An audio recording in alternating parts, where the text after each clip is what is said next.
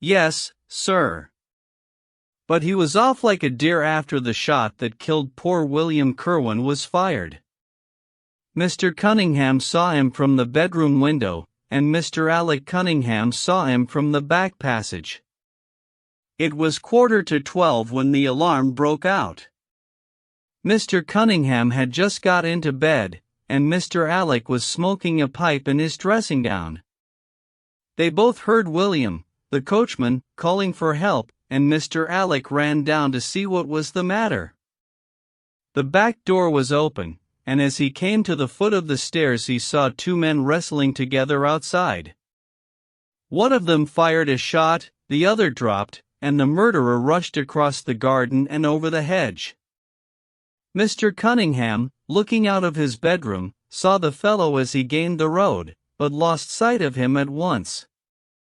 Mr. Alec stopped to see if he could help the dying man, and so the villain got clean away.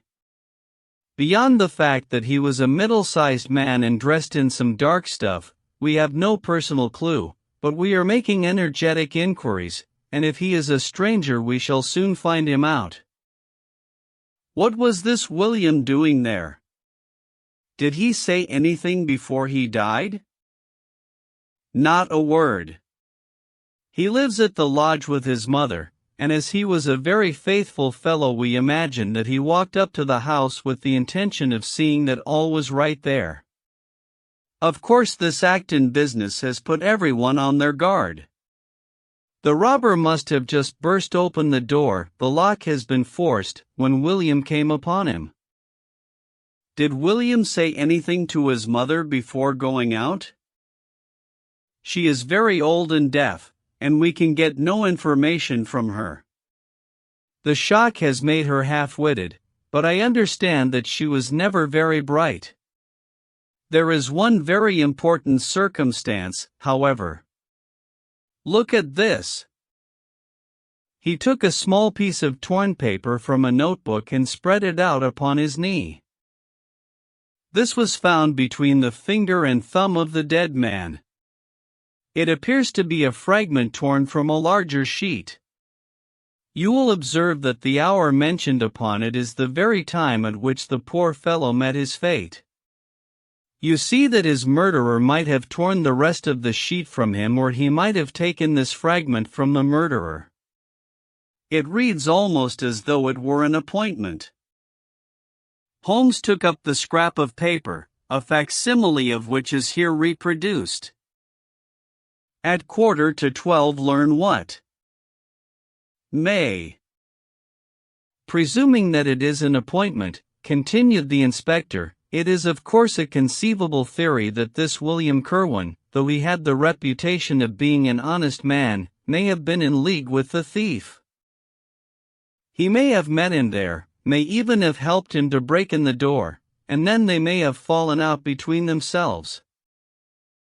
This writing is of extraordinary interest, said Holmes, who had been examining it with intense concentration. These are much deeper waters than I had thought. He sank his head upon his hands, while the inspector smiled at the effect which his case had had upon the famous London specialist. Your last remark, said Holmes presently, as to the possibility of there being an understanding between the burglar and the servant, and this being a note of appointment from one to the other, is an ingenious and not entirely impossible supposition. But this writing opens up. He sank his head into his hands again and remained for some minutes in the deepest thought. When he raised his face again I was surprised to see that his cheek was tinged with color, and his eyes as bright as before his illness. He sprang to his feet with all his old energy. I'll tell you what, said he, I should like to have a quiet little glance into the details of this case. There is something in it which fascinates me extremely. If you will permit me, Colonel, I will leave my friend Watson and you, and I will step round with the inspector to test the truth of one or two little fancies of mine. I will be with you again in half an hour. An hour and a half had elapsed before the inspector returned alone. Mr. Holmes is walking up and down in the field outside, said he. He wants us all four to go up to the house together. To Mr. Cunningham's? Yes, sir. What for? The inspector shrugged his shoulders. I don't quite know, sir. Between ourselves, I think Mr. Holmes has not quite got over his illness yet. He's been behaving very queerly, and he is very much excited. I don't think you need alarm yourself, said I. I have usually found that there was method in his madness. Some folk might say there was madness in his method, muttered the inspector. But he's all on fire to start, Colonel, so we had best go out if you are ready. We found Holmes pacing up and down in the field, his chin sunk upon his breast, and his hands thrust into his trousers pockets. The matter grows in interest, said he. Watson, your country trip has been a distinct success. I have had a charming morning. You have been up to the scene of the crime, I understand, said the colonel. Yes, the inspector and I have made quite a little reconnaissance together. Any success? Well, we have seen some very interesting things. I'll tell you what we did as we walk. First of all, we saw the body of this unfortunate man. He certainly died from a revolver wound as reported. Had you doubted it, then? Oh, it is as well to test everything. Our inspection was not wasted. We then had an interview with Mr. Cunningham and his son, who were able to point out the exact spot where the murderer had broken through the garden hedge in his flight. That was of great interest. Naturally. Then we had a look at this poor fellow's mother. We could get no information from her, however, as she is very old and feeble. And what is the result of your investigations? The conviction that the crime is a very peculiar one. Perhaps our visit now may do something to make it less obscure. I think that we are both agreed, Inspector, that the fragment of paper in the dead man's hand, bearing, as it does, the very hour of his death written upon it, is of extreme importance. It should give a clue, Mr. Holmes. It does give a clue. Whoever wrote that note was the man who brought William Kirwan out of his bed at that hour. But where is the rest of that sheet of paper? I examined the ground carefully in the hope of finding it, said the inspector. It was torn out of the dead man's hand. Why was someone so anxious to get possession of it? Because it incriminated him. And what would he do with it? Thrust it into his pocket, most likely, never noticing that a corner of it had been left in the grip of the corpse. If we could get the rest of that sheet, it is obvious that we should have gone a long way towards solving the mystery. Yes, but how can we get at the criminal's pocket before we catch the criminal? Well, it was worth thinking over. Then there is another obvious point. The note was sent to William. The man who wrote it could not have taken it, otherwise, of course, he might have delivered his own message by word of mouth. Who brought the note, then? Or did it come through the post? I have made inquiries, said the inspector. William received a letter by the afternoon post yesterday. The envelope was destroyed by him. Excellent, cried Holmes, clapping the inspector on the back. You've seen the postman. It is a pleasure to work with you. Well, here is the lodge, and if you will come up, Colonel, I will show you the scene of the crime. We passed the pretty cottage where the murdered man had lived and walked up an oak-lined avenue to the fine old Queen Anne house, which bears the date of Malplaquet upon the lintel of the door. Holmes and the inspector led us round it until we came to the side gate, which is separated by a stretch of garden from the hedge which lines the road. A constable was standing at the kitchen door. "Throw the door open, officer," said Holmes. Now, it was on those stairs that young Mr. Cunningham stood and saw the two men struggling just where we are. Old Mr. Cunningham was at that window, the second on the left, and he saw the fellow get away just to the left of that bush. So did the son. They are both sure of it on account of the bush. Then Mr. Alec ran out and knelt beside the wounded man. The ground is very hard, you see, and there are no marks to guide us. As he spoke, two men came down the garden path, from round the angle of the house. The one was an elderly man, with a strong, deep-lined, heavy-eyed face, the other a dashing young fellow, whose bright, smiling expression and showy dress were in strange contrast with the business which had brought us there. "Still at it, then," said he to Holmes. "I thought you landowners were never at fault. You don't seem to be so very quick, after all." "Ah, you must give us a little time," said Holmes good-humoredly. "You'll want it," said young Alec Cunningham. "Why, I don't see that we have any clue at all." "There's only one," answered the inspector. "We thought that if we could only find, good heavens." "Mr. Holmes! What is the matter?" My poor friend's face had suddenly assumed the most dreadful expression. His eyes rolled upward, his features writhed in agony, and with a suppressed groan he dropped on his face upon the ground. Horrified at the suddenness and severity of the attack, we carried him into the kitchen, where he lay back in a large chair and breathed heavily for some minutes. Finally, with a shamefaced apology for his weakness, he rose once more. "Watson would tell you that I have only just recovered from a severe illness," he explained. "I am liable to these sudden nervous attacks." "Shall I send you home in my trap?" asked old Cunningham. "Well, since I am here, there is one point on which I should like to feel sure. We can very easily verify it." "What is it?" "Well, it seems to me that it is just possible that the arrival of this poor fellow William was not before, but after, the entrance of the burglar into the house. You appear to take it for granted that although the door was forced the robber never got in." "I fancy that is quite obvious," said Mr. Cunningham gravely. "Why, my son Alec had not yet gone to bed, and he would certainly have heard anyone moving about." "Where was he sitting?"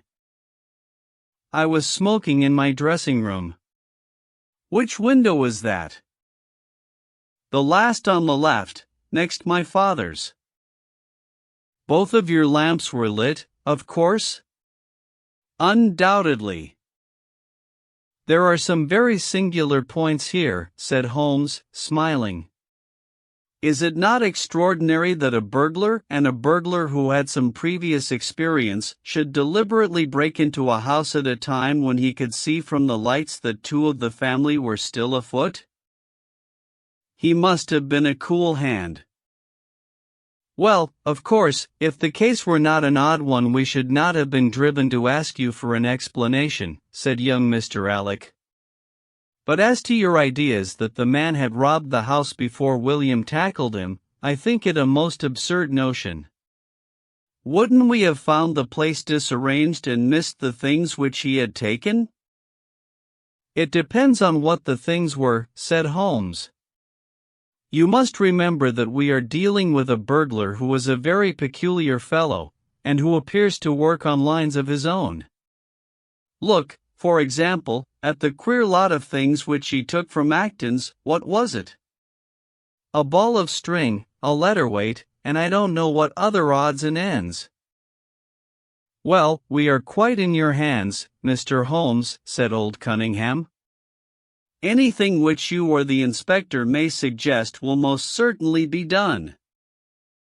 In the first place, said Holmes, I should like you to offer a reward, coming from yourself, for the officials may take a little time before they would agree upon the sum, and these things cannot be done too promptly.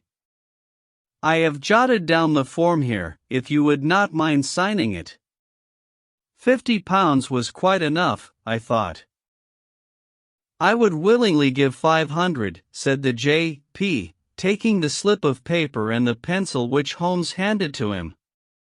This is not quite correct, however, he added, glancing over the document. I wrote it rather hurriedly. You see, you begin, whereas, at about 1:45 on Tuesday morning an attempt was made, and so on. It was at 11:45, as a matter of fact. I was pained at the mistake, for I knew how keenly Holmes would feel any slip of the kind. It was his specialty to be accurate as to fact, but his recent illness had shaken him, and this one little incident was enough to show me that he was still far from being himself. He was obviously embarrassed for an instant, while the inspector raised his eyebrows, and Alec Cunningham burst into a laugh. The old gentleman corrected the mistake, however, and handed the paper back to Holmes.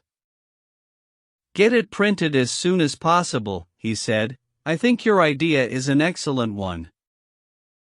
Holmes put the slip of paper carefully away into his pocketbook.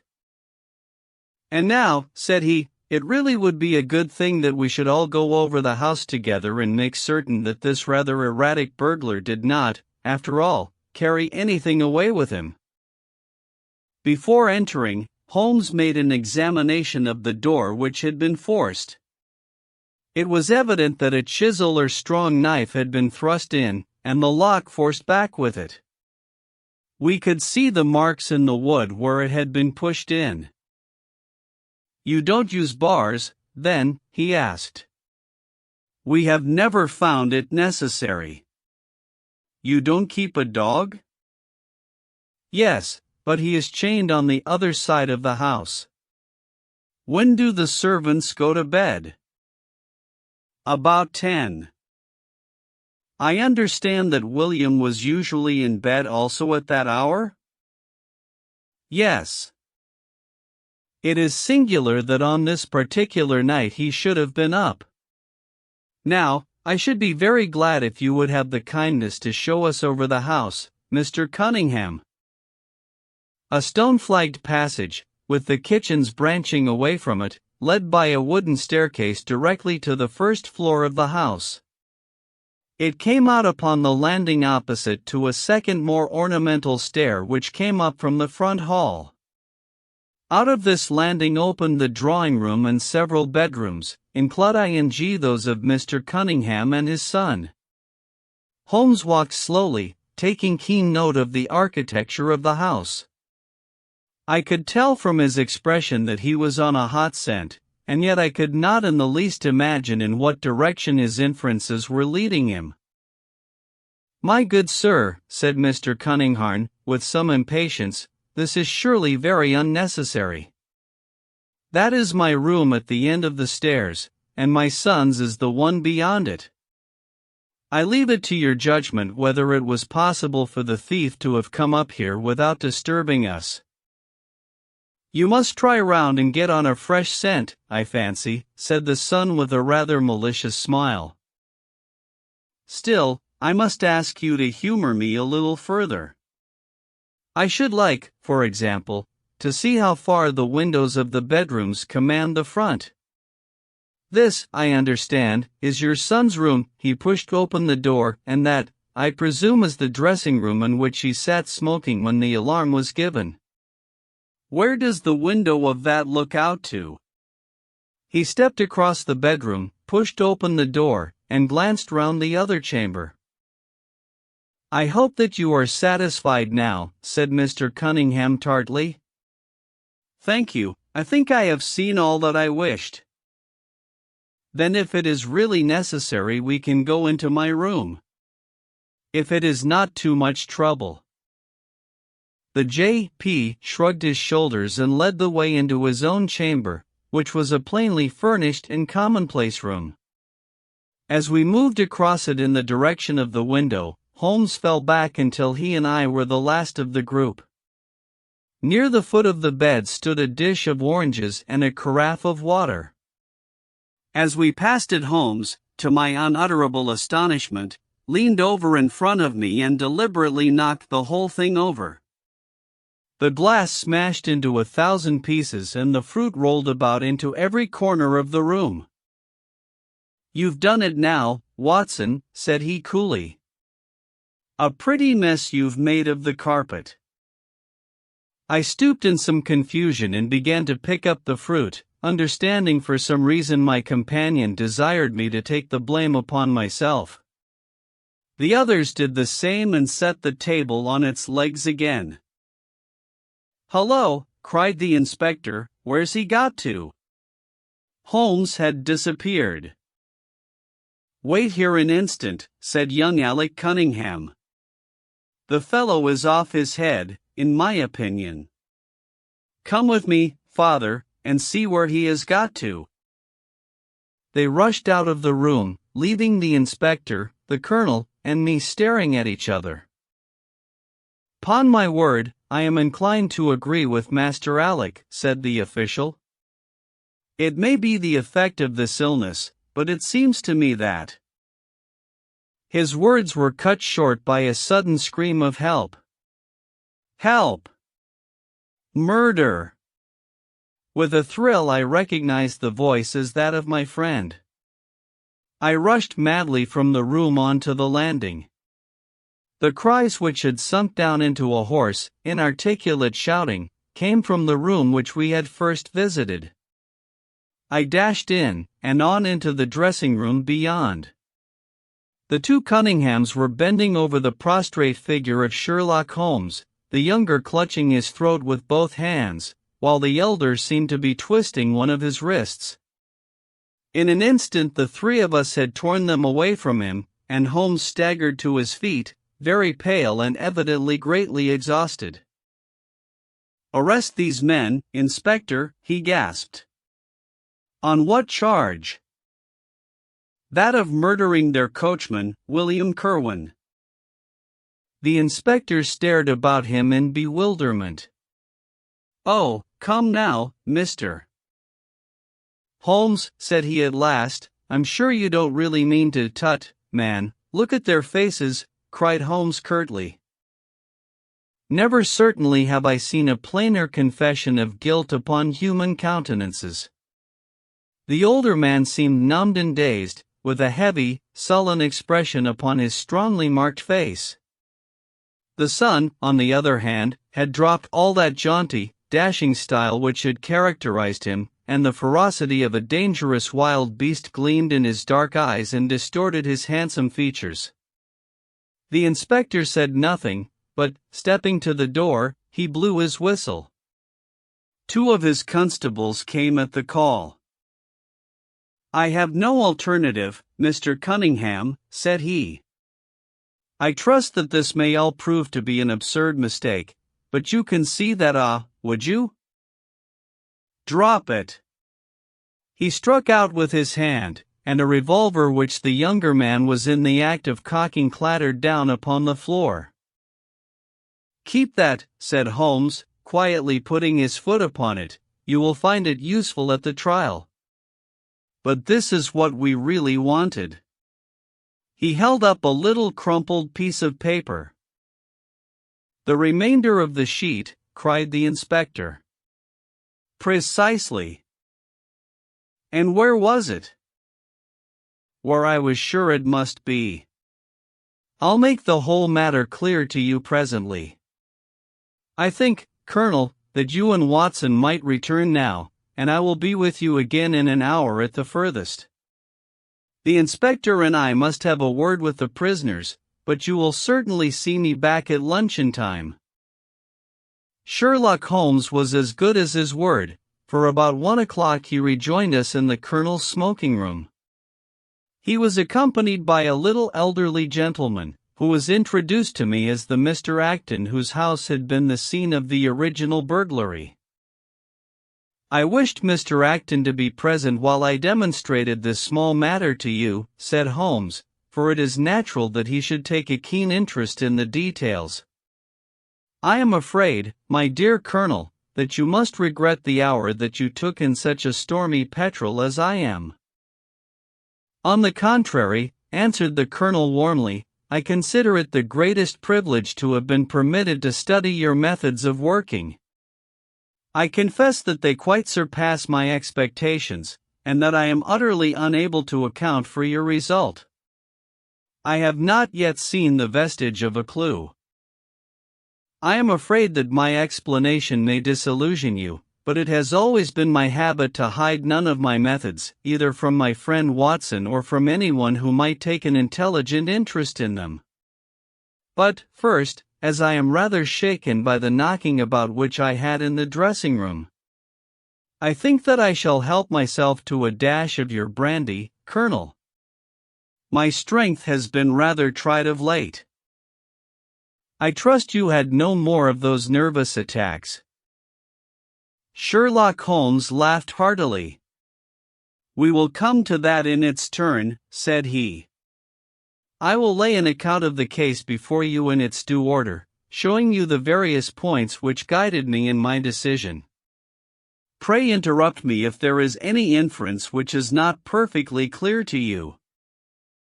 It is of the highest importance in the art of detection to be able to recognize, out of a number of facts, which are incidental and which vital. Otherwise your energy and attention must be dissipated instead of being concentrated. Now, in this case there was not the slightest doubt in my mind from the first that the key of the whole matter must be looked for in the scrap of paper in the dead man's hand.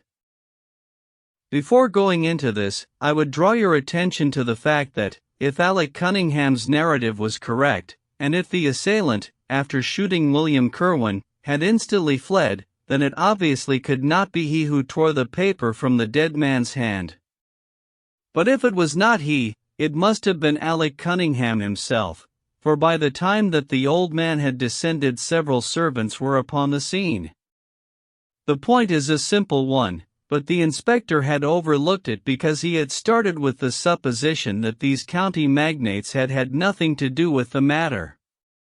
Now, I make a point of never having any prejudices, and of following docilely wherever fact may lead me, and so, in the very first stage of the investigation, I found myself looking a little askance at the part which had been played by Mr. Alec Cunningham. And now I made a very careful examination of the corner of paper which the inspector had submitted to us. It was at once clear to me that it formed part of a very remarkable document. Here it is. Do you not now observe something very suggestive about it? It has a very irregular look, said the Colonel. My dear sir, cried Holmes, there cannot be the least doubt in the world that it has been written by two persons doing alternate words. When I draw your attention to the strong T's of at and to, and ask you to compare them with the weak ones of quarter and 12, you will instantly recognize the fact. A very brief analysis of these four words would enable you to say with the utmost confidence that the learn and the maybe are written in the stronger hand, and the what in the weaker. By Jove, it's as clear as day, cried the Colonel. Why on earth should two men write a letter in such a fashion? Obviously the business was a bad one, and one of the men who distrusted the other was determined that, whatever was done, each should have an equal hand in it. Now, of the two men, it is clear that the one who wrote the at and to was the ringleader. How do you get at that? We might deduce it from the mere character of the one hand as compared with the other. But we have more assured reasons than that for supposing it. If you examine this scrap with attention you will come to the conclusion that the man with the stronger hand wrote all his words first, leaving blanks for the other to fill up. These blanks were not always sufficient, and you can see that the second man had a squeeze to fit his quarter in between the at and the to, showing that the latter were already written. The man who wrote all his words first is undoubtedly the man who planned the affair." "Excellent," cried Mr. Acton. "But very superficial," said Holmes. "We come now, however, to a point which is of importance. You may not be aware that the deduction of a man's age from his writing is one which has been brought to concedible accuracy by experts. In normal cases one can place a man in his true decade with tolerable confidence. I say normal cases, because ill health and physical weakness reproduce the signs of old age, even when the invalid is a youth. In this case, looking at the bold, strong hand of the one, and the rather broken-backed appearance of the other, which still retains its legibility although the T's have begun to lose their crossing, we can say that the one was a young man and the other was advanced in years without being positively decrepit." "Excellent," cried Mr. Acton again. "There is a further point, however, which is subtler and of greater interest. There is something in common between these hands. They belong to men who are blood relatives. It may be most obvious to you in the Greek E's, but to me there are many small points which indicate the same thing. I have no doubt at all that a family mannerism can be traced in these two specimens of writing.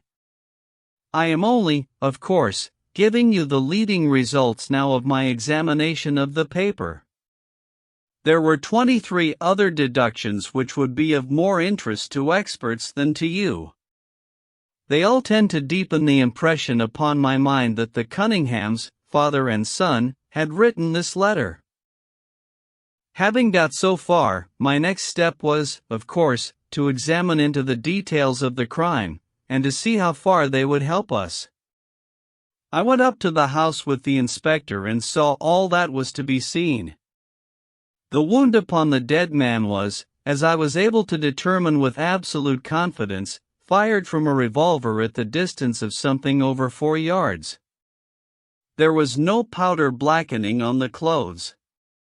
Evidently, therefore, Alec Cunningham had lied when he said that the two men were struggling when the shot was fired. Again, both father and son agreed as to the place where the man escaped into the road. At that point, however, as it happens, there is a broadish ditch, moist at the bottom. As there were no indications of boot marks about this ditch, I was absolutely sure not only that the Cunninghams had again lied but that there had never been any unknown man upon the scene at all. And now I have to consider the motive of this singular crime. To get at this, I endeavored first of all to solve the reason of the original burglary at Mr. Acton's. I understood, from something which the Colonel told us, that a lawsuit had been going on between you, Mr. Acton, and the Cunninghams. Of course, it instantly occurred to me that they had broken into your library with the intention of getting at some document which might be of importance in the case. "Precisely so," said Mr. Acton. "There can be no possible doubt as to their intentions. I have the clearest claim upon half of their present estate, and if they could have found a single paper which, fortunately, was in the strongbox of my solicitors, they would undoubtedly have crippled our case." "There you are," said Holmes, smiling. "It was a dangerous, reckless attempt in which I seemed to trace the influence of young Alec. Having found nothing, they tried to divert suspicion by making it appear to be an ordinary burglary, to which end they carried off whatever they could lay their hands upon. That is all clear enough, but there was much that was still obscure. What I wanted, above all, was to get the missing part of that note. I was certain that Alec had torn it out of the dead man's hand, and almost certain that he must have thrust it into the pocket of his dressing gown. Where else could he have put it? The only question was whether it was still there. It was worth an effort to find out, and for that object we all went up to the house. The Cunninghams joined us, as you doubtless remember, outside the kitchen door. It was, of course, of the very first importance that they should not be reminded of the existence of this paper, otherwise they would naturally destroy it without delay. The inspector was about to tell them the importance which we attached to it when, by the luckiest chance in the world, I tumbled down in a sort of fit and so changed the conversation. Good heavens, Ned the Colonel, laughing, do you mean to say all our sympathy was wasted and your fit an imposture? Speaking professionally, it was admirably done, cried I, looking in amazement at this man who was forever confounding me with some new phase of his astuteness. It is an art which is often useful, said he. When I recovered, I managed, by a device which had perhaps some little merit of ingenuity, to get old Cunningham to write the word 12, so that I might compare it with the 12 upon the paper. Oh, what an ass I have been! I exclaimed. I could see that you were commiserating me over my weakness, said Holmes, laughing. I was sorry to cause you the sympathetic pain which I know that you felt. We then went upstairs together, and, having entered the room and seen the dressing gown hanging up behind the door, I contrived, by upsetting a table, to engage their attention for the moment and slipped back to examine the pockets. I had hardly got the paper, however, which was, as I had expected, in one of them when the two Cunninghams were on me, and would, I verily believe, have murdered me then and there but for your prompt and friendly aid. As it is, I feel that young man's grip on my throat now, and the father has twisted my wrist round in the effort to get the paper out of my hand. They saw that I must know all about it, you see, and the sudden change from absolute security to complete despair made them perfectly desperate. I had a little talk with old Cunningham afterwards as to the motive of the crime. He was tractable enough, though his son was a perfect demon, ready to blow out his own or anybody else's brains if he could have got to his revolver. When Cunningham saw that the case against him was so strong, he lost all heart and made a clean breast of everything. It seems that William had secretly followed his two masters on the night when they made their raid upon Mr. Acton's and, having thus got them into his power, proceeded, under threats of exposure, to levy blackmail upon them. Mr. Alec, however, was a dangerous man to play games of that sort with. It was a stroke of positive genius on his part to see in the burglary scare which was convulsing the countryside an opportunity of plausibly getting rid of the man whom he feared. William was decoyed up and shot. And had they only got the whole of the note and paid a little more attention to detail in their accessories, it is very possible that suspicion might never have been aroused. And the note? I asked. Sherlock Holmes placed the subjoined paper before us.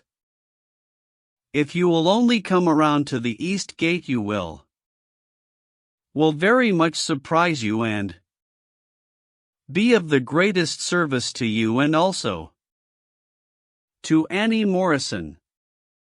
But say nothing to anyone upon the matter. It is very much the sort of thing that I expected, said he. Of course, we do not yet know what the relations may have been between Alec Cunningham, William Kerwin, and Annie Morrison. The result shows that the trap was skillfully baited. I am sure that you cannot fail to be delighted with the traces of heredity shown in the P's and in the tails of the G's. The absence of the I dots in the old man's writing is also most characteristic. Watson, I think our quiet rest in the country has been a distinct success, and I shall certainly return much invigorated to Baker Street tomorrow. The Crooked Man. One summer night, a few months after my marriage, I was seated by my own hearth smoking a last pipe and nodding over a novel, for my day's work had been an exhausting one. My wife had already gone upstairs, and the sound of the locking of the hall door some time before told me that the servants had also retired. I had risen from my seat and was knocking out the ashes of my pipe when I suddenly heard the clang of the bell. I looked at the clock. It was 11:45. This could not be a visitor at so late an hour. A patient evidently, and possibly an all-night sitting. With a wry face I went out into the hall and opened the door. To my astonishment it was Sherlock Holmes who stood upon my step. "Ah, Watson," said he, "I hope that I might not be too late to catch you." "My dear fellow, pray come in. You look surprised, and no wonder. Relieved, too, I fancy. You still smoke the Arcadia mixture of your bachelor days, then. There's no mistaking that fluffy ash upon your coat. It's easy to tell that you have been accustomed to wear a uniform, Watson. You'll never pass as a purebred civilian as long as you keep that habit of carrying your handkerchief in your sleeve. Could you put me up tonight?" "With pleasure. You told me that you had bachelor quarters for one, and I see that you have no gentleman visitor at present. Your hat stand proclaims as much. I shall be delighted if you will stay." "Thank you.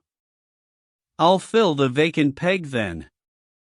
Sorry to see that you've had the British workman in the house. He's a token of evil. Not the drains, I hope?" "No, the gas." "Ah. He has left 2 nail marks from his boot upon your linoleum just where the light strikes it." "No, thank you, I had some supper at Waterloo, but I'll smoke a pipe with you with pleasure." I handed him my pouch, and he seated himself opposite to me and smoked for some time in silence.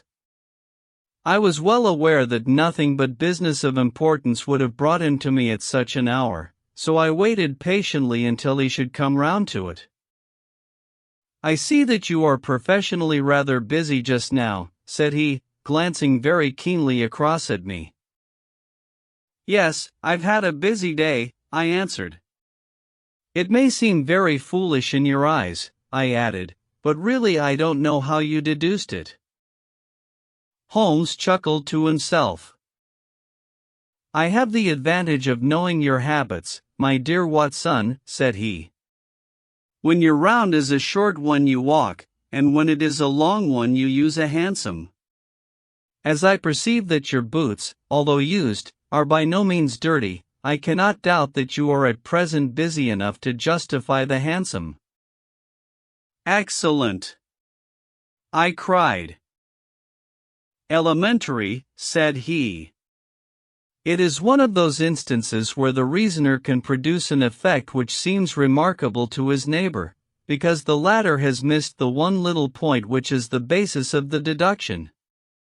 The same may be said, my dear fellow, for the effect of some of these little sketches of yours, which is entirely meretricious, depending as it does upon your retaining in your own hands some factors in the problem which are never imparted to the reader. Now, at present I am in the position of these same readers, for I hold in this hand several threads of one of the strangest cases which ever perplexed a man's brain, and yet I lack the one or two which are needful to complete my theory. But I'll have them, Watson, I'll have them." His eyes kindled and a slight flush sprang into his thin cheeks. For an instant the veil had lifted upon his keen, intense nature, but for an instant only.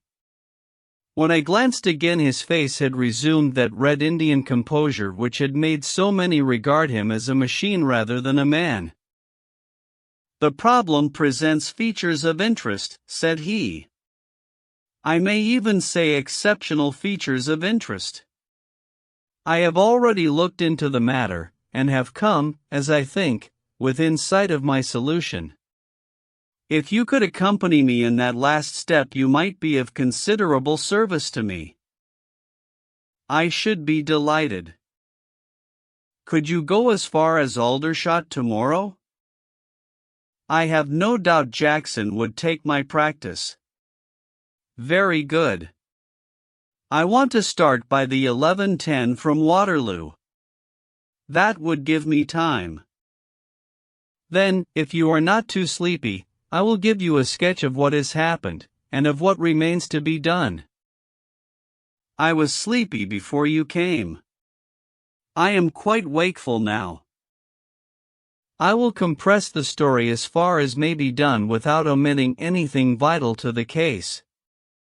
It is conceivable that you may even have read some account of the matter. It is the supposed murder of Colonel Berkeley, of the Royal Munsters, at Aldershot, which I am investigating. I have heard nothing of it. It has not excited much attention yet, except locally. The facts are only 2 days old. Briefly, they are these. The Royal Munsters is, as you know, one of the most famous Irish regiments in the British Army. It did wonders both in the Crimea and the Mutiny, and has since that time distinguished itself upon every possible occasion. It was commanded up to Monday night by James Berkeley, a gallant veteran, who started as a full private, was raised to commission rank for his bravery at the time of the Mutiny, and so lived to command the regiment in which he had once carried a musket. Colonel Berkeley had married at the time when he was a sergeant, and his wife, whose maiden name was Miss Nancy Devoy, was the daughter of a former color sergeant in the same corps. There was, therefore, as can be imagined, some little social friction when the young couple, for they were still young, found themselves in their new surroundings. They appear, however, to have quickly adapted themselves, and Mrs. Berkeley has always, I understand, been as popular with the ladies of the regiment as her husband was with his brother officers. I may add that she was a woman of great beauty, and that even now, when she has been married for upward of 30 years, she is still of a striking and queenly appearance. Colonel Berkeley's family life appears to have been a uniformly happy one.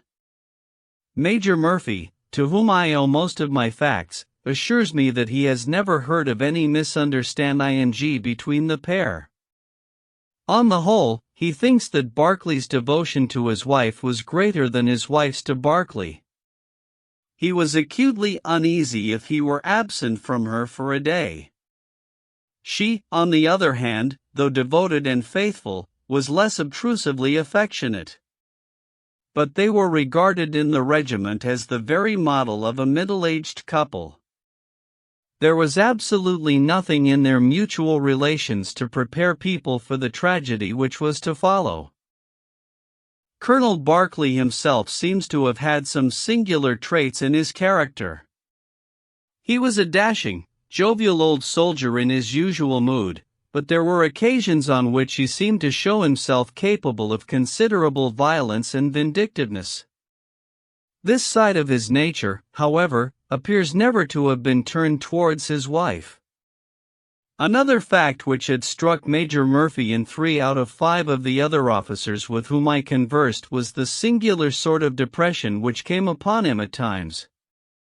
As the Major expressed it, the smile has often been struck from his mouth, as if by some invisible hand, when he has been joining in the gaieties and chaff of the mess table. For days on end, when the mood was on him, he has been sunk in the deepest gloom. This and a certain tinge of superstition were the only unusual traits in his character which his brother officers had observed. The latter peculiarity took the form of a dislike to being left alone, especially after dark.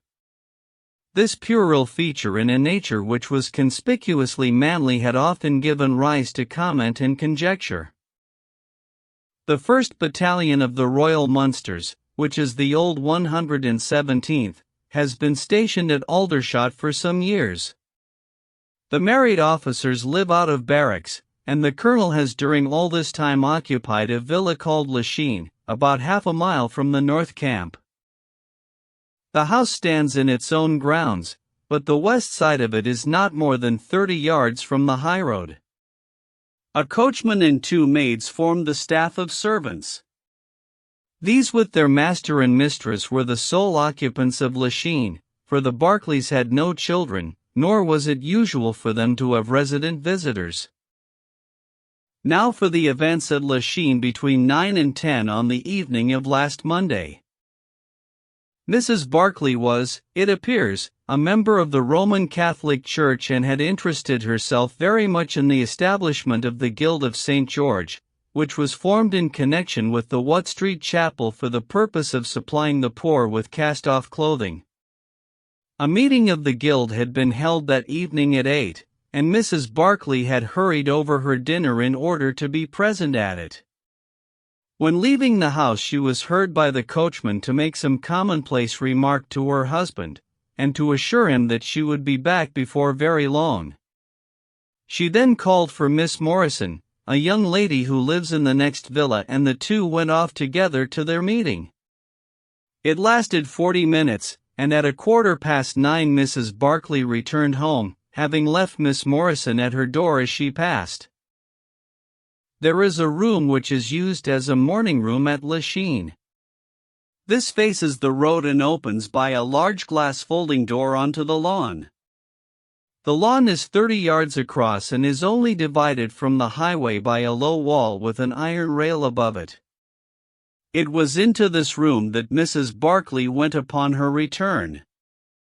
The blinds were not down, for the room was seldom used in the evening, but Mrs. Barclay herself lit the lamp and then rang the bell, asking Jane Stewart, the housemaid, to bring her a cup of tea, which was quite contrary to her usual habits. The Colonel had been sitting in the dining room, but, hearing that his wife had returned, he joined her in the morning room. The coachman saw him cross the hall and enter it. He was never seen again alive. The tea which had been ordered was brought up at the end of 10 minutes, but the maid, as she approached the door, was surprised to hear the voices of her master and mistress in furious altercation. She knocked without receiving any answer, and even turned the handle, but only to find that the door was locked upon the inside.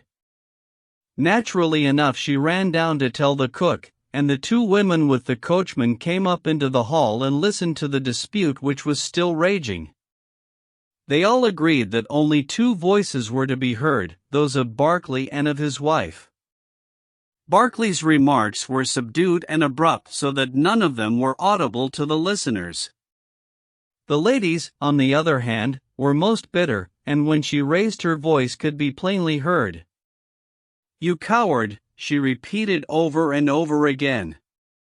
"What can be done now? What can be done now? Give me back my life. I will never so much as breathe the same air with you again. You coward!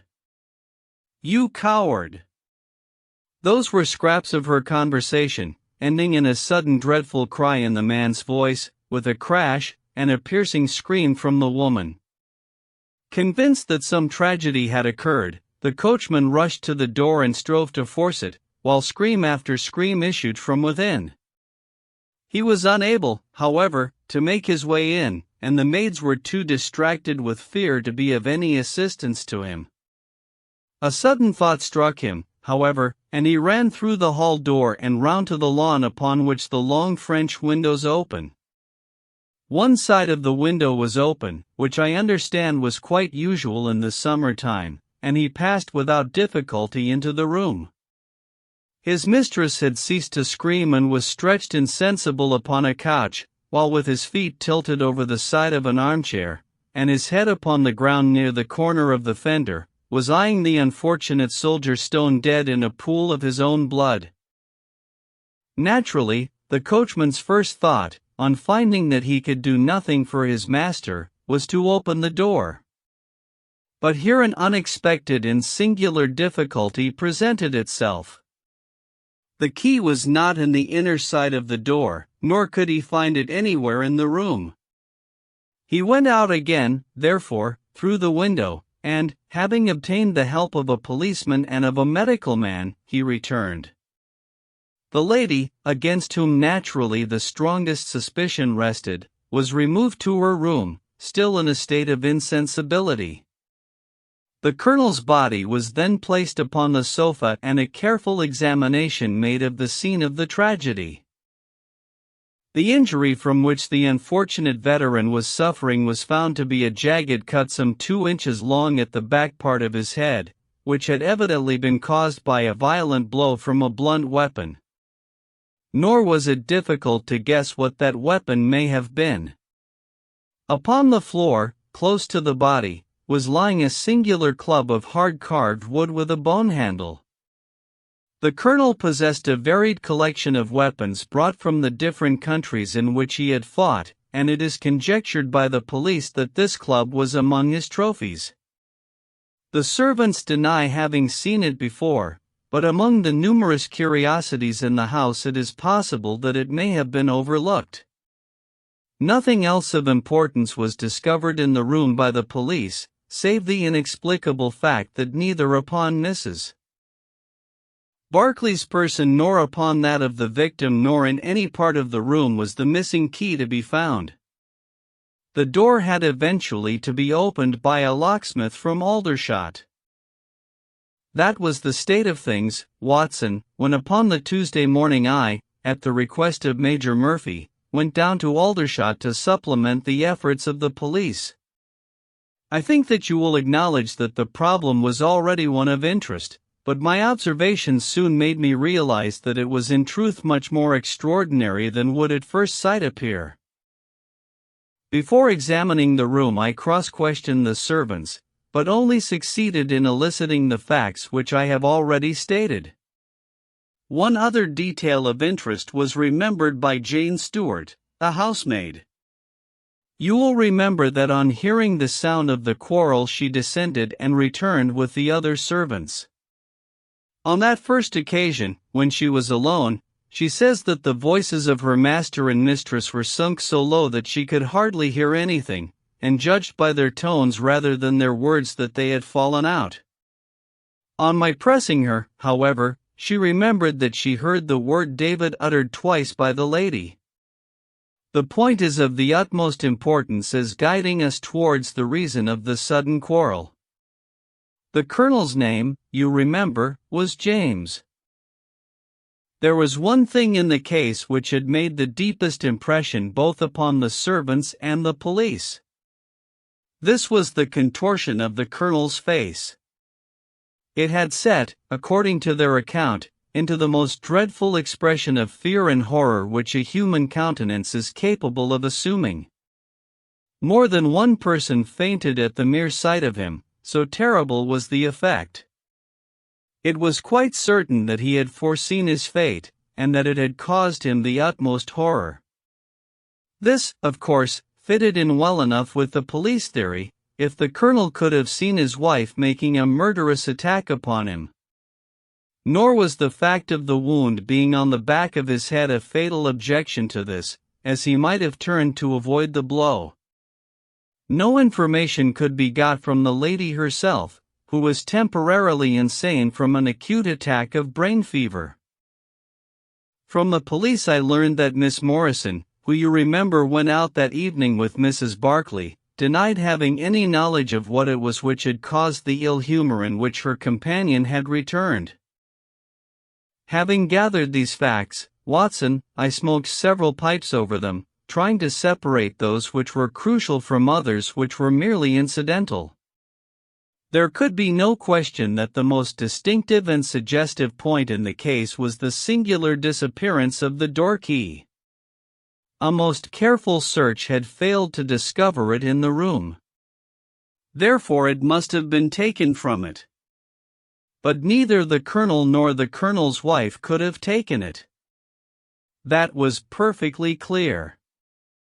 Therefore a third person must have entered the room. And that third person could only have come in through the window. It seemed to me that a careful examination of the room and the lawn might possibly reveal some traces of this mysterious individual. You know my methods, Watson. There was not one of them which I did not apply to the inquiry. And it ended by my discovering traces, but very different ones from those which I had expected. There had been a man in the room, and he had crossed the lawn coming from the road. I was able to obtain 5 very clear impressions of his footmarks, one in the roadway itself, at the point where he had climbed the low wall, 2 on the lawn, and 2 very faint ones upon the stained boards near the window where he had entered. He had apparently rushed across the lawn, for his toe marks were much deeper than his heels. But it was not the man who surprised me. It was his companion. His companion! Holmes pulled a large sheet of tissue paper out of his pocket and carefully unfolded it upon his knee. "What do you make of that?" he asked. The paper was covered with the tracings of the footmarks of some small animal. It had 5 well-marked footpads, an indication of long nails, and the whole print might be nearly as large as a dessert spoon. "It's a dog," said I. "Did you ever hear of a dog running up a curtain?" I found distinct traces that this creature had done so. "A monkey, then?" "But it is not the print of a monkey." "What can it be, then?" "Neither dog nor cat nor monkey nor any creature that we are familiar with. I have tried to reconstruct it from the measurements. Here are 4 prints where the beast has been standing motionless. You see that it is no less than 15 inches from forefoot to hind. Add to that the length of neck and head, and you get a creature not much less than 2 feet long, probably more if there is any tail. But now observe this other measurement. The animal has been moving, and we have the length of its stride. In each case it is only about 3 inches. You have an indication, you see, of a long body with very short legs attached to it. It has not been considerate enough to leave any of its hair behind it. But its general shape must be what I have indicated, and it can run up a curtain. And it is carnivorous." "How do you deduce that?" "Because it ran up the curtain. A canary's cage was hanging in the window, and its aim seems to have been to get at the bird." "Then what was the beast?" "Ah, if I could give it a name it might go a long way towards solving the case. On the whole, it was probably some creature of the weasel and stoat tribe, and yet it is larger than any of these that I have seen." "But what had it to do with the crime?" "That, also, is still obscure. But we have learned a good deal, you perceive. We know that a man stood in the road looking at the quarrel between the Barclays, the blinds were up and the room lighted. We know, also, that he ran across the lawn, entered the room, accompanied by a strange animal, and that he either struck the colonel or, as is equally possible, that the colonel fell down from sheer fright at the sight of him, and cut his head on the corner of the fender. Finally, we have the curious fact that the intruder carried away the key with him when he left. Your discoveries seem to have left the business more obscure than it was before," said I. "Quite so. They undoubtedly showed that the affair was much deeper than was at first conjectured. I thought the matter over, and I came to the conclusion that I must approach the case from another aspect. But really, Watson, I am keeping you up, and I might just as well tell you all this on our way to Aldershot tomorrow." "Thank you, you have gone rather too far to stop. It is quite certain that when Mrs. Barclay left the house at 7:30 she was on good terms with her husband. She was never, as I think I have said, ostentatiously affectionate, but she was heard by the coachman chatting with the colonel in a friendly fashion. Now, it was equally certain that, immediately on her return, she had gone to the room in which she was least likely to see her husband, had flown to tea as an agitated woman will, and finally, on his coming in to her, had broken into violent recriminations. Therefore something had occurred between 7:30 and 9 o'clock which had completely altered her feelings towards him. But Miss Morrison had been with her during the whole of that hour and a half. It was absolutely certain, therefore, in spite of her denial, that she must know something of the matter. My first conjecture was that possibly there had been some passages between this young lady and the old soldier, which the former had now confessed to the wife. That would account for the angry return, and also for the girl's denial that anything had occurred. Nor would it be entirely incompatible with most of the words overheard. But there was the reference to David, and Thirk was the known affection of the colonel for his wife to weigh against it, to say nothing of the tragic intrusion of this other man, which might, of course, be entirely disconnected with what had gone before.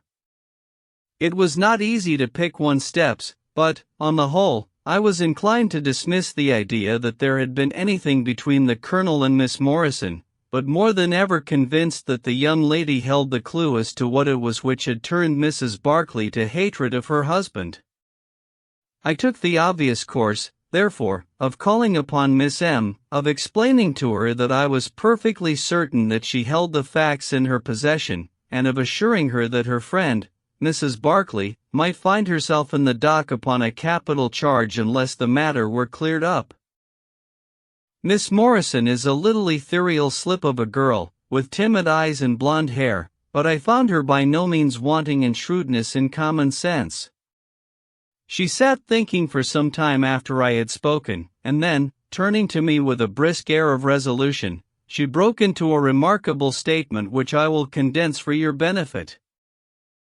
I promised my friend that I would say nothing of the matter, and a promise is a promise, said she, but if I can really help her when so serious a charge is laid against her, and when her own mouth, poor darling, is closed by illness, then I think I am absolved from my promise. I will tell you exactly what happened upon Monday evening. We were returning from the Watt Street mission about 8:45 o'clock. On our way we had to pass through Hudson Street, which is a very quiet thoroughfare. There is only one lamp in it, upon the left-hand side, and as we approached this lamp I saw a man coming towards us with his back very bent, and something like a box slung over one of his shoulders. He appeared to be deformed, for he carried his head low and walked with his knees bent. We were passing him when he raised his face to look at us in the circle of light thrown by the lamp, and as he did so he stopped and screamed out in a dreadful voice, "My God, it's Nancy!" Mrs. Barclay turned as white as death and would have fallen down had the dreadful-looking creature not caught hold of her. I was going to call for the police, but she, to my surprise, spoke quite civilly to the fellow. "I thought you had been dead this 30 years, Henry," said she in a shaking voice.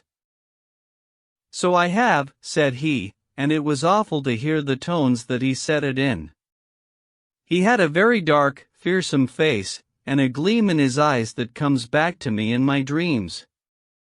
His hair and whiskers were shot with gray, and his face was all crinkled and puckered like a withered apple. "Just walk on a little way, dear," said Mrs. Barclay. "I want to have a word with this man." "There is nothing to be afraid of." She tried to speak boldly, but she was still deadly pale and could hardly get her words out for the trembling of her lips. I did as she asked me, and they talked together for a few minutes. Then she came down the street with her eyes blazing, and I saw the crippled wretch standing by the lamppost and shaking his clenched fists in the air as if he were mad with rage. She never said a word until we were at the door here, when she took me by the hand and begged me to tell no one what had happened. "It's an old acquaintance of mine who has come down in the world," said she. When I promised her I would say nothing she kissed me, and I have never seen her since.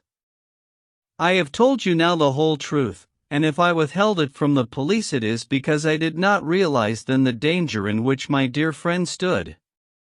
I know that it can only be to her advantage that everything should be known.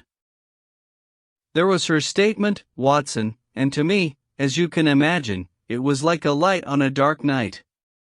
Everything which had been disconnected before began at once to assume its true place, and I had a shadowy presentiment of the whole sequence of events. My next step obviously was to find the man who had produced such a remarkable impression upon Mrs. Barclay. If he were still in Aldershot, it should not be a very difficult matter. There are not such a very great number of civilians, and a deformed man was sure to have attracted attention. I spent a day in the search, and by evening, this very evening, Watson, I had run him down. The man's name is Henry Wood, and he lives in lodgings in this same street in which the ladies met him. He has only been 5 days in the place. In the character of a registration agent, I had a most interesting gossip with his landlady.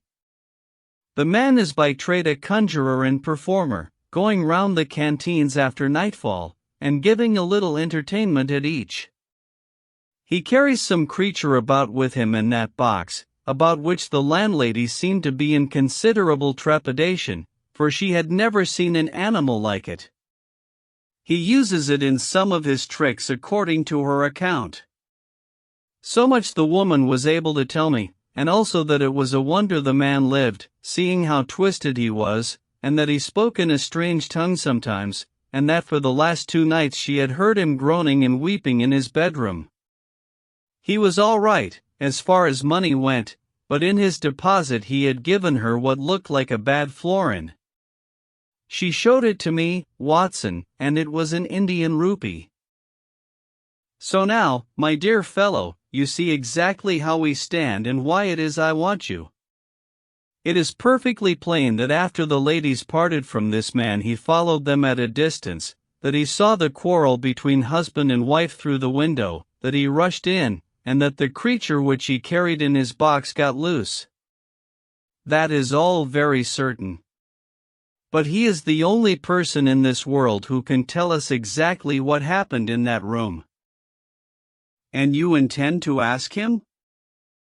Most certainly, but in the presence of a witness. And I am the witness? If you will be so good. If he can clear the matter up, well and good. If he refuses, we have no alternative but to apply for a warrant. But how do you know he'll be there when we return? You may be sure that I took some precautions. I have one of my Baker Street boys mounting guard over him who would stick to him like a burr, go where he might. We shall find him in Hudson Street tomorrow, Watson, and meanwhile I should be the criminal myself if I kept you out of bed any longer. It was midday when we found ourselves at the scene of the tragedy, and, under my companion's guidance, we made our way at once to Hudson Street. In spite of his capacity for concealing his emotions, I could easily see that Holmes was in a state of suppressed excitement, while I was myself tingling with that half-sporting, half-intellectual pleasure which I invariably experienced when I associated myself with him in his investigations. "This is the street," said he as we turned into a short thoroughfare lined with plain 2-storied brick houses. "Ah, here is Simpson to report." "He's in all right, Mr. Holmes," cried a small street Arab, running up to us. "Good, Simpson," said Holmes, patting him on the head. "Come along, Watson. This is the house." He sent in his card with a message that he had come on important business, and a moment later we were face to face with the man whom we had come to see.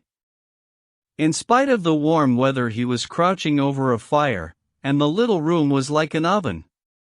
The man sat all twisted and huddled in his chair in a way which gave an indescribable impression of deformity, but the face which he turned towards us, though worn and swarthy, must at some time have been remarkable for its beauty. He looked suspiciously at us now out of yellow-shot, bilious eyes, and, without speaking or rising, he waved towards 2 chairs. "Mr. Henry Wood, late of India, I believe," said Holmes affably. I've come over this little matter of Colonel Berkeley's death. What should I know about that? That's what I want to ascertain.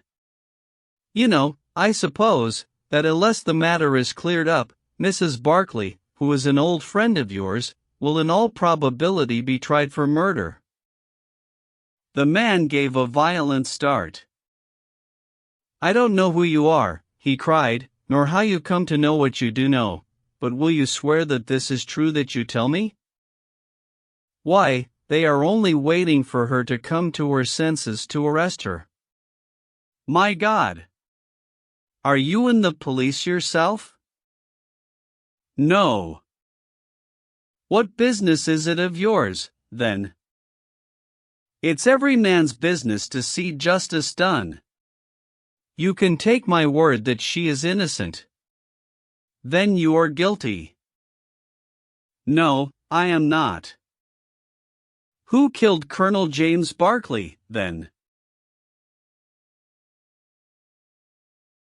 It was a just providence that killed him. But, mind you this, that if I had knocked his brains out, as it was in my heart to do, he would have had no more than his due from my hands. If his own guilty conscience had not struck him down, it is likely enough that I might have had his blood upon my soul. You want me to tell the story? Well, I don't know why I shouldn't, for there's no cause for me to be ashamed of it. It was in this way, sir. You see me now with my back like a camel and my ribs all awry, but there was a time when Corporal Henry Wood was the smartest man in the 117th foot. We were in India, then, in cantonments, at a place we'll call Bertie. Berkeley, who died the other day, was sergeant in the same company as myself, and the belle of the regiment, and the finest girl that ever had the breath of life between her lips, was Nancy Devoy, the daughter of the color sergeant.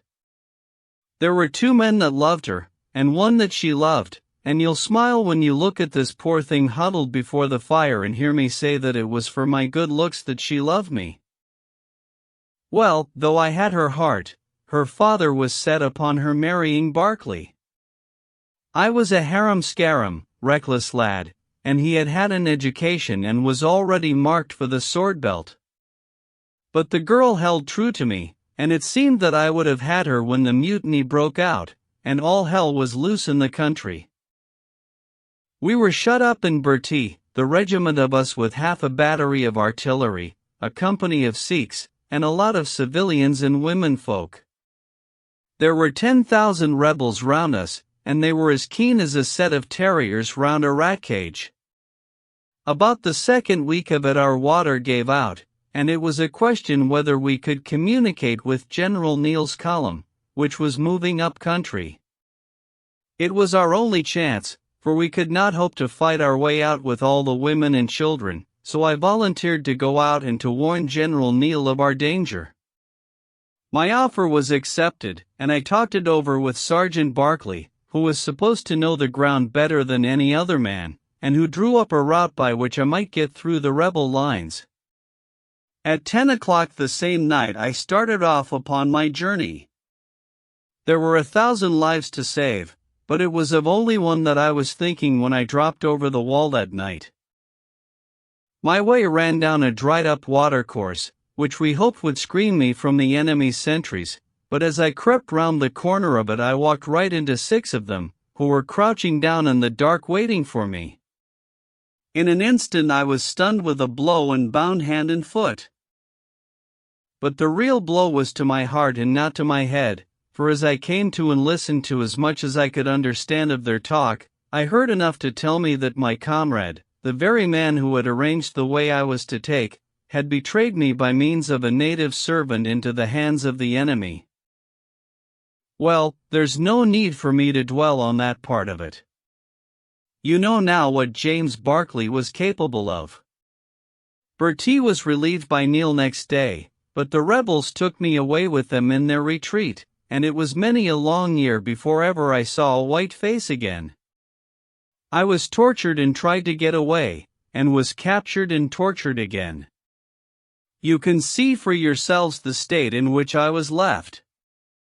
Some of them that fled into Nepal took me with them, and then afterwards I was up past Darjeeling. The hill folk up there murdered the rebels who had me, and I became their slave for a time until I escaped, but instead of going south I had to go north, until I found myself among the Afghans. There I wandered about for many a year, and at last came back to the Punjab, where I lived mostly among the natives and picked up a living by the conjuring tricks that I had learned.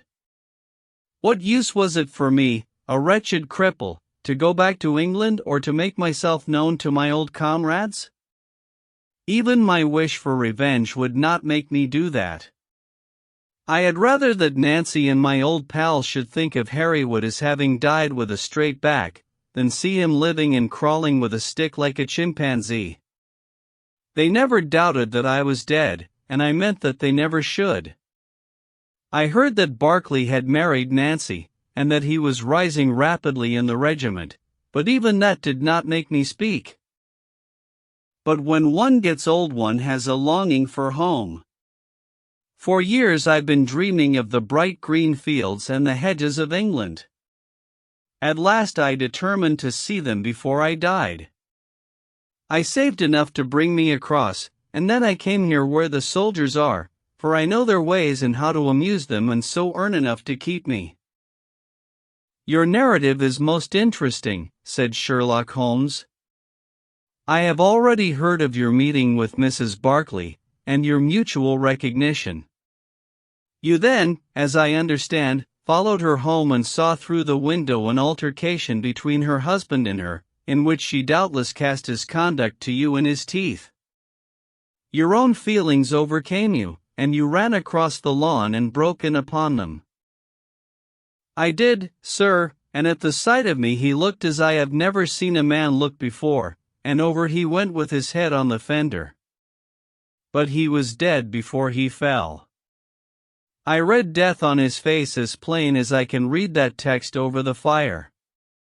The bare sight of me was like a bullet through his guilty heart.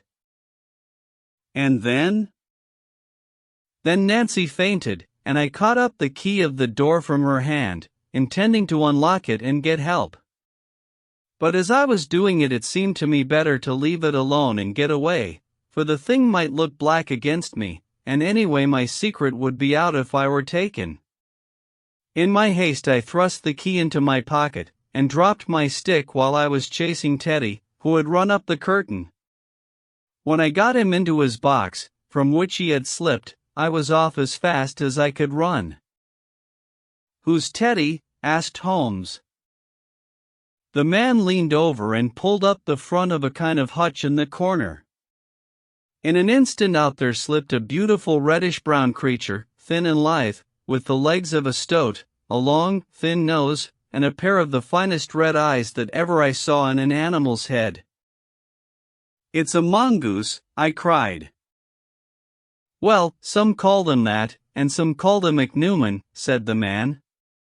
Snake catcher is what I call them, and Teddy is amazing quick on cobras. I have one here without the fangs, and Teddy catches it every night to please the folk in the canteen. Any other point, sir? Well, we may have to apply to you again if Mrs. Barclay should prove to be in serious trouble. In that case, of course, I'd come forward. But if not, there is no object in raking up this scandal against a dead man, foully as he has acted. You have at least the satisfaction of knowing that for 30 years of his life his conscience bitterly reproached him for his wicked deed. Ah, there goes Major Murphy on the other side of the street. Goodbye, Wood. I want to learn if anything has happened since yesterday. We were in time to overtake the Major before he reached the corner. Ah, Holmes, he said, I suppose you have heard that all this fuss has come to nothing? What then? The inquest is just over. The medical evidence showed conclusively that death was due to apoplexy. You see, it was quite a simple case. after all. Oh, remarkably superficial, said Holmes, smiling. Come, Watson, I don't think we shall be wanted in Aldershot anymore. There's one thing, said I as we walked down to the station. If the husband's name was James, and the other was Henry, what was this talk about David? That one word, my dear Watson, should have told me the whole story had I been the ideal reasoner which you were so fond of depicting. It was evidently a term of reproach. Of reproach? Yes, David strayed a little occasionally, you know, and on one occasion in the same direction as Sergeant James Barclay. You remember the small affair of Uriah and Bathsheba? My biblical knowledge is a trifle rusty, I fear, but you will find the story in the 1st or 2nd of Samuel. The resident patient. In glancing over the somewhat incoherent series of memoirs with which I have endeavored to illustrate a few of the mental peculiarities of my friend Mr. Sherlock Holmes, I have been struck by the difficulty which I have experienced in picking out examples which shall in every way answer my purpose. For in those cases in which Holmes has performed some tour de force of analytical reasoning, and has demonstrated the value of his peculiar methods of investigation, the facts themselves have often been so slight or so commonplace that I could not feel justified in laying them before the public. On the other hand, it has frequently happened that he has been concerned in some research where the facts have been of the most remarkable and dramatic character, but where the share which he has himself taken in determining their causes has been less pronounced than I, as his biographer, could wish. The small matter which I have chronicled under the heading of A Study in Scarlet, and that other later one connected with the loss of the Gloria Scott, may serve as examples of the Scylla and Charybdis which are forever threatening the historian. It may be that in the business of which I am now about to write the part which my friend played is not sufficiently accentuated, and yet the whole train of circumstances is so remarkable that I cannot bring myself to omit it entirely from this series. It had been a close, rainy day in October. Our blinds were half drawn, and Holmes lay curled upon the sofa, reading and rereading a letter which he had received by the morning post. For myself, my term of service in India had trained me to stand heat better than cold, and a thermometer of 90 was no hardship. But the paper was uninteresting. Parliament had risen. Everybody was out of town, and I yearned for the glades of the New Forest or the shingle of Southsea. A depleted bank account had caused me to postpone my holiday, and as to my companion, neither the country nor the sea presented the slightest attraction to him. He loved to lie in the very center of 5 millions of people, with his filaments stretching out and running through them, responsive to every little rumor or suspicion of unsolved crime.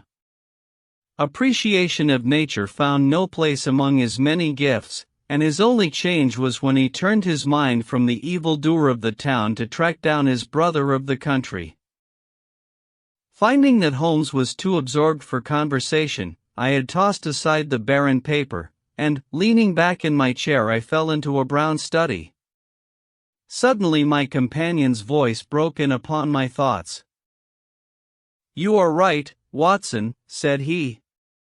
"It does seem a very preposterous way of settling a dispute." "Most preposterous," I exclaimed, and then, suddenly realizing how he had echoed the inmost thought of my soul, I sat up in my chair and stared at him in blank amazement. "What is this, Holmes?" I cried. "This is beyond anything which I could have imagined."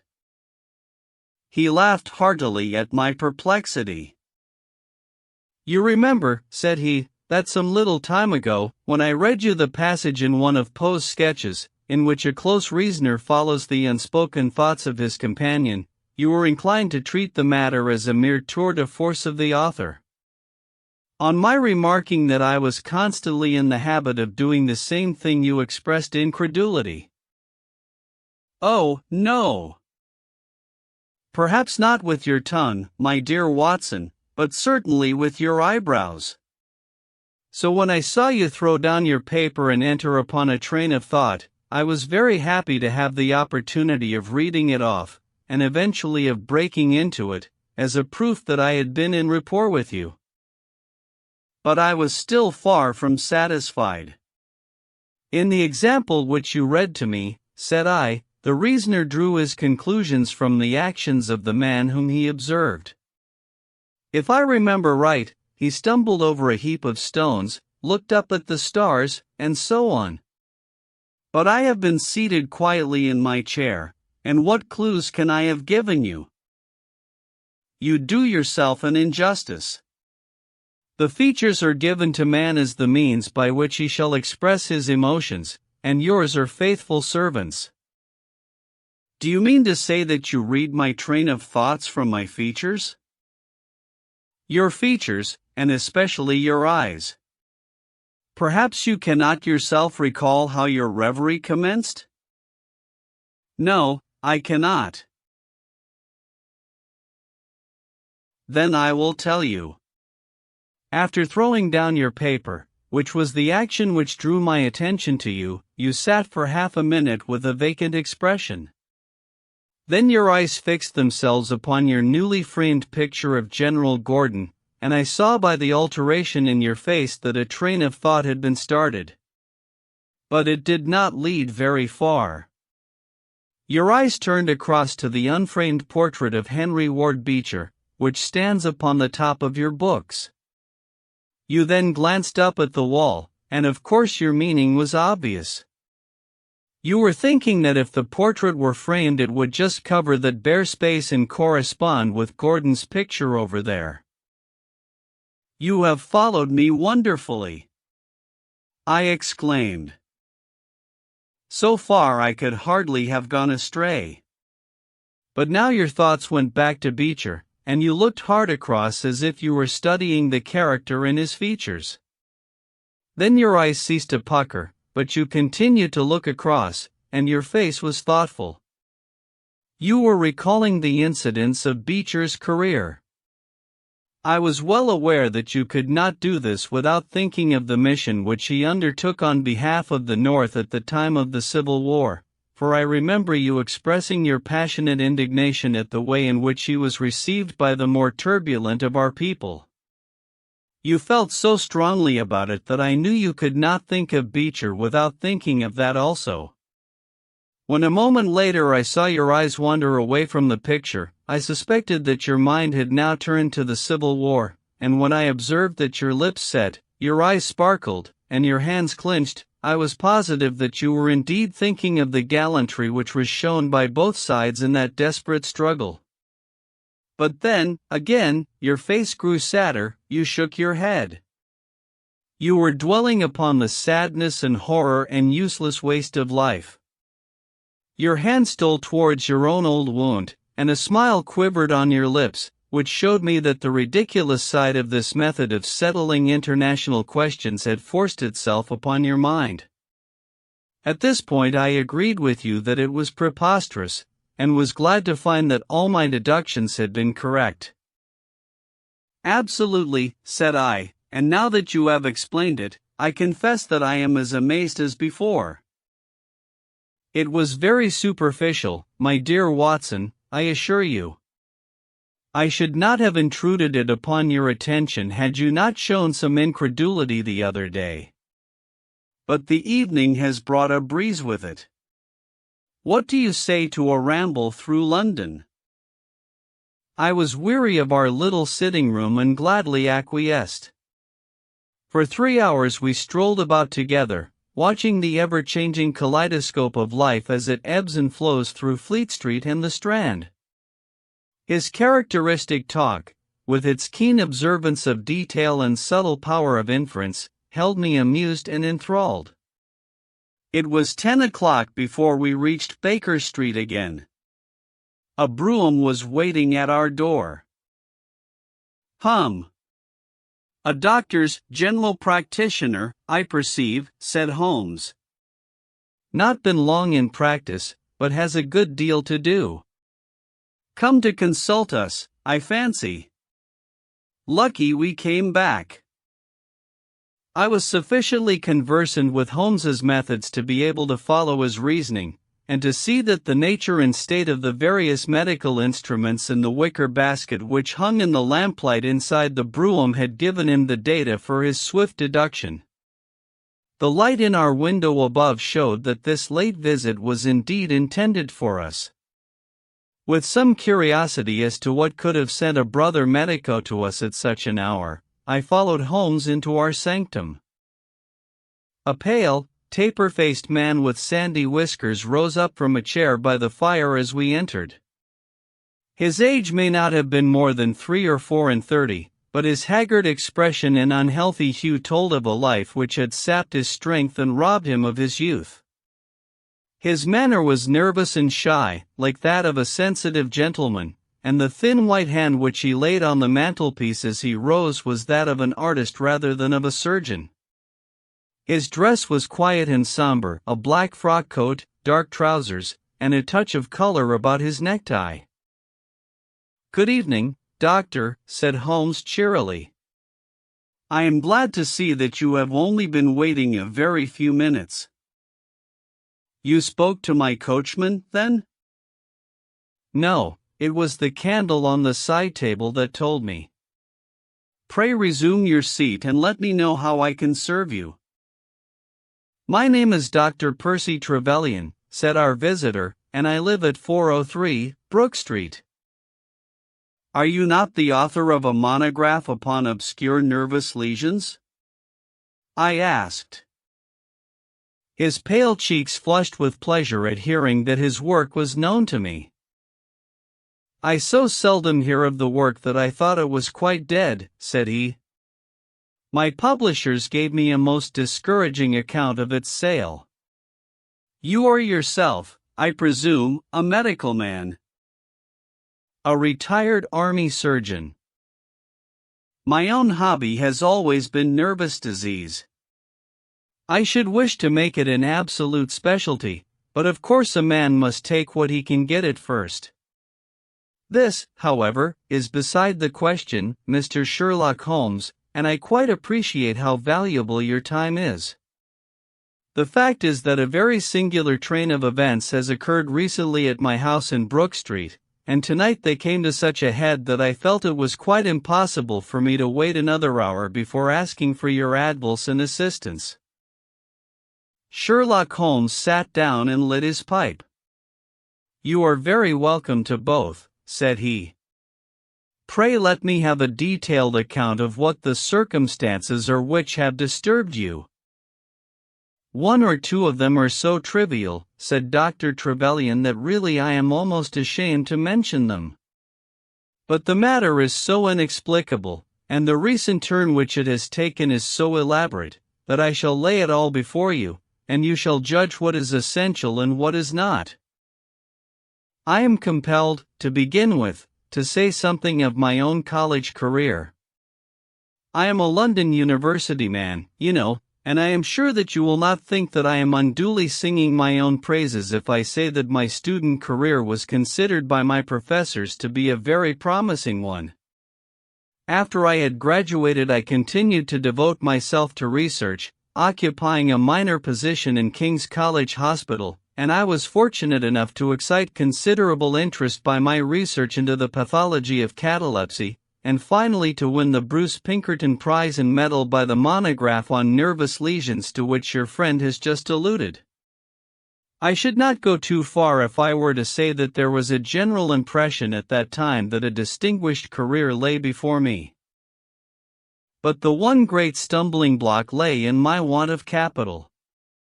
As you will readily understand, a specialist who aims high is compelled to start in one of a dozen streets in the Cavendish Square quarter, all of which entail enormous rents and furnishing expenses. Besides this preliminary outlay, he must be prepared to keep himself for some years, and to hire a presentable carriage and horse. To do this was quite beyond my power, and I could only hope that by economy I might in 10 years' time save enough to enable me to put up my plate. Suddenly, however, an unexpected incident opened up quite a new prospect to me. This was a visit from a gentleman of the name of Blessington, who was a complete stranger to me. He came up into my room one morning, and plunged into business in an instant. "You are the same Percy Trevelyan who has had so distinguished a career and won a great prize lately," said he. I bowed. "Answer me frankly," he continued, "for you will find it to your interest to do so. You have all the cleverness which makes a successful man. Have you the tact?" I could not help smiling at the abruptness of the question. "I'll trust that I have my share," I said. "Any bad habits? Not drawn towards drink, eh?" "Really, sir?" I cried. "Quite right. That's all right." But I was bound to ask. "With all these qualities, why are you not in practice?" I shrugged my shoulders. "Come, come," said he in his bustling way. "It's the old story. More in your brains than in your pocket, eh? What would you say if I were to start you in Brook Street?" I stared at him in astonishment. "Oh, it's for my sake, not for yours," he cried. "I'll be perfectly frank with you, and if it suits you it will suit me very well. I have a few thousands to invest, DC, and I think I'll sink them in you." "But why?" I gasped. "Well, it's just like any other speculation, and safer than most." "What am I to do, then?" "I'll tell you. I'll take the house, furnish it, pay the maids, and run the whole place. All you have to do is just to wear out your chair in the consulting room. I'll let you have pocket money and everything.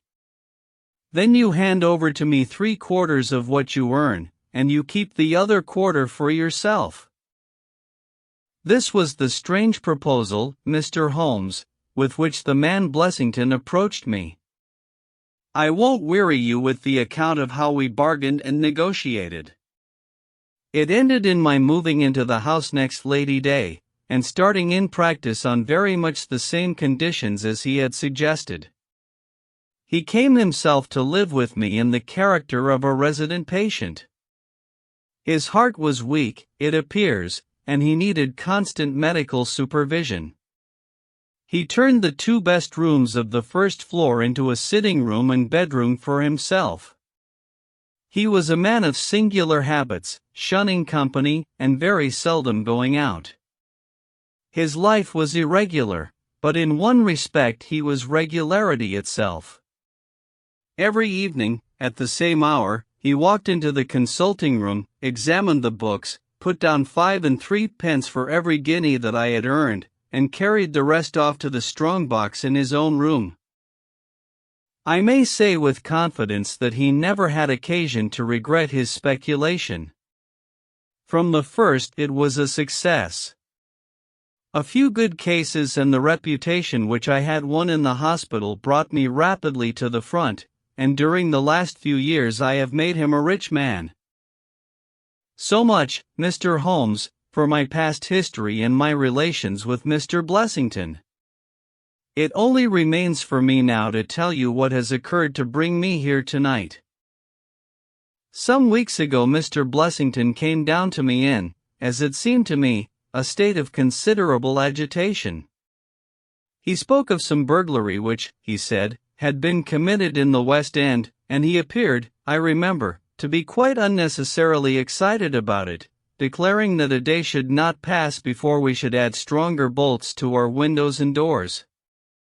For a week he continued to be in a peculiar state of restlessness, peering continually out of the windows, and ceasing to take the short walk which had usually been the prelude to his dinner.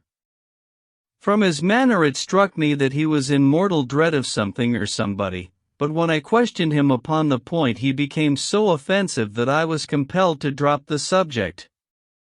Gradually, as time passed, his fears appeared to die away, and he renewed his former habits, when a fresh event reduced him to the pitiable state of prostration in which he now lies. What happened was this. 2 days ago I received the letter which I now read to you. Neither address nor date is attached to it. A Russian nobleman who is now resident in England, it runs, would be glad to avail himself of the professional assistance of Dr. Percy Trevelyan. He has been for some years a victim to cataleptic attacks, on which, as is well known, Dr. Trevelyan is an authority. He proposes to call at about 6:15 tomorrow evening, if Dr. Trevelyan will make it convenient to be at home. This letter interested me deeply, because the chief difficulty in the study of catalepsy is the rareness of the disease. You may believe, then, that I was in my consulting room when, at the appointed hour, the page showed in the patient. He was an elderly man, thin, demure, and commonplace, by no means the conception one forms of a Russian nobleman. I was much more struck by the appearance of his companion. This was a tall young man, surprisingly handsome, with a dark, fierce face, and the limbs and chest of a Hercules. He had his hand under the other's arm as they entered, and helped him to a chair with a tenderness which one would hardly have expected from his appearance. "You will excuse my coming in, doctor," said he to me, speaking English with a slight lisp. "This is my father, and his health is a matter of the most overwhelming importance to me." I was touched by this filial anxiety. "You would, perhaps, care to remain during the consultation," said I. "Not for the world," he cried with a gesture of horror. "It is more painful to me than I can express. If I were to see my father in one of these dreadful seizures, I am convinced that I should never survive it. My own nervous system is an exceptionally sensitive one. With your permission, I will remain in the waiting room while you go into my father's case." To this, of course, I assented, and the young man withdrew. The patient and I then plunged into a discussion of his case, of which I took exhaustive notes. He was not remarkable for intelligence, and his answers were frequently obscure, which I attributed to his limited acquaintance with our language. Suddenly, however, as I sat writing, he ceased to give any answer at all to my inquiries, and on my turning towards him I was shocked to see that he was sitting bolt upright in his chair, staring at me with a perfectly blank and rigid face. He was again in the grip of his mysterious malady. My first feeling, as I have just said, was one of pity and horror. My second, I fear, was rather one of professional satisfaction. I made notes of my patient's pulse and temperature, tested the rigidity of his muscles, and examined his reflexes. There was nothing markedly abnormal in any of these conditions, which harmonized with my former experiences. I had obtained good results in such cases by the inhalation of nitrite of amyl, and the present seemed an admirable opportunity of testing its virtues. The bottle was downstairs in my laboratory, so, leaving my patient seated in his chair, I ran down to get it. There was some little delay in finding it, 5 minutes, let us say, and then I returned. Imagine my amazement to find the room empty and the patient gone. Of course, my first act was to run into the waiting room. The son had gone also. The hall door had been closed, but not shut. My page who admits patients is a new boy and by no means quick. He waits downstairs and runs up to show patients out when I ring the consulting room bell. He had heard nothing, and the affair remained a complete mystery. Mr. Blessington came in from his walk shortly afterwards, but I did not say anything to him upon the subject, for, to tell the truth, I have got in the way of late of holding as little communication with him as possible. Well, I never thought that I should see anything more of the Russian and his son, so you can imagine my amazement when, at the very same hour this evening, they both came marching into my consulting room, just as they had done before. I feel that I owe you a great many apologies for my abrupt departure yesterday, doctor, said my patient. I confess that I was very much surprised at it, said I. Well, the fact is, he remarked, that when I recover from these attacks my mind is always very clouded as to all that has gone before. I woke up in a strange room, as it seemed to me, and made my way out into the street in a sort of dazed way when you were absent. And I, said the son, seeing my father pass the door of the waiting room, naturally thought that the consultation had come to an end. It was not until we had reached home that I began to realize the true state of affairs. Well, said I, laughing, there is no harm done except that you puzzled me terribly, so if you, sir, would kindly step into the waiting room I shall be happy to continue our consultation which was brought to so abrupt an ending. For half an hour or so I discussed the old gentleman's symptoms with him, and then, having prescribed for him, I saw him go off upon the arm of his son. I have told you that Mr. Blessington generally chose this hour of the day for his exercise. He came in shortly afterwards and passed upstairs. An instant later I heard him running down, and he burst into my consulting room like a man who was mad with panic. "Who has been in my room?" he cried. "No one," said I. "It's a lie," he yelled. "Come up and look." I passed over the grossness of his language, as he seemed half out of his mind with fear. When I went upstairs with him he pointed to several footprints upon the light carpet. "Do you mean to say those are mine?" he cried. They were certainly very much larger than any which he could have made, and were evidently quite fresh. It rained hard this afternoon, as you know, and my patients were the only people who called. It must have been the case, then, that the man in the waiting room had, for some unknown reason, while I was busy with the other, ascended to the room of my resident patient. Nothing had been touched or taken, but there were the footprints to prove that the intrusion was an undoubted fact.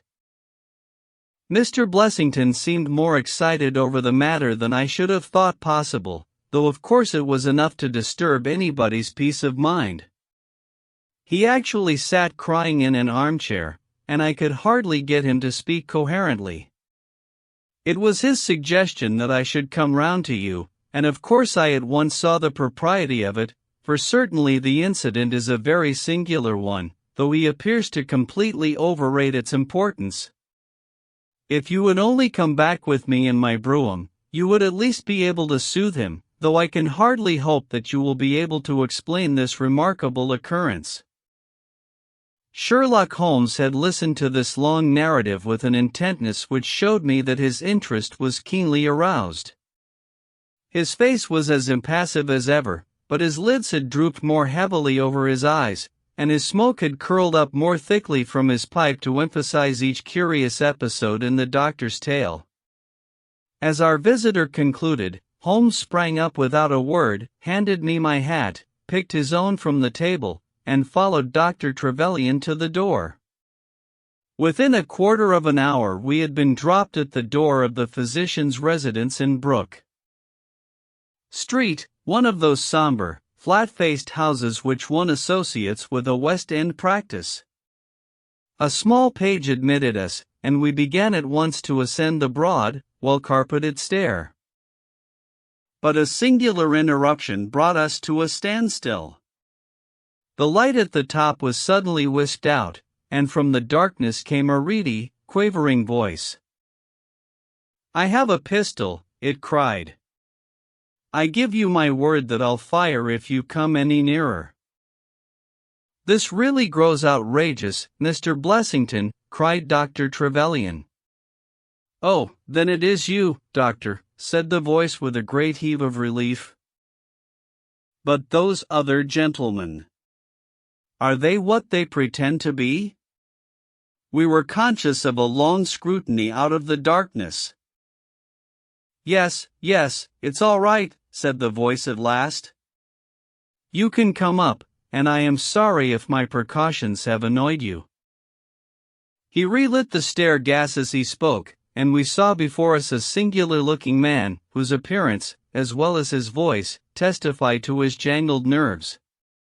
He was very fat, but had apparently at some time been much fatter, so that the skin hung about his face in loose pouches, like the cheeks of a bloodhound. He was of a sickly color, and his thin, sandy hair seemed to bristle up with the intensity of his emotion. In his hand he held a pistol, but he thrust it into his pocket as we advanced. "Good evening, Mr. Holmes," said he. "I am sure I am very much obliged to you for coming round. No one ever needed your advice more than I do. I suppose that Dr. Trevelyan has told you of this most unwarrantable intrusion into my rooms." "Quite so," said Holmes. "Who are these two men, Mr. Blessington, and why do they wish to molest you?"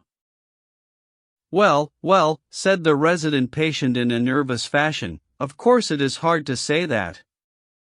You can hardly expect me to answer that, Mr. Holmes." "Do you mean that you don't know?" "Come in here, if you please. Just have the kindness to step in here." He led the way into his bedroom, which was large and comfortably furnished. "You see that," said he, pointing to a big black box at the end of his bed. "I have never been a very rich man, Mr. Holmes, never made but one investment in my life, as Dr. Trevelyan would tell you. But I don't believe in bankers. I would never trust a banker, Mr. Holmes. Between ourselves, what little I have is in that box, so you can understand what it means to me when unknown people force themselves into my rooms." Holmes looked at Blessington in his questioning way and shook his head. "I cannot possibly advise you if you try to deceive me," said he. "But I have told you everything." Holmes turned on his heel with a gesture of disgust. "Good night, Doctor Trevelyan," said he. "And no advice for me," cried Blessington in a breaking voice. "My advice to you, sir, is to speak the truth." A minute later we were in the street and walking for home. We had crossed Oxford Street and were halfway down Harley Street before I could get a word from my companion. "Sorry to bring you out on such a fool's errand, Watson," he said at last. "It is an interesting case, too, at the bottom of it. I can make little of it, I confessed."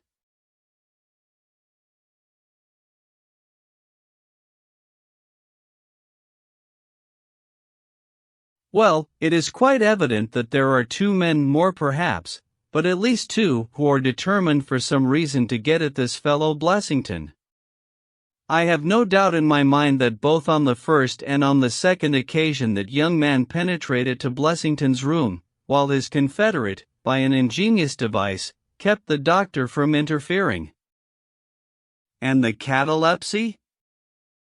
A fraudulent imitation, Watson, though I should hardly dare to hint as much to our specialist.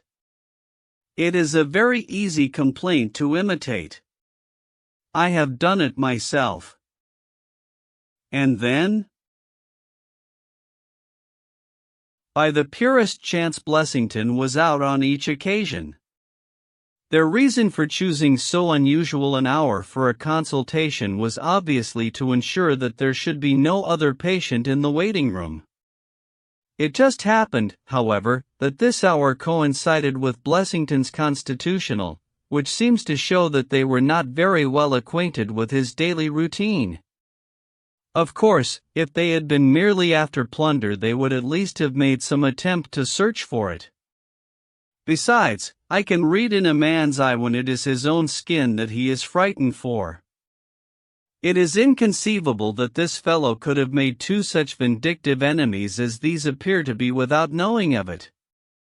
I hold it, therefore, to be certain that he does know who these men are, and that for reasons of his own he suppresses it. It is just possible that tomorrow may find him in a more communicative mood. Is there not one alternative? I suggested, grotesquely improbable, no doubt, but still just conceivable? Might the whole story of the cataleptic Russian and his son be a concoction of Dr. Trevelyan's, who has, for his own purposes, been in Blessington's rooms? I saw in the gaslight that Holmes wore an amused smile at this brilliant departure of mine. "My dear fellow," said he, "it was one of the first solutions which occurred to me, but I was soon able to corroborate the doctor's tale.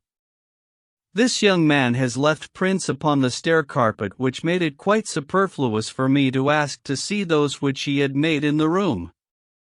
When I tell you that his shoes were square-toed instead of being pointed like Blessington's, and were quite an inch and a third longer than the doctor's, you will acknowledge that there can be no doubt as to his individuality. But we may sleep on it now, for I shall be surprised if we do not hear something further from Brook Street in the morning." Sherlock Holmes's prophecy was soon fulfilled, and in a dramatic fashion. At 7:30 next morning, in the first dim glimmer of daylight, I found him standing by my bedside in HLS dressing gown. "There's a brougham waiting for us, Watson," said he. "What's the matter, then?" "The Brook Street business." "Any fresh news?" "Tragic, but ambiguous," said he, pulling up the blind. "Look at this, a sheet from a notebook, with 'For God's sake come at once.' P.T. scrawled upon it in pencil.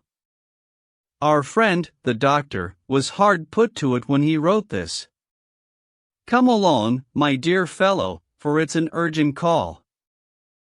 In a quarter of an hour or so we were back at the physician's house. He came running out to meet us with a face of horror.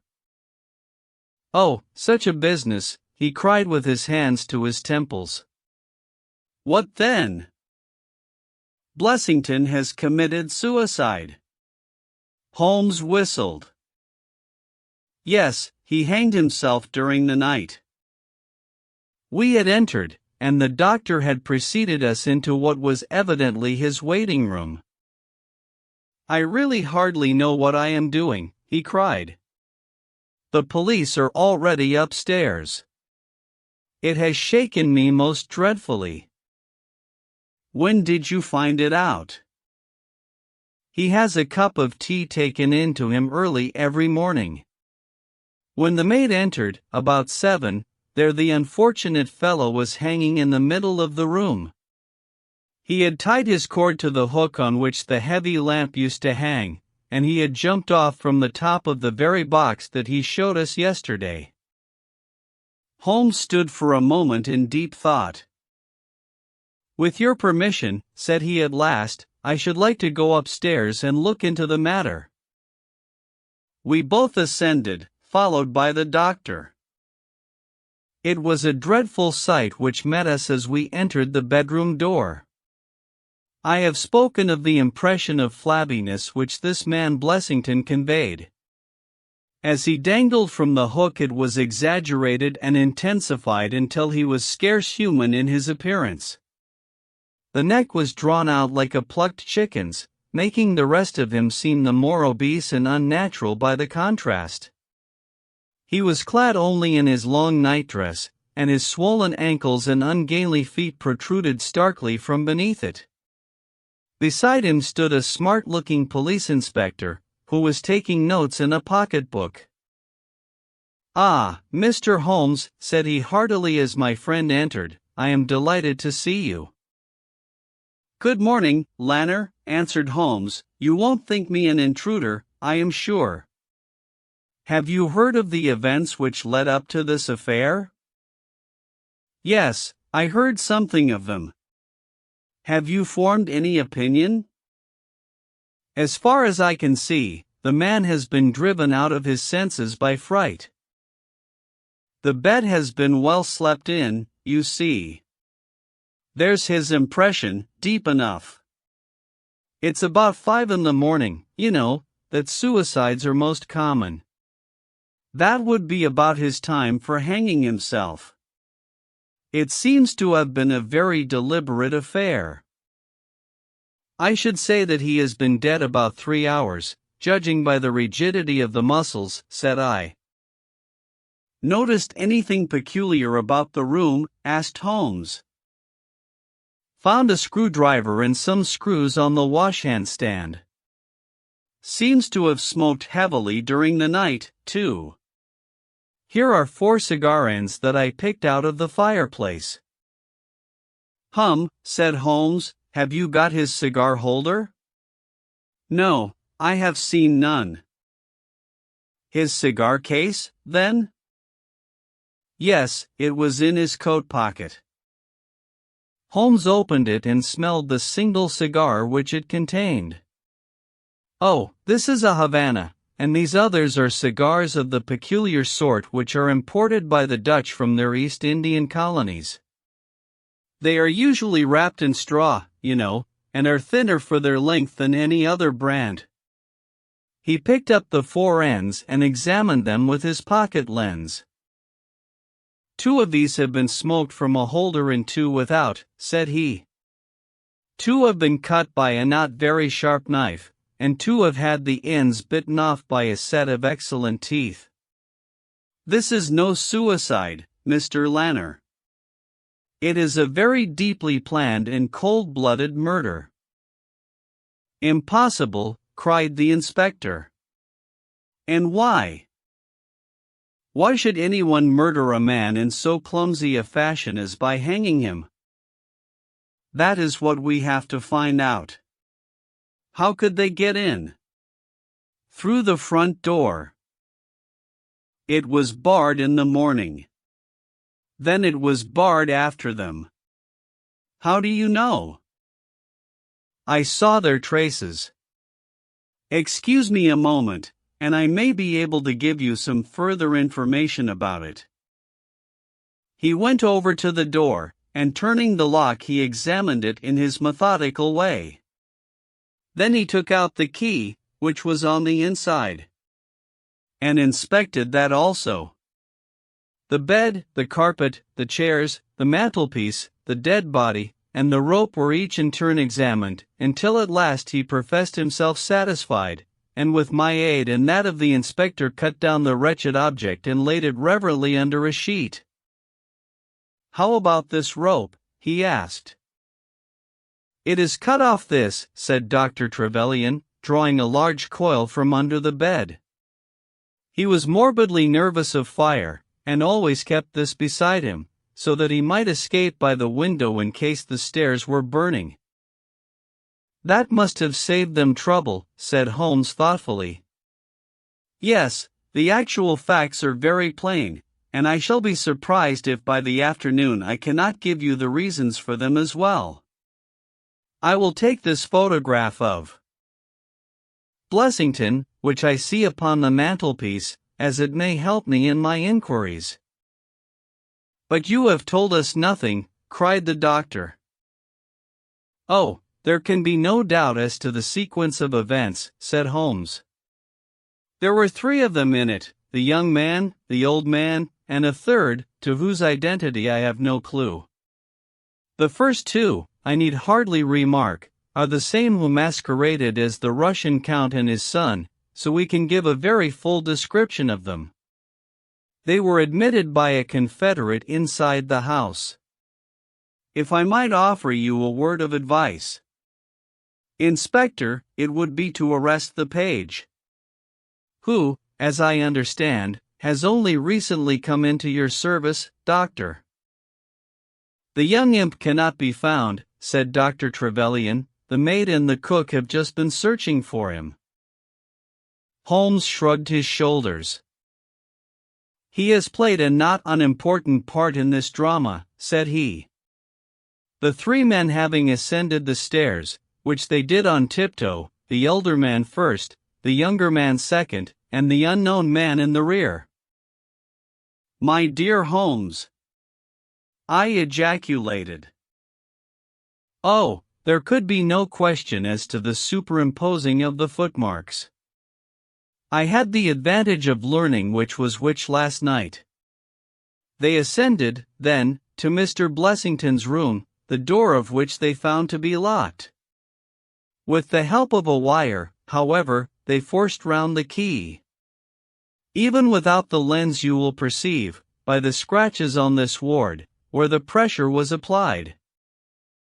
On entering the room, their first proceeding must have been to gag Mr. Blessington. He may have been asleep, or he may have been so paralyzed with terror as to have been unable to cry out. These walls are thick, and it is conceivable that his shriek, if he had time to utter one, was unheard. Having secured him, it is evident to me that a consultation of some sort was held. Probably it was something in the nature of a judicial proceeding. It must have lasted for some time, for it was then that these cigars were smoked. The older man sat in that wicker chair, it was he who used the cigar holder. The younger man sat over yonder, he knocked his ash off against the chest of drawers. The third fellow paced up and down. Blessington, I think, sat upright in the bed, but of that I cannot be absolutely certain. Well, it ended by their taking Blessington and hanging him. The matter was so prearranged that it is my belief that they brought with them some sort of block or pulley which might serve as a gallows. That screwdriver and those screws were, as I conceive, for fixing it up. Seeing the hook, however, they naturally saved themselves the trouble. Having finished their work they made off, and the door was barred behind them by their confederate.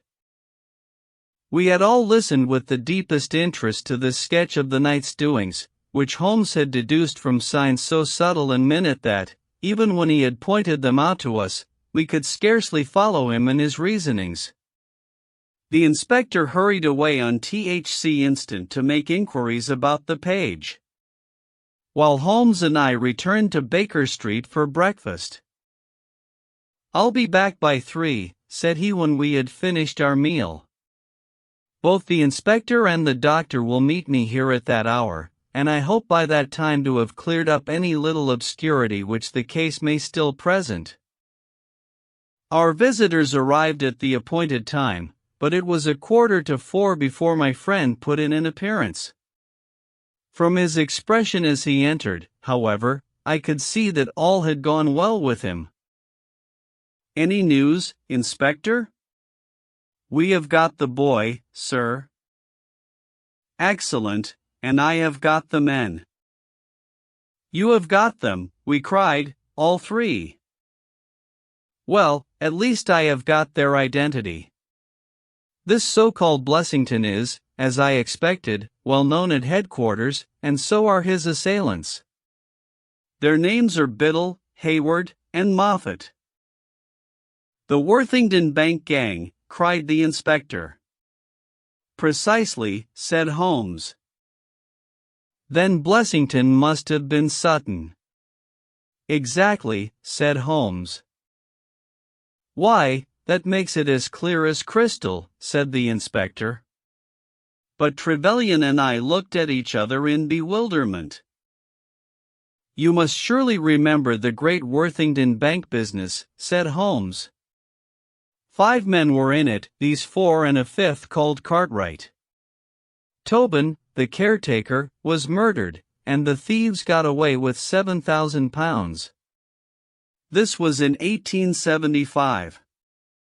They were all 5 arrested, but the evidence against them was by no means conclusive. This Blessington or Sutton, who was the worst of the gang, turned informer. On his evidence Cartwright was hanged and the other 3 got 15 years apiece.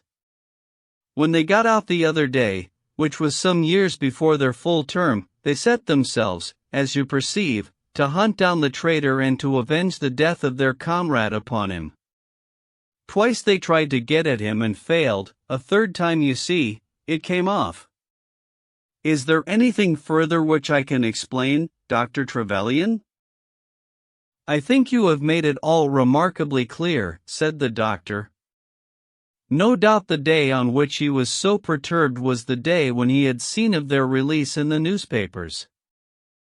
Quite so. His talk about a burglary was the merest blind. But why could he not tell you this? Well, my dear sir, knowing the vindictive character of his old associates, he was trying to hide his own identity from everybody as long as he could. His secret was a shameful one and he could not bring himself to divulge it. However, wretch as he was still living under the shield of British law, and I have no doubt, Inspector, that you will see that, though that shield may fail to guard, the sword of justice is still there to avenge. Such were the singular circumstances in connection with the resident patient and the Brook Street doctor. From that night nothing has been seen of the three murderers by the police, and it is surmised at Scotland Yard that they were among the passengers of the ill-fated steamer Noracrena, which was lost some years ago with all hands upon the Portuguese coast, some leagues to the north of Oporto. The proceedings against the page broke down for want of evidence, and the Brook Street mystery, as it was called, has never until now been fully dealt with in any public print. The Greek Interpreter. During my long and intimate acquaintance with Mr. Sherlock Holmes, I had never heard him refer to his relations, and hardly ever to his own early life.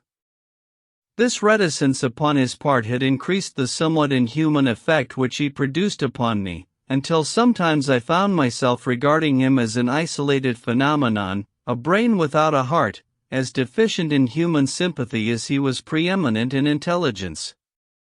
His aversion to women and his disinclination to form new friendships were both typical of his unemotional character, but not more so than his complete suppression of every reference to his own people. I had come to believe that he was an orphan with no relatives living, but one day, to my very great surprise, he began to talk to me about his brother. It was after tea on a summer evening, and the conversation, which had roamed in a desultory, spasmodic fashion from golf clubs to the causes of the change and the obliquity of the ecliptic, came round at last to the question of atavism and hereditary aptitudes. The point under discussion was, how far any singular gift in an individual was due to his ancestry and how far to his own early training. In your own case, said I, from all that you have told me, it seems obvious that your faculty of observation and your peculiar facility for deduction are due to your own systematic training. To some extent, he answered thoughtfully. My ancestors were country squires, who appear to have led much the same life as is natural to their class. But, nonetheless, my turn that way is in my veins, and may have come with my grandmother, who was the sister of Vernet, the French artist. Art in the blood is liable to take the strangest forms. But how do you know that it is hereditary? Because my brother Mycroft possesses it in a larger degree than I do. This was news to me indeed. If there were another man with such singular powers in England, how was it that neither police nor public had heard of him? I put the question, with a hint that it was my companion's modesty which made him acknowledge his brother as his superior. Holmes laughed at my suggestion. My dear Watson, said he, I cannot agree with those who rank modesty among the virtues. To the logician all things should be seen exactly as they are, and to underestimate oneself is as much a departure from truth as to exaggerate one's own powers. When I say, therefore, that Mycroft has better powers of observation than I, you may take it that I am speaking the exact and literal truth. Is he your junior? 7 years my senior. How comes it that he is unknown? Oh, he is very well known in his own circle. Where, then? Well, in the Diogenes Club, for example. I had never heard of the institution, and my face must have proclaimed as much, for Sherlock Holmes pulled out his watch. The Diogenes Club is the queerest club in London, and Mycroft one of the queerest men. He's always there from 5:45 to 7:50. It's 6 now, so if you care for a stroll this beautiful evening I shall be very happy to introduce you to two curiosities. 5 minutes later we were in the street, walking towards Regent's Circus. You wonder, said my companion, why it is that Mycroft does not use his powers for detective work. He is incapable of it. But I thought you said. I said that he was my superior in observation and deduction. If the art of the detective began and ended in reasoning from an armchair, my brother would be the greatest criminal agent that ever lived. But he has no ambition and no energy. He will not even go out of his way to verify his own solutions, and would rather be considered wrong than take the trouble to prove himself right. Again and again I have taken a problem to him, and have received an explanation which has afterwards proved to be the correct one. And yet he was absolutely incapable of working out the practical points which must be gone into before a case could be laid before a judge or jury. It is not his profession, then? By no means. What is to me a means of livelihood is to him the merest hobby of a dilettante. He has an extraordinary faculty for figures, and audits the books in some of the government departments. Mycroft lodges in Pall Mall, and he walks round the corner into Whitehall every morning and back every evening. From year's end to year's end he takes no other exercise, and is seen nowhere else, except only in the Diogenes Club, which is just opposite his rooms. I cannot recall the name.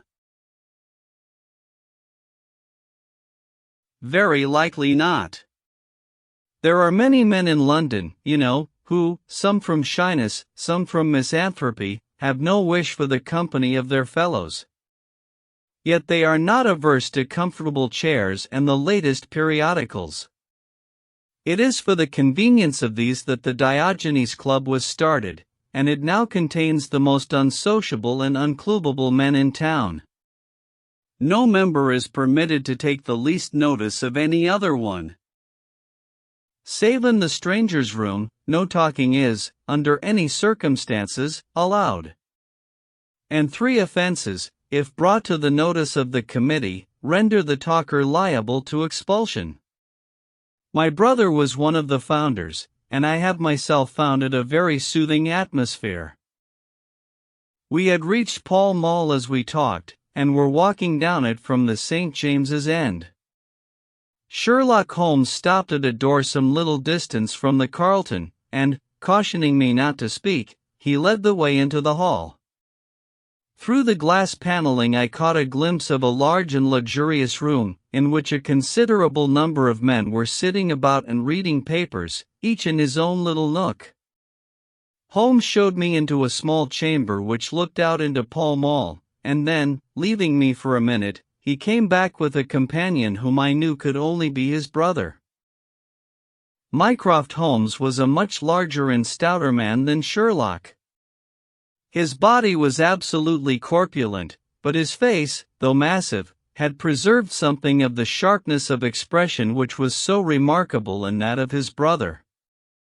His eyes, which were of a peculiarly light, watery gray, seemed to always retain that far-away, introspective look which I had only observed in Sherlock's when he was exerting his full powers. "I am glad to meet you, sir," said he, putting out a broad, fat hand like the flipper of a seal. "I hear of Sherlock everywhere since you became his chronicler. By the way, Sherlock, I expected to see you round last week to consult me over that Manor House case. I thought you might be a little out of your depth." "No, I solved it," said my friend, smiling. It was Adams, of course.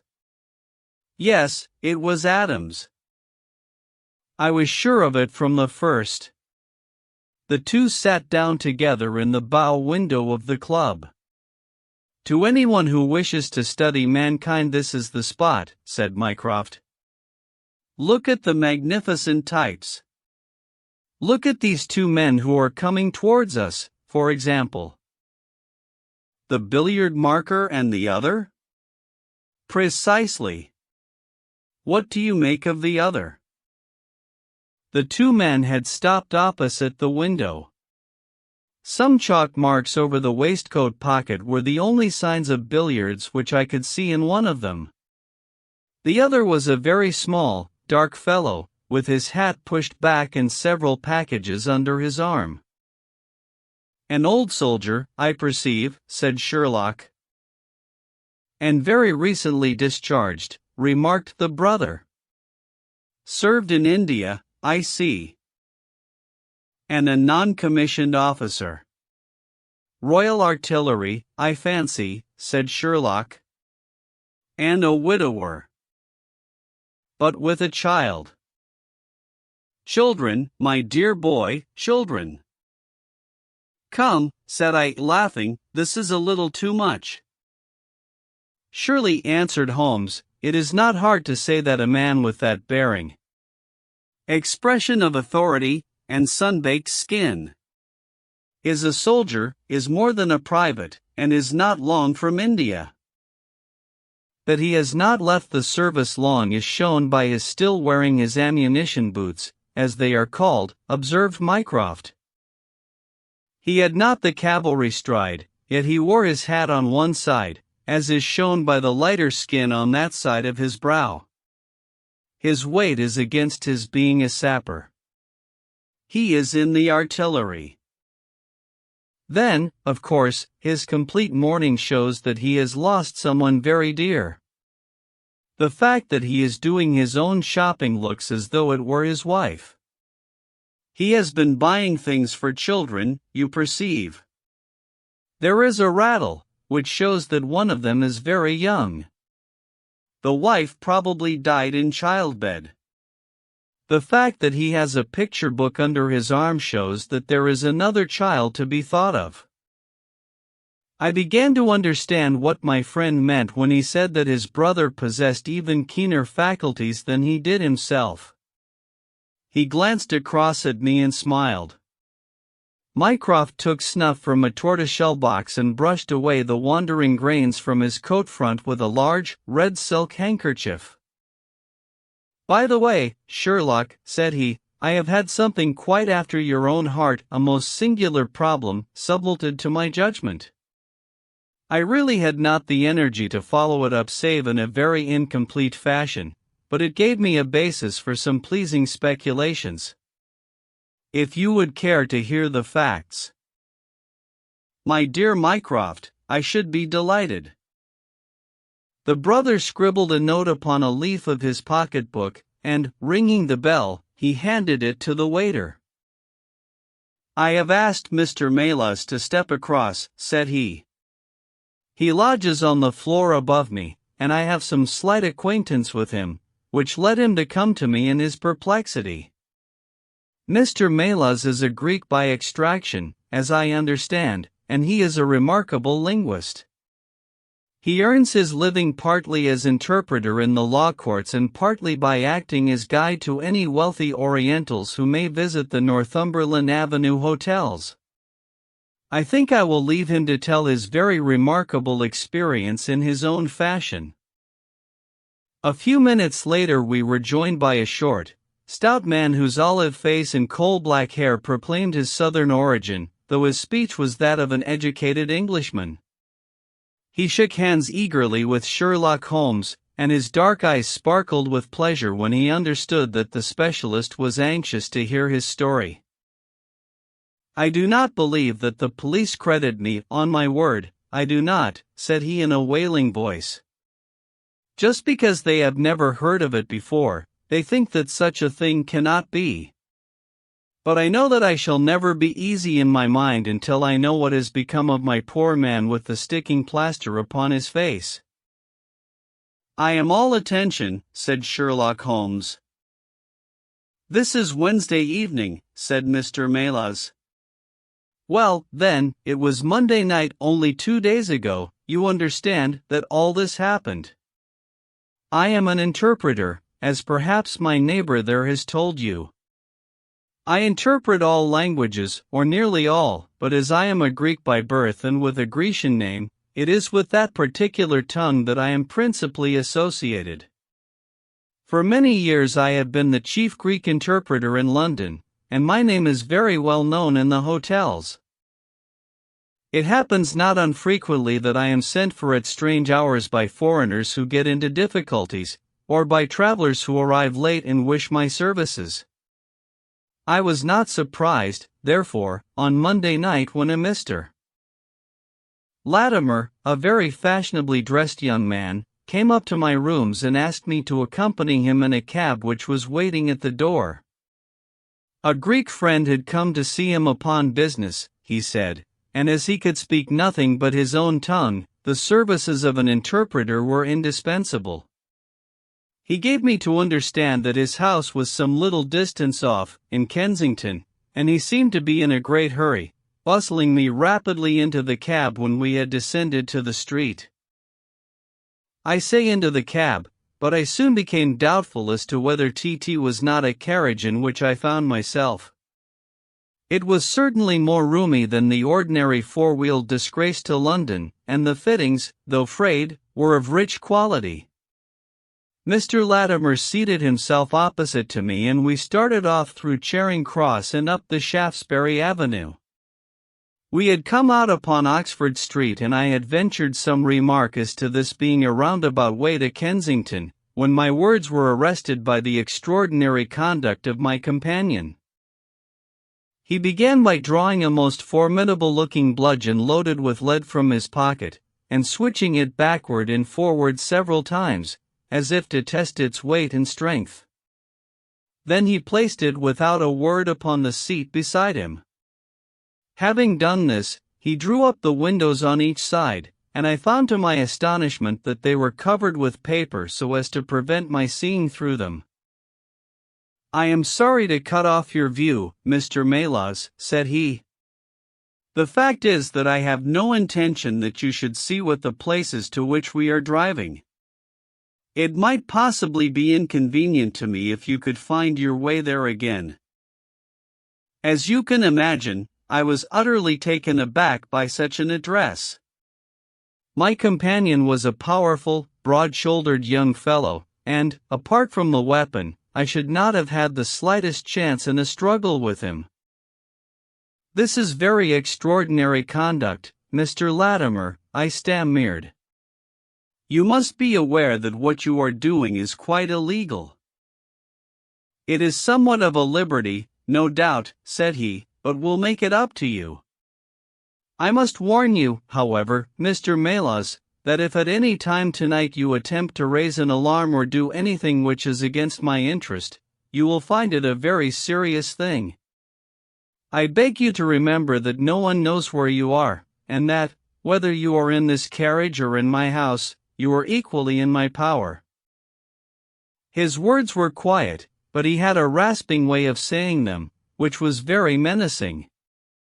I sat in silence wondering what on earth could be his reason for kidnapping me in this extraordinary fashion. Whatever it might be, it was perfectly clear that there was no possible use in my resisting, and that I could only wait to see what might befall. For nearly 2 hours we drove without my having the least clue as to where we were going. Sometimes the rattle of the stones told of a paved causeway, and at others our smooth, silent course suggested asphalt, but, save by this variation in sound, there was nothing at all which could in the remotest way help me to form a guess as to where we were. The paper over each window was impenetrable to light, and a blue curtain was drawn across the glasswork in front. It was 7:15 when we left Pall Mall, and my watch showed me that it was 10 minutes to 9 when we at last came to a standstill. My companion let down the window, and I caught a glimpse of a low, arched doorway with a lamp burning above it. As I was hurried from the carriage, it swung open, and I found myself inside the house, with a vague impression of a lawn and trees on each side of me as I entered. Whether these were private grounds, however, or bona fide country was more than I could possibly venture to say. There was a colored gas lamp inside, which was turned so low that I could see little save that the hall was of some size and hung with pictures.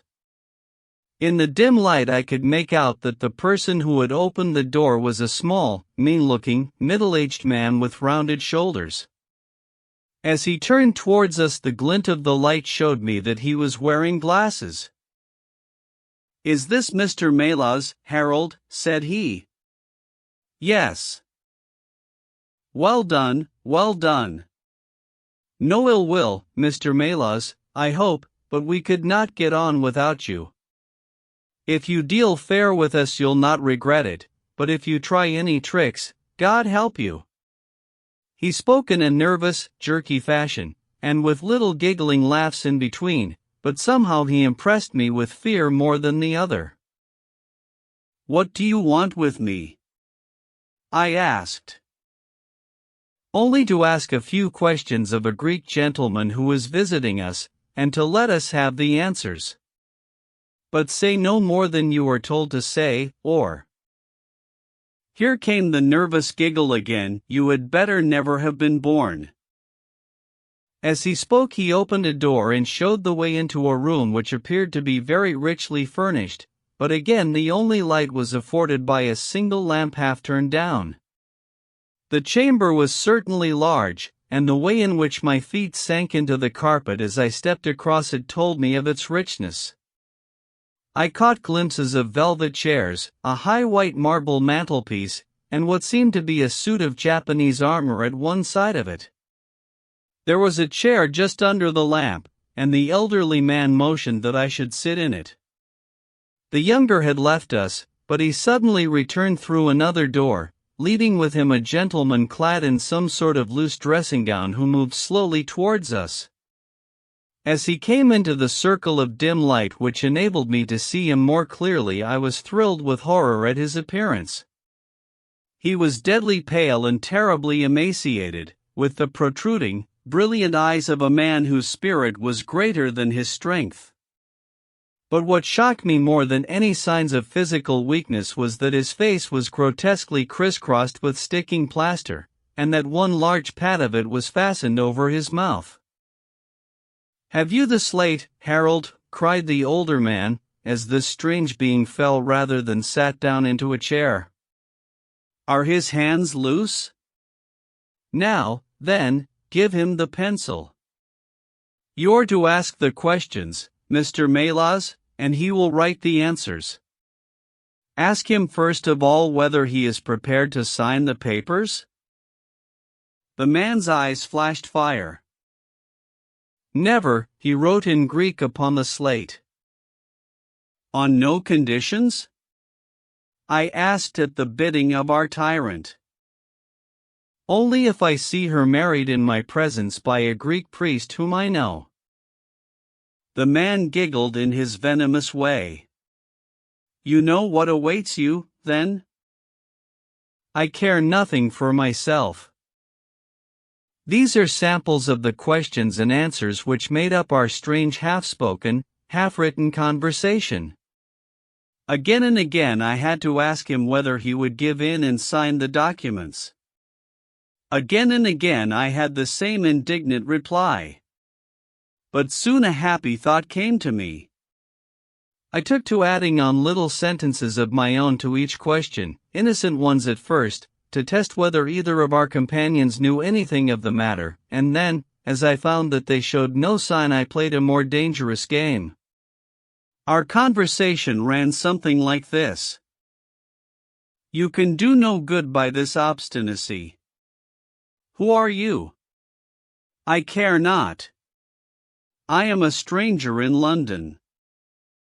"Your fate will be on your own head. How long have you been here?" "Let it be so." 3 weeks. The property can never be yours. What ails you? It shall not go to villains. They are starving me. You shall go free if you sign. What house is this? I will never sign. I do not know. You are not doing her any service. What is your name? Let me hear her say so. Crawtides. You shall see her if you sign. Where are you from? Then I shall never see her. Athens. Another 5 minutes, Mr. Holmes, and I should have wormed out the whole story under their very noses. My very next question might have cleared the matter up, but at that instant the door opened and a woman stepped into the room. I could not see her clearly enough to know more than that she was tall and graceful, with black hair, and clad in some sort of loose white gown. "Harold," said she, speaking English with a broken accent. "I could not stay away longer. It is so lonely up there with only, oh, my God, it is Paul." These last words were in Greek, and at the same instant the man with a convulsive effort tore the plaster from his lips, and screaming out "Sophie!" Sophie rushed into the woman's arms. Their embrace was but for an instant, however, for the younger man seized the woman and pushed her out of the room, while the elder easily overpowered his emaciated victim and dragged him away through the other door. For a moment I was left alone in the room, and I sprang to my feet with some vague idea that I might in some way get a clue to what this house was in which I found myself.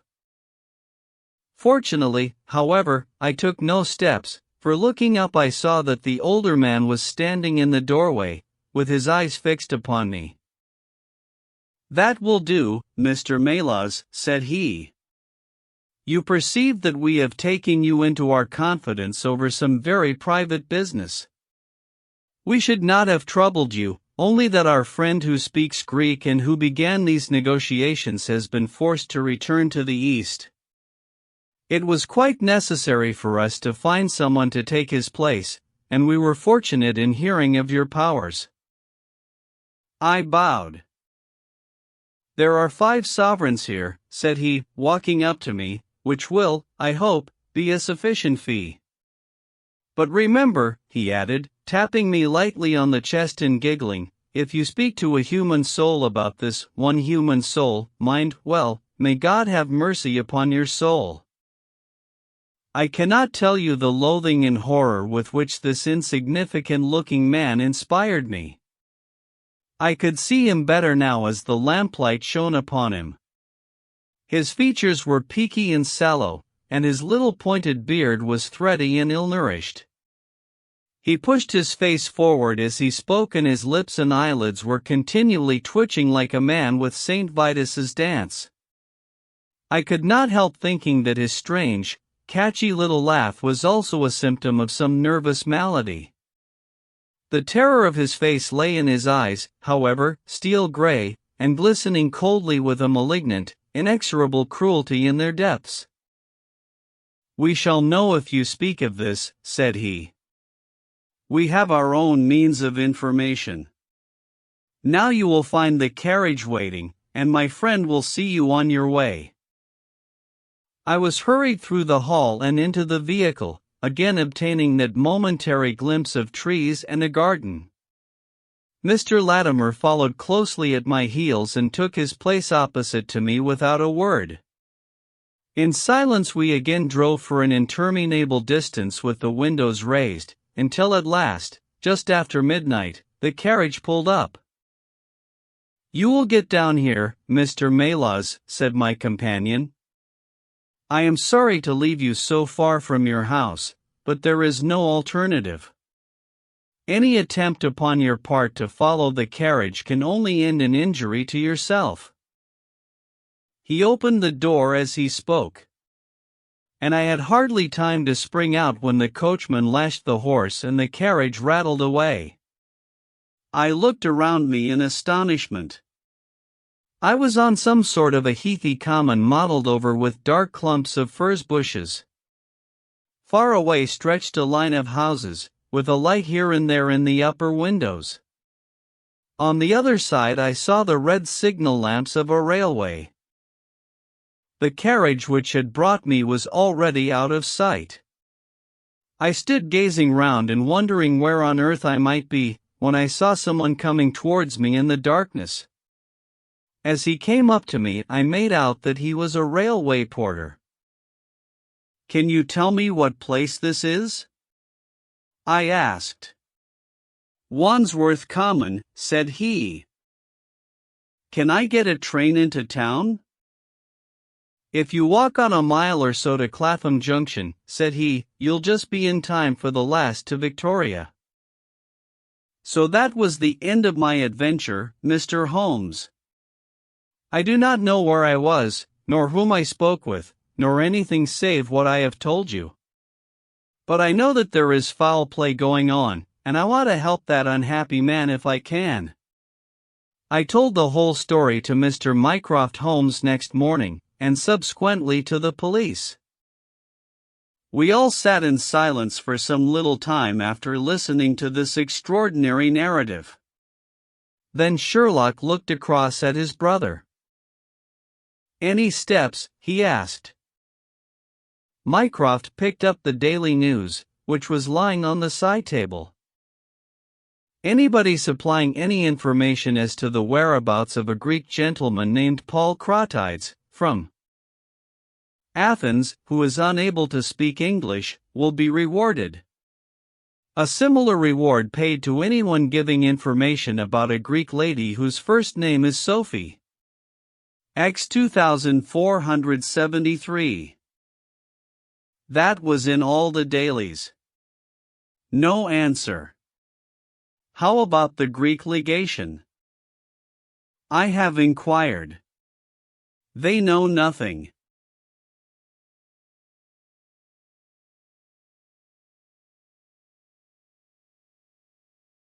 A wire to the head of the Athens police, then? Sherlock has all the energy of the family, said Mycroft, turning to me. Well, you take the case up by all means and let me know if you do any good. Certainly, answered my friend, rising from his chair. I'll let you know, and Mr. Melas also. In the meantime, Mr. Melas, I should certainly be on my guard if I were you, for of course they must know through these advertisements that you have betrayed them. As we walked home together, Holmes stopped at a telegraph office and sent off several wires. You see, Watson, he remarked, our evening has been by no means wasted. Some of my most interesting cases have come to me in this way through Mycroft. The problem which we have just listened to, although it can admit of but one explanation, has still some distinguishing features. You have hopes of solving it? Well, knowing as much as we do, it will be singular indeed if we fail to discover the rest. You must yourself have formed some theory which will explain the facts to which we have listened. In a vague way, yes. What was your idea, then? It seemed to me to be obvious that this Greek girl had been carried off by the young Englishman named Harold Latimer. Carried off from where? Athens, perhaps. Sherlock Holmes shook his head. This young man could not talk a word of Greek. The lady could talk English fairly well. Inference that she had been in England some little time, but he had not been in Greece. Well, then, we will presume that she had once come on a visit to England, and that this Harold had persuaded her to fly with him. That is more probable. Then the brother, for that, I fancy, must be the relationship, comes over from Greece to interfere. He imprudently puts himself into the power of the young man and his older associate. They seize him and use violence towards him in order to make him sign some papers to make over the girl's fortune of which he may be trustee to them. This he refuses to do. In order to negotiate with him, they have to get an interpreter, and they pitch upon this Mr. Melas, having used some other one before. The girl is not told of the arrival of her brother and finds it out by the merest accident. "Excellent, Watson," cried Holmes. "I really fancy that you are not far from the truth. You see that we hold all the cards, and we have only to fear some sudden act of violence on their part. If they give us time, we must have them. But how can we find where this house lies?" "Well, if our conjecture is correct and the girl's name is or was Sophie Crottides, we should have no difficulty in tracing her. That must be our main hope, for the brother is, of course, a complete stranger. It is clear that some time has elapsed since this Harold established these relations with the girl. Some weeks at any rate, since the brother in Greece has had time to hear of it and come across. If they have been living in the same place during this time, it is probable that we shall have some answer to Mycroft's advertisement." We had reached our house in Baker Street while we had been talking. Holmes ascended the stair first, and as he opened the door of our room he gave a start of surprise. Looking over his shoulder, I was equally astonished. His brother Mycroft was sitting smoking in the armchair. "Come in, Sherlock." "Come in, sir," said he blandly, smiling at our surprised faces. "You don't expect such energy from me, do you, Sherlock? But somehow this case attracts me." "How did you get here?" "I passed you in a hansom." "There has been some new development?" "I had an answer to my advertisement." "Ah. Yes, it came within a few minutes of your leaving." "And to what effect?" Mycroft Holmes took out a sheet of paper. "Here it is," said he, "written with a J pen on royal cream paper by a middle-aged man with a weak constitution. Sir, he says, in answer to your advertisement of today's date, I beg to inform you that I know the young lady in question very well. If you should care to call upon me, I could give you some particulars as to her painful history. She is living at present at the Myrtles, Beckenham. Yours faithfully, J. Davenport." "He writes from Lower Brixton," said Mycroft Holmes. "Do you not think that we might drive to him now, Sherlock, and learn these particulars?"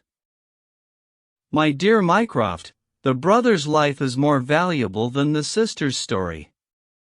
I think we should call at Scotland Yard for Inspector Gregson and go straight out to Beckenham.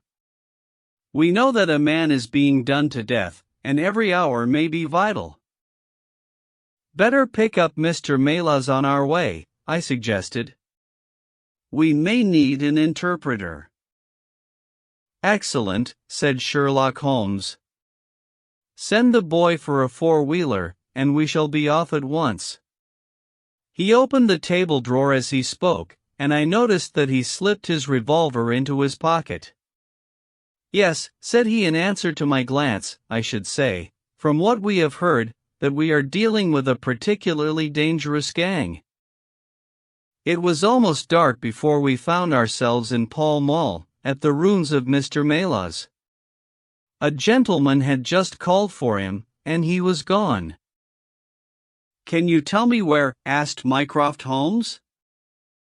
"I don't know, sir," answered the woman who had opened the door. "I only know that he drove away with the gentleman in a carriage." "Did the gentleman give a name?" "No, sir." "He wasn't a tall, handsome, dark young man?" "Oh, no, sir. He was a little gentleman, with glasses, thin in the face, but very pleasant in his ways, for he was laughing all the time that he was talking." "Come along," cried Sherlock Holmes abruptly. "This grows serious. he observed as we drove to Scotland Yard. "These men have got hold of Melas again.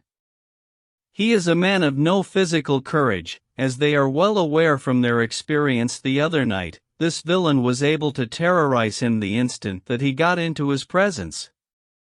No doubt they want his professional services, but, having used him, they may be inclined to punish him for what they will regard as his treachery. Our hope was that, by taking train, we might get to Beckenham as soon as or sooner than the carriage."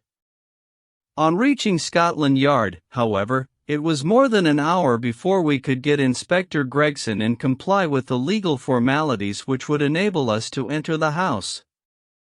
It was 9:45 before we reached London Bridge, and past before the four of us alighted on the Beckenham platform. A drive of half a mile brought us to the Myrtles, a large, dark house standing back from the road in its own grounds. Here we dismissed our cab and made our way up the drive together. "The windows are all dark," remarked the inspector.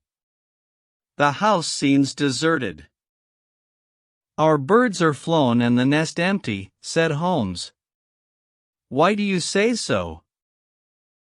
"A carriage heavily loaded with luggage has passed out during the last hour." The inspector laughed. "I saw the wheel tracks in the light of the gate lamp, but where does the luggage come in?" "You may have observed the same wheel tracks going the other way. But the outward bound ones were very much deeper, so much so that we can say for a certainty that there was a very considerable weight on the carriage." "You get a trifle beyond me there," said the inspector, shrugging his shoulders. "It will not be an easy door to force, but we will try if we cannot make someone hear us." He hammered loudly at the knocker and pulled at the bell, but without any success. Holmes had slipped away, but he came back in a few minutes. "I have a window open," said he. "It is a mercy that you are on the side of the force, and not against it, Mr. Holmes," remarked the inspector as he noted the clever way in which my friend had forced back the catch. "Well, I think that under the circumstances we may enter without an invitation." One after the other we made our way into a large apartment, which was evidently that in which Mr. Melas had found himself. The inspector had lit his lantern, and by its light we could see the two doors, the curtain, the lamp, and the suit of Japanese mail as he had described them. On the table lay 2 glasses, an empty brandy bottle, and the remains of a meal. "What is that?" asked Holmes suddenly. We all stood still and listened. A low moaning sound was coming from somewhere over our heads. Holmes rushed to the door and out into the hall. The dismal noise came from upstairs. He dashed up, the inspector and I at his heels, while his brother Mycroft followed as quickly as his great bulk would permit. 3 doors faced us upon the second floor, and it was from the central of these that the sinister sounds were issuing, sinking sometimes into a dull mumble and rising again into a shrill whine. It was locked, but the key had been left on the outside. Holmes flung open the door and rushed in, but he was out again in an instant, with his hand to his throat.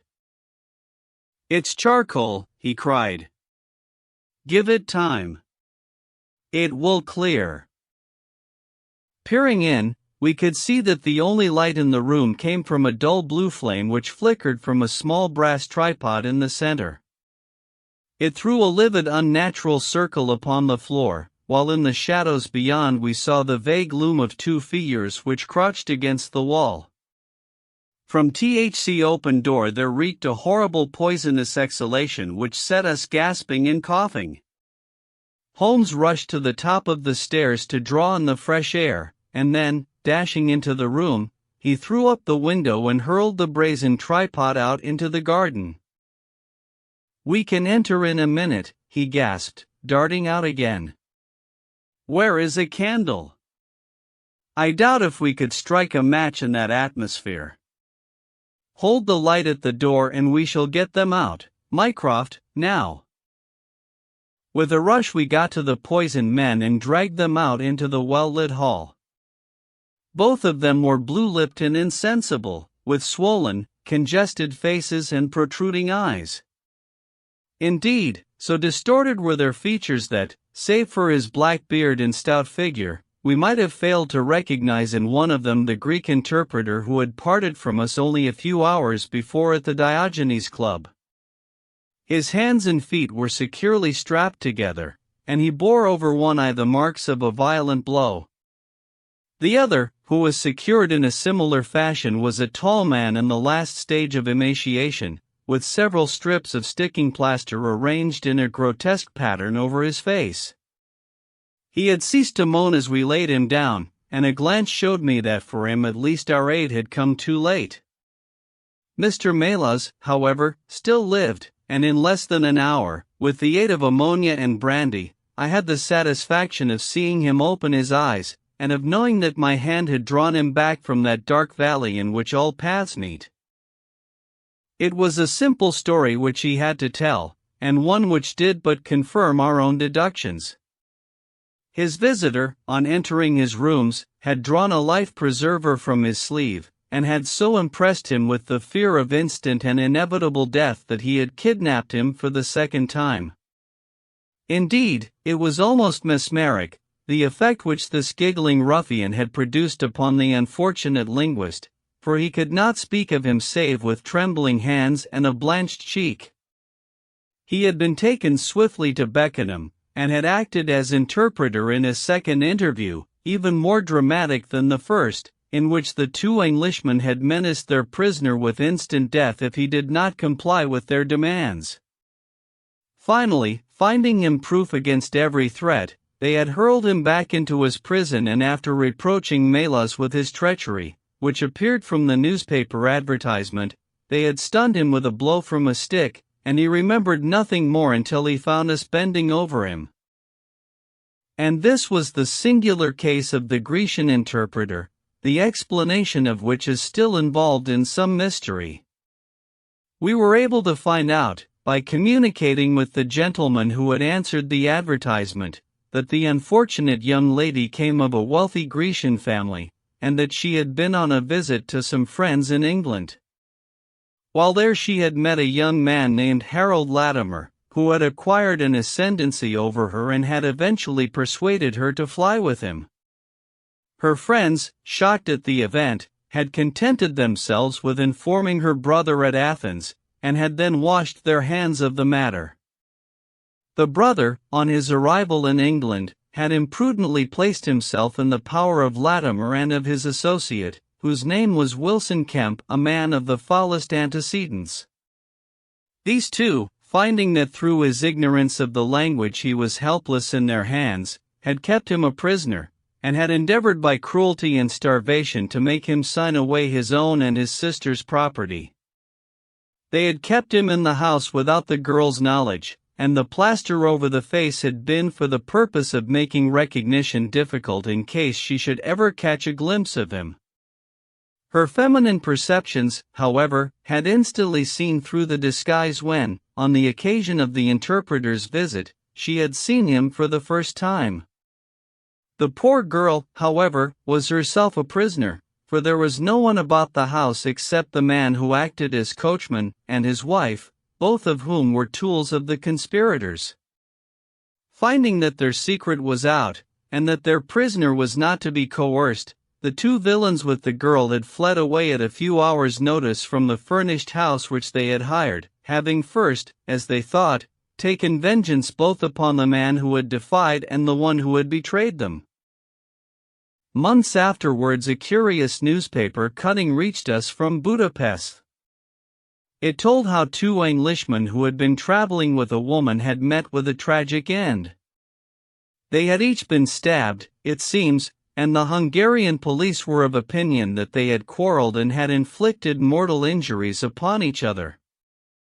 Holmes, however, is, I fancy, of a different way of thinking, and he holds to this day that, If one could find the Grecian girl, one might learn how the wrongs of herself and her brother came to be avenged. The Naval Treaty.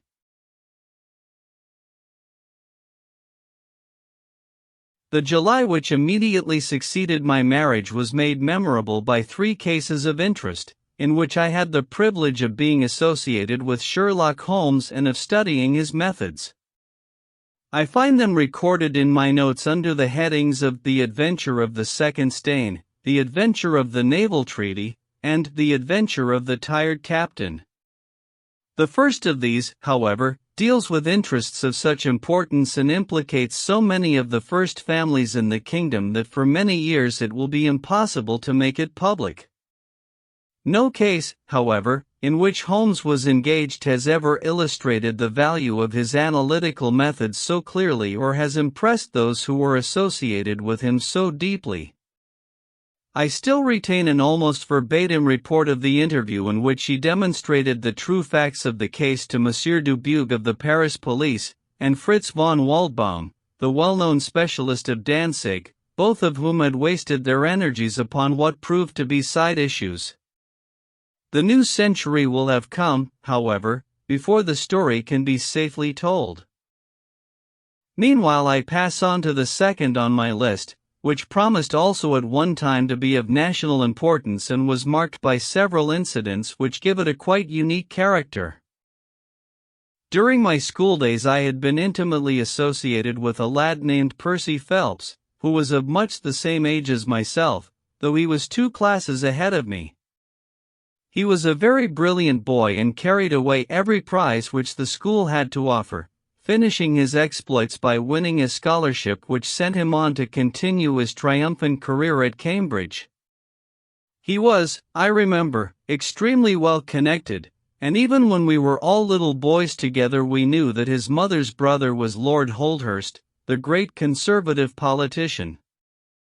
This gaudy relationship did him little good at school. On the contrary, it seemed rather a piquant thing to us to chevy him about the playground and hit him over the shins with a wicket. But it was another thing when he came out into the world. I heard vaguely that his abilities and the influences which he commanded had won him a good position at the Foreign Office, and then he passed completely out of my mind until the following letter recalled his existence. Briarbrae, Woking.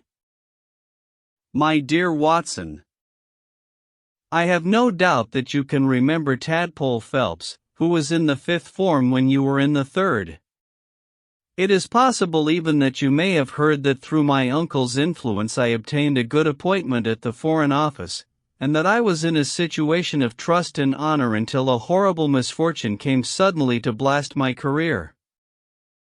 There is no use writing the details of that dreadful event. In the event of your acceding to my request, it is probable that I shall have to narrate them to you. I have only just recovered from 9 weeks of brain fever and am still exceedingly weak. Do you think that you could bring your friend Mr. Holmes down to see me? I should like to have his opinion of the case, though the authorities assure me that nothing more can be done.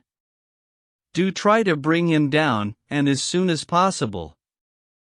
Every minute seems an hour while I live in this state of horrible suspense. Assure him that if I have not asked his advice sooner it was not because I did not appreciate his talents, but because I have been off my head ever since the blow fell. Now I am clear again, though I dare not think of it too much for fear of a relapse. I am still so weak that I have to write, as you see, by dictating. Do try to bring him.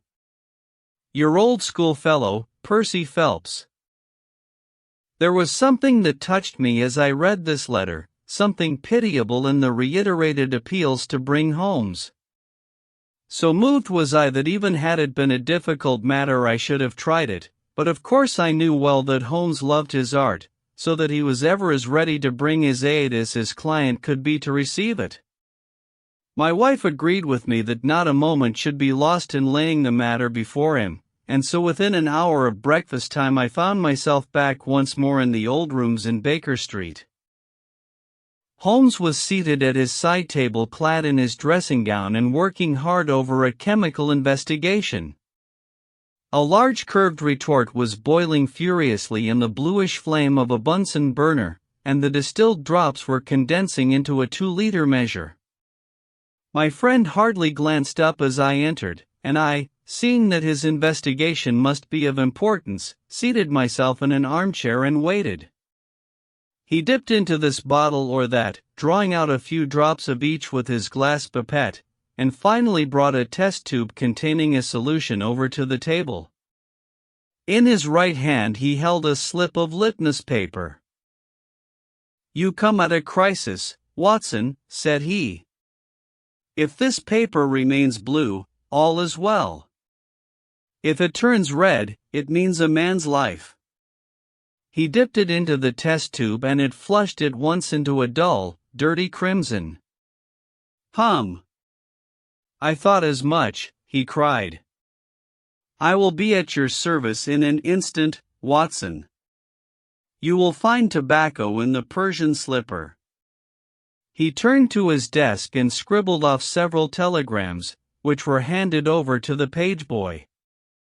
Then he threw himself down into the chair opposite and drew up his knees until his fingers clasped round his long, thin shins. "A very commonplace little murder," said he. "You've got something better, I fancy. You are the stormy petrel of crime, Watson. What is it?" I handed him the letter, which he read with the most concentrated attention. "It does not tell us very much, does it?" he remarked as he handed it back to me. "Hardly anything. And yet the writing is of interest. But the writing is not his own." "Precisely. It is a woman's." "A man's surely," I cried. "No, a woman's, and a woman of rare character. You see, at the commencement of an investigation it is something to know that your client is in close contact with someone who, for good or evil, has an exceptional nature. My interest is already awakened in the case. If you are ready we will start at once for Woking and see this diplomatist who is in such evil case and the lady to whom he dictates his letters." We were fortunate enough to catch an early train at Waterloo, and in a little under an hour we found ourselves among the fir woods and the heather of Woking. Briarbrae proved to be a large detached house standing in extensive grounds within a few minutes' walk of the station. On sending in our cards we were shown into an elegantly appointed drawing room, where we were joined in a few minutes by a rather stout man who received us with much hospitality. His age may have been nearer 40 than 30. But his cheeks were so ruddy and his eyes so merry that he still conveyed the impression of a plump and mischievous boy. "I am so glad that you have come," said he, shaking our hands with effusion. "Percy has been inquiring for you all morning. Ah, poor old chap, he clings to any straw. His father and his mother asked me to see you, for the mere mention of the subject is very painful to them." "We have had no details yet," observed Holmes. "I perceive that you are not yourself a member of the family." Our acquaintance looked surprised, and then, glancing down, he began to laugh. "Of course you saw the J.H. monogram on my locket," said he. "For a moment I thought you had done something clever. Joseph Harrison is my name, and as Percy is to marry my sister Annie I shall at least be a relation by marriage. You will find my sister in his room, for she has nursed him hand and foot this 2 months back. Perhaps we'd better go in at once, for I know how impatient he is." The chamber into which we were shown was on the same floor as the drawing room and was furnished partly as a sitting and partly as a bedroom, with flowers arranged daintily in every nook and corner. A young man, very pale and worn, was lying upon a sofa near the open window, through which came the rich scent of the garden and the balmy summer air.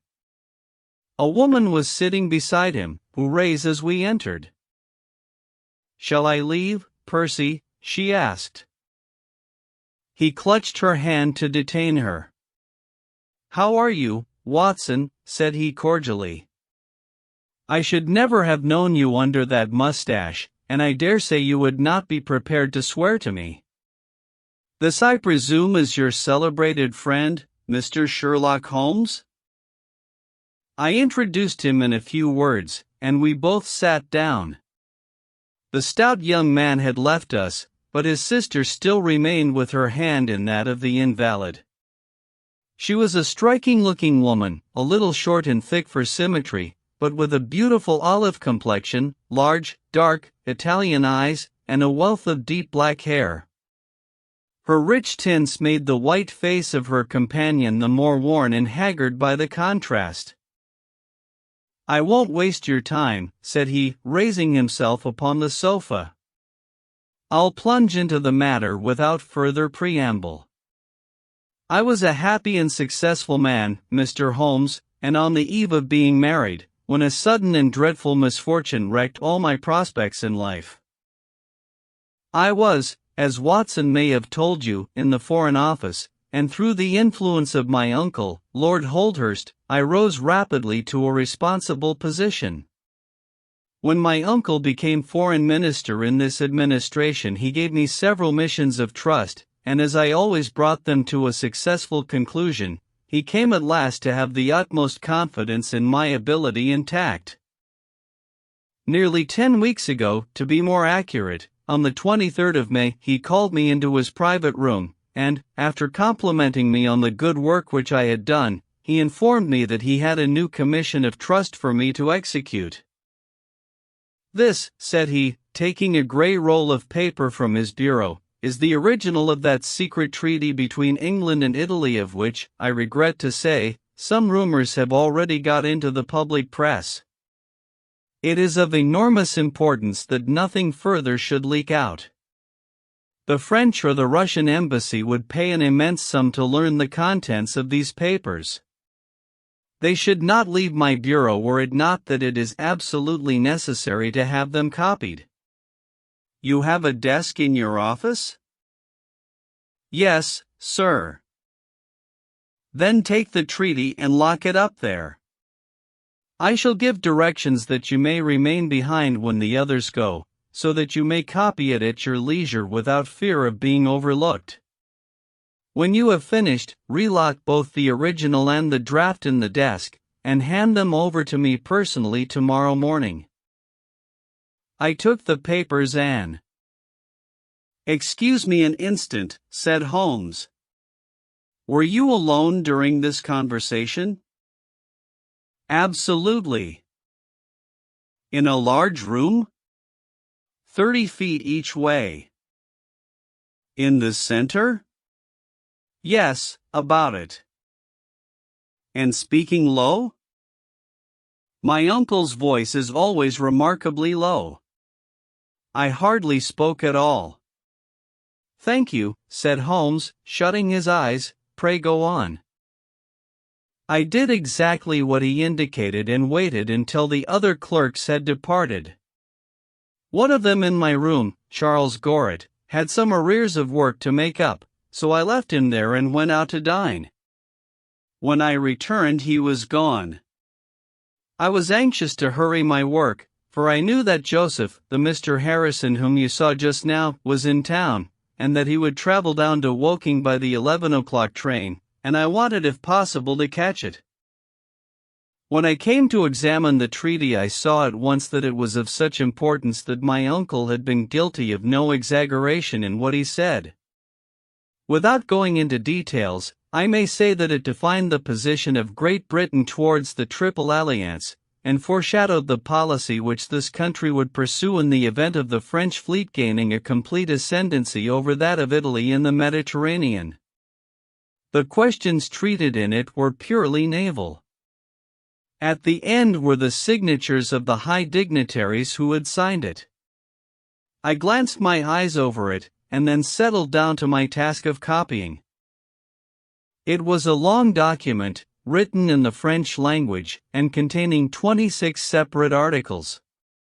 I copied as quickly as I could. But at 9 o'clock I had only done 9 articles, and it seemed hopeless for me to attempt to catch my train. I was feeling drowsy and stupid, partly from my dinner and also from the effects of a long day's work. A cup of coffee would clear my brain. A commissionaire remains all night in a little lodge at the foot of the stairs and is in the habit of making coffee at his spirit lamp for any of the officials who may be working overtime. I rang the bell, therefore, to summon him. To my surprise, it was a woman who answered the summons, a large, coarse-faced, elderly woman, in an apron. She explained that she was the commissionnaire's wife, who did the chairing, and I gave her the order for the coffee. I wrote 2 more articles. And then, feeling more drowsy than ever, I rose and walked up and down the room to stretch my legs. My coffee had not yet come, and I wondered what the cause of the delay could be. Opening the door, I started down the corridor to find out. There was a straight passage, dimly lighted, which led from the room in which I had been working, and was the only exit from it. It ended in a curving staircase, with the commissionnaire's lodge in the passage at the bottom. Halfway down this staircase is a small landing, with another passage running into it at right angles.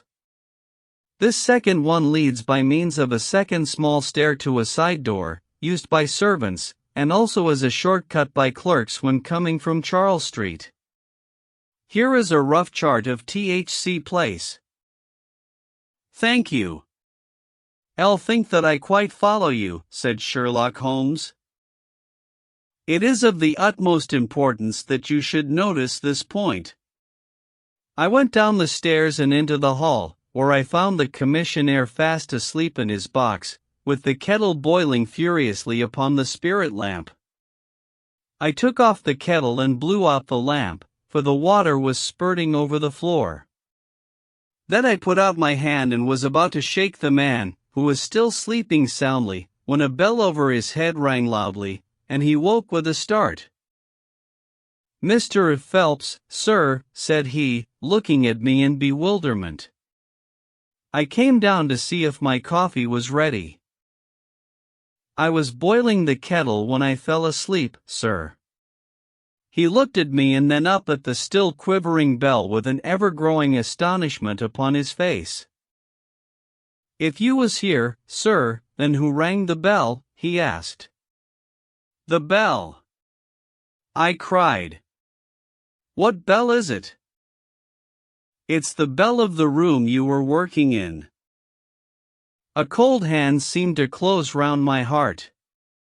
Someone, then, was in that room where my precious treaty lay upon the table. I ran frantically up the stair and along the passage. There was no one in the corridors, Mr. Holmes.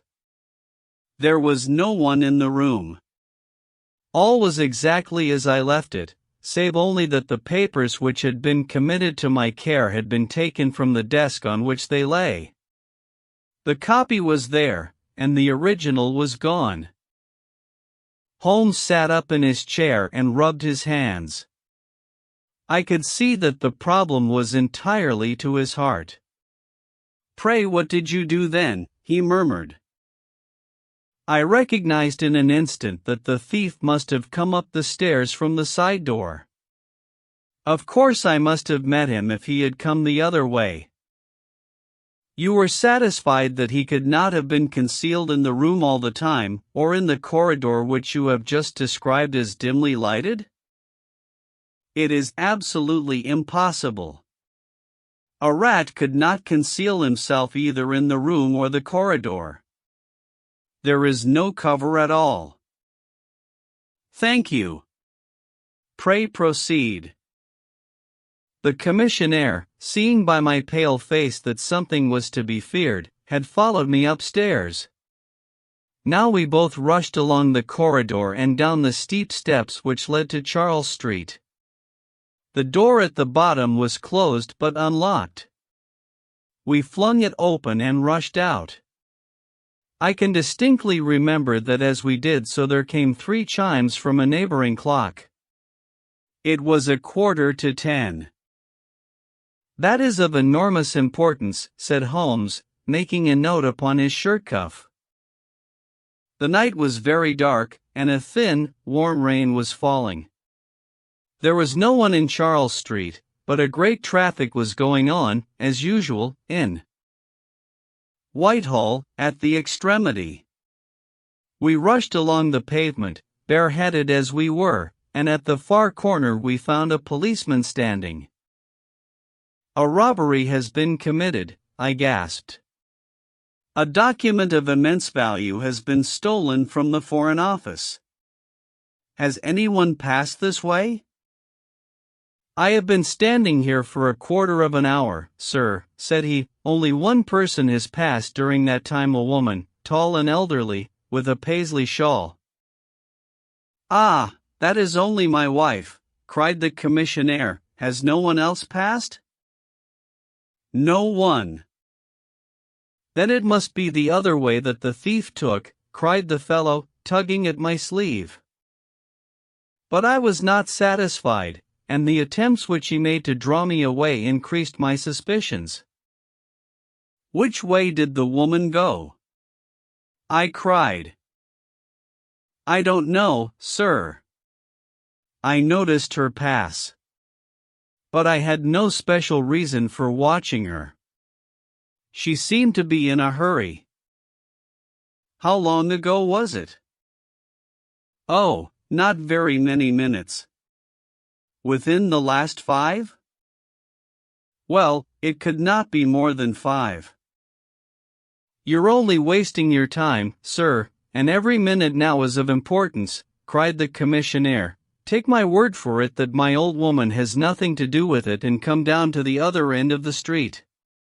"Well, if you won't, I will."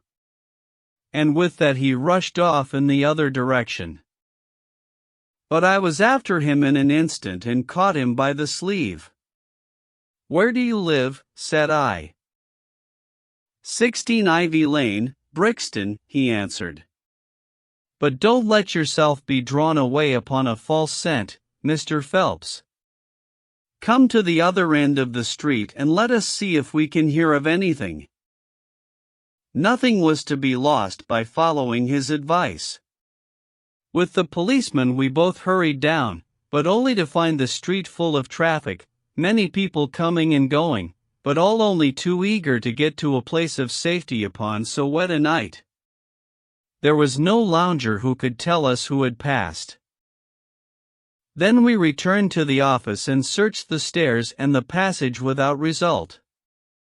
The corridor which led to the room was laid down with a kind of creamy linoleum which shows an impression very easily. We examined it very carefully, but found no outline of any footmark.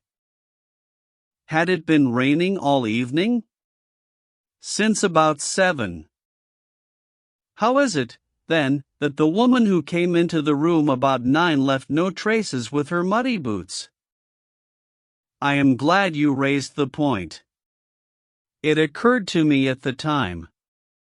The charwomen are in the habit of taking off their boots at the commissionnaire's office, and putting on list slippers. That is very clear. There were no marks, then, though the night was a wet one? The chain of events is certainly one of extraordinary interest. What did you do next? We examined the room also. There is no possibility of a secret door, and the windows are quite 30 feet from the ground. Both of them were fastened on the inside. The carpet prevents any possibility of a trapdoor, and the ceiling is of the ordinary whitewashed kind. I will pledge my life that whoever stole my papers could only have come through the door. How about the fireplace? They use none. There is a stove. The bell rope hangs from the wire just to the right of my desk. Whoever rang it must have come right up to the desk to do it. But why should any criminal wish to ring the bell? It is a most insoluble mystery. Certainly the incident was unusual. What were your next steps? You examined the room, I presume, to see if the intruder had left any traces, any cigar end or dropped glove or hairpin or other trifle? There was nothing of the sort. No smell? Well, we never thought of that. Ah, a scent of tobacco would have been worth a great deal to us in such an investigation. I never smoke myself, so I think I should have observed it if there had been any smell of tobacco. There was absolutely no clue of any kind. The only tangible fact was that the commissionnaire's wife, Mrs. Tangi was the name, had hurried out of the place. He could give no explanation save that it was about the time when the woman always went home. The policeman and I agreed that our best plan would be to seize the woman before she could get rid of the papers, presuming that she had them. The alarm had reached Scotland Yard by this time, and Mr. Forbes, the detective, came round at once and took up the case with a great deal of energy. We hired a hansom, and in half an hour we were at the address which had been given to us. A young woman opened the door, who proved to be Mrs. Tangi's eldest daughter. Her mother had not come back yet, and we were shown into the front room to wait. About 10 minutes later a knock came at the door, and here we made the one serious mistake for which I blame myself. Instead of opening the door ourselves, we allowed the girl to do so. We heard her say, "Mother, there are 2 men in the house waiting to see you," and an instant afterwards we heard the patter of feet rushing down the passage. Forbes flung open the door, and we both ran into the back room or kitchen, but the woman had got there before us. She stared at us with defiant eyes. And then, suddenly recognizing me, an expression of absolute astonishment came over her face.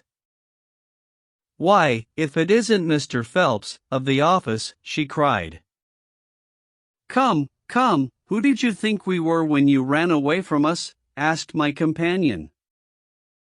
"I thought you were the brokers," said she. "We have had some trouble with a tradesman." "That's not quite good enough," answered Forbes. "We have reason to believe that you have taken a paper of importance from the Foreign Office, and that you ran in here to dispose of it. You must come back with us to Scotland Yard to be searched." It was in vain that she protested and resisted. A four-wheeler was brought, and we all three drove back in it. We had first made an examination of the kitchen, and especially of the kitchen fire, to see whether she might have made away with the papers during the instant that she was alone. There were no signs, however, of any ashes or scraps.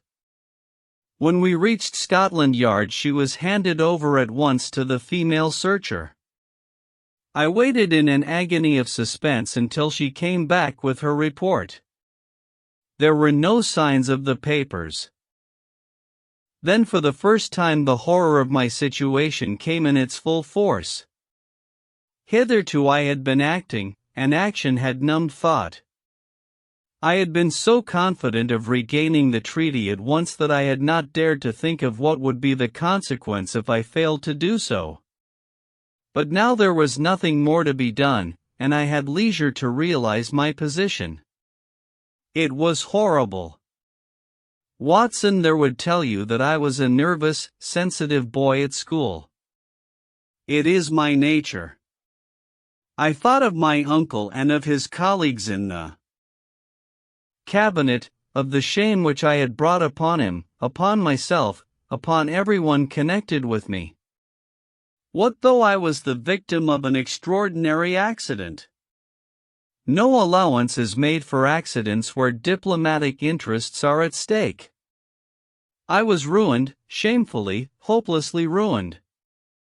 I don't know what I did. I fancy I must have made a scene. I have a dim recollection of a group of officials who crowded round me, endeavoring to soothe me. One of them drove down with me to Waterloo, and saw me into the Woking train. I believe that he would have come all the way had it not been that Dr. Ferrier, who lives near me, was going down by that very train. The doctor most kindly took charge of me, and it was well he did so, for I had a fit in the station, and before we reached home I was practically a raving maniac. You can imagine the state of things here when they were roused from their beds by the doctor's ringing and found me in this condition. Poor Annie here and my mother were broken-hearted. Dr. Ferrier had just heard enough from the detective at the station to be able to give an idea of what had happened, and his story did not mend matters.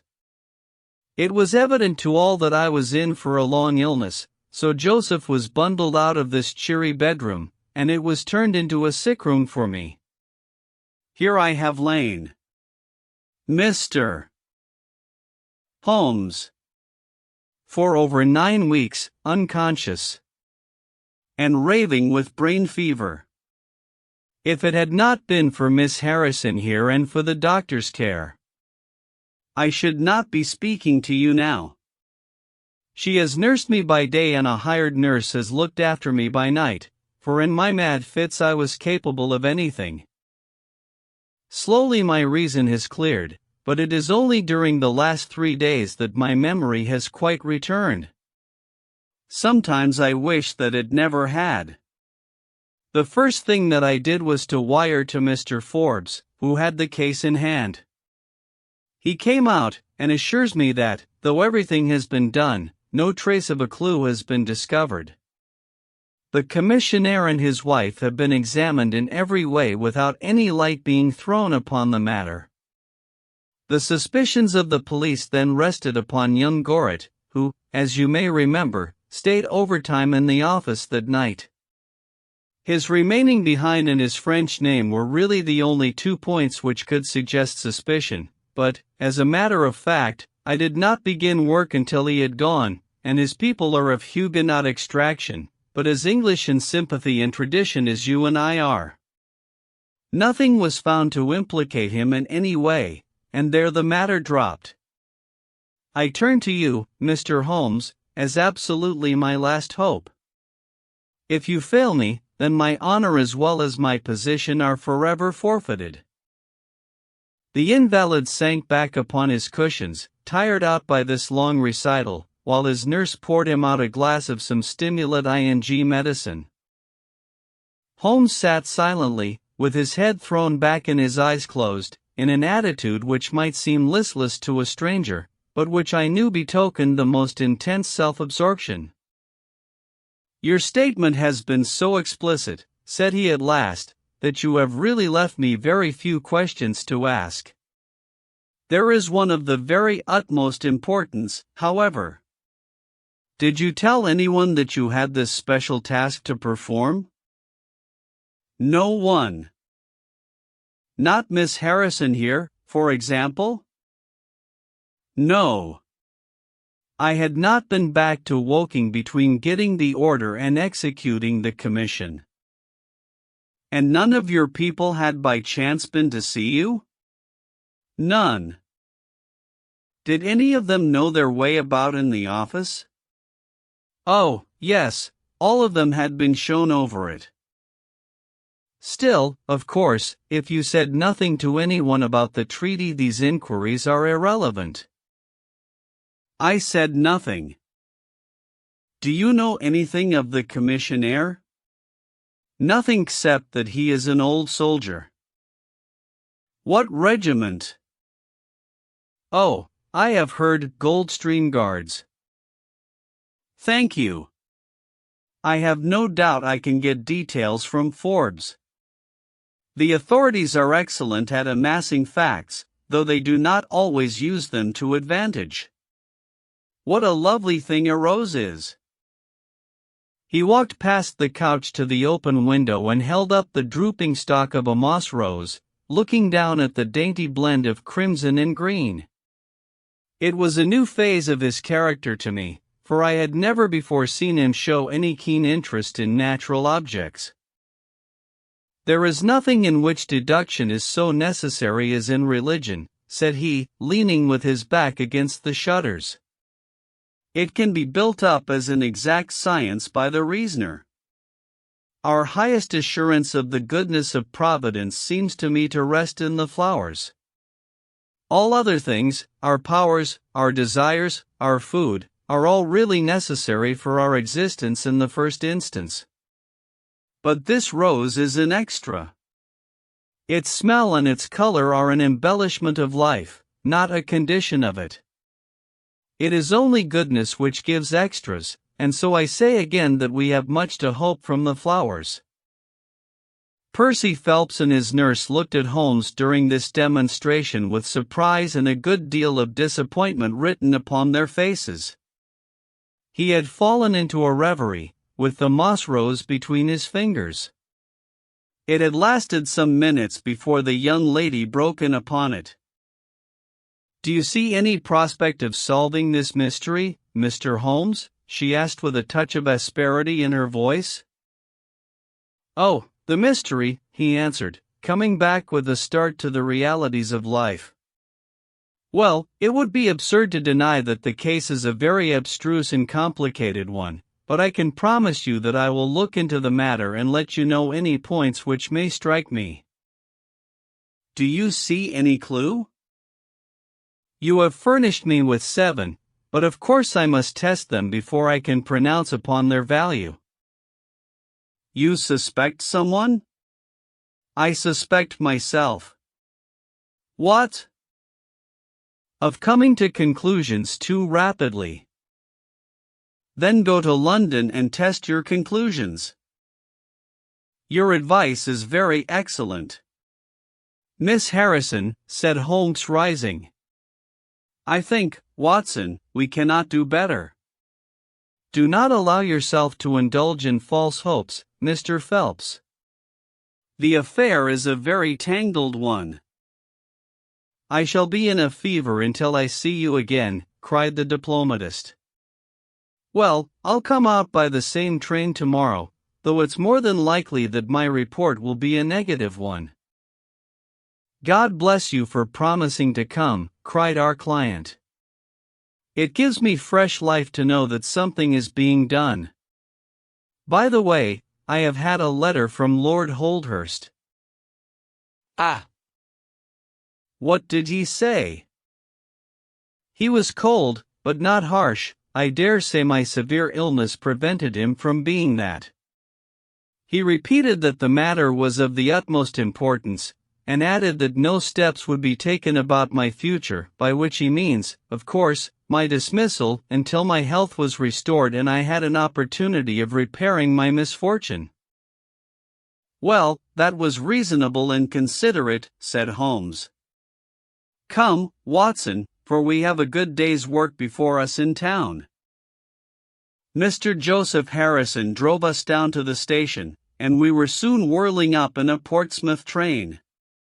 Holmes was sunk in profound thought and hardly opened his mouth until we had passed Clapham Junction. It's a very cheery thing to come into London by any of these lines which run high and allow you to look down upon the houses like this.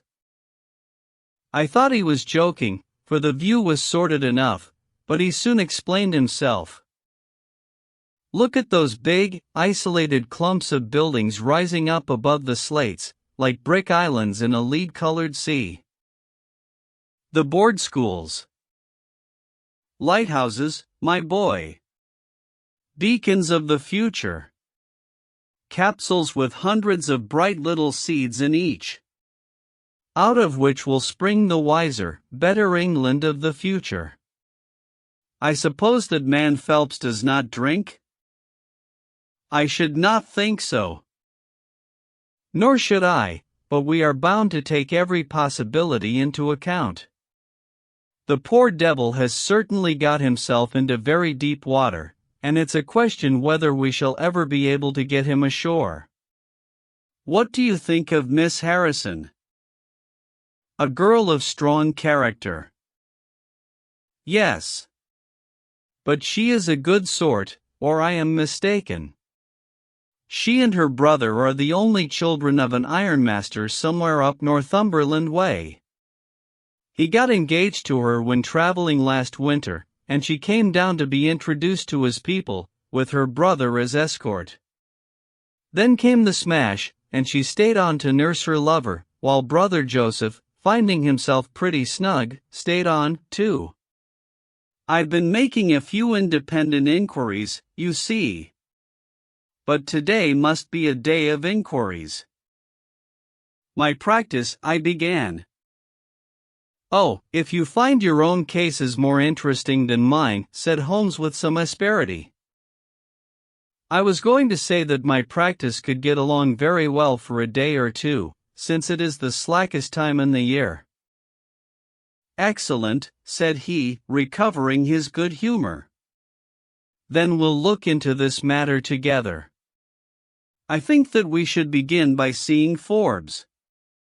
He can probably tell us all the details we want until we know from what side the case is to be approached.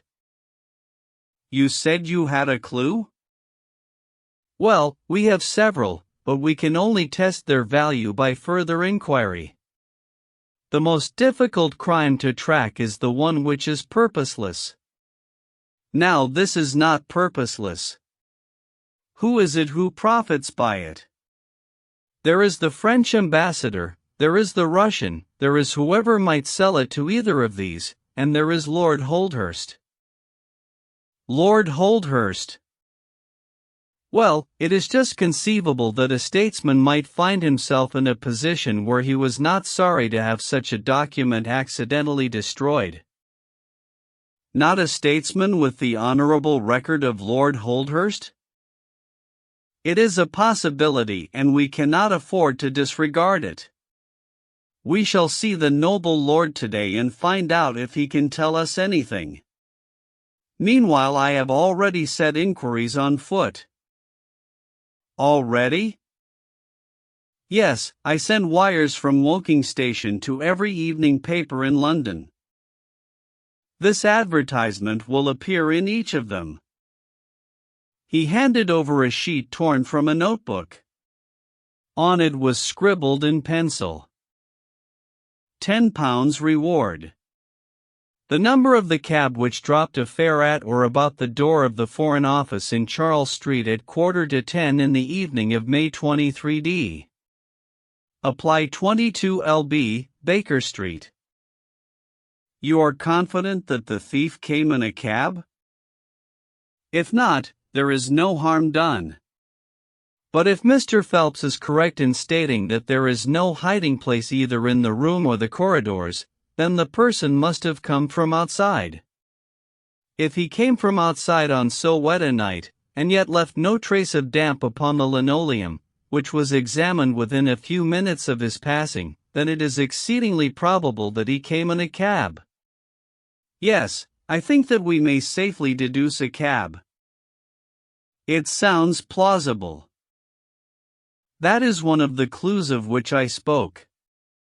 It may lead us to something. And then, of course, there is the bell, which is the most distinctive feature of the case. Why should the bell ring? Was it the thief who did it out of bravado? Or was it someone who was with the thief who did it in order to prevent the crime? Or was it an accident? Or was it? He sank back into the state of intense and silent thought from which he had emerged, but it seemed to me, accustomed as I was to his every mood, that some new possibility had dawned suddenly upon him.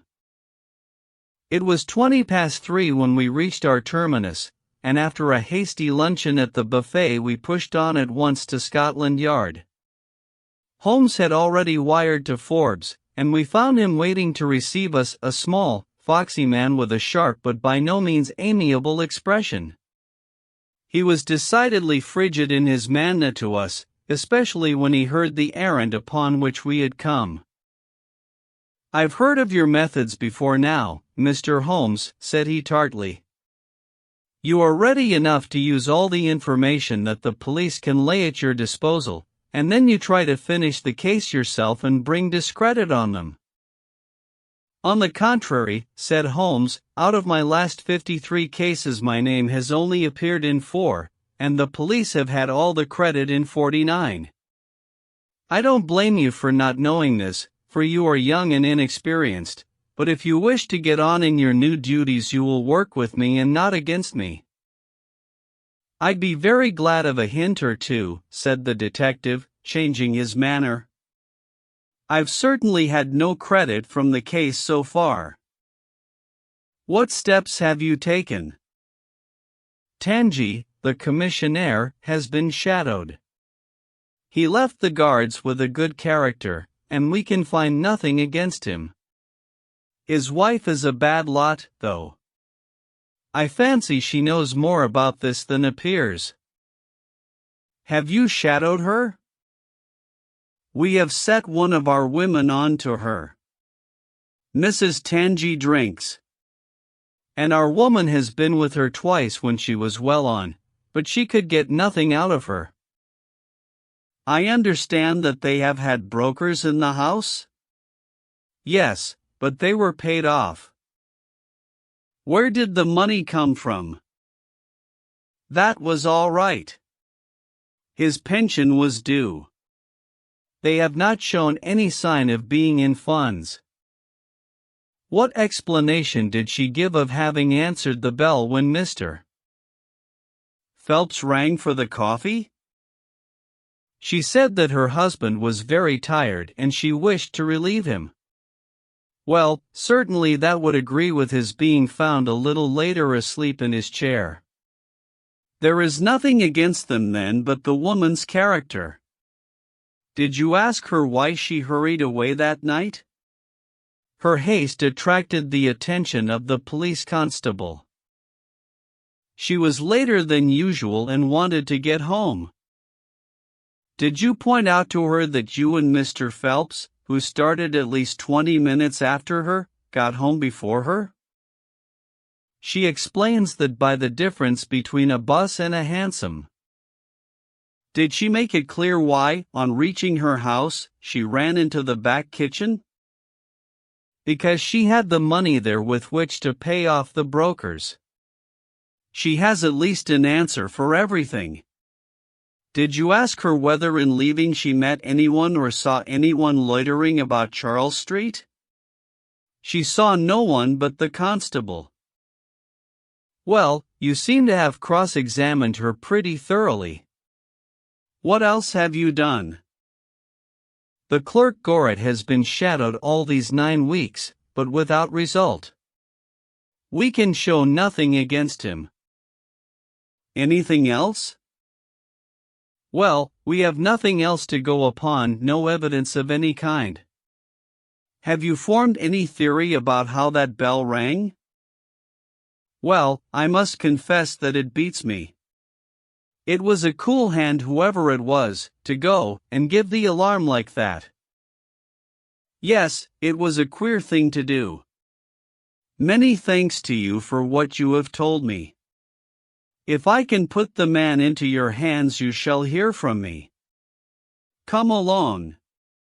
Watson. Where are we going to now? I asked as we left the office. We are now going to interview Lord Holdhurst, the cabinet minister and future Premier of England.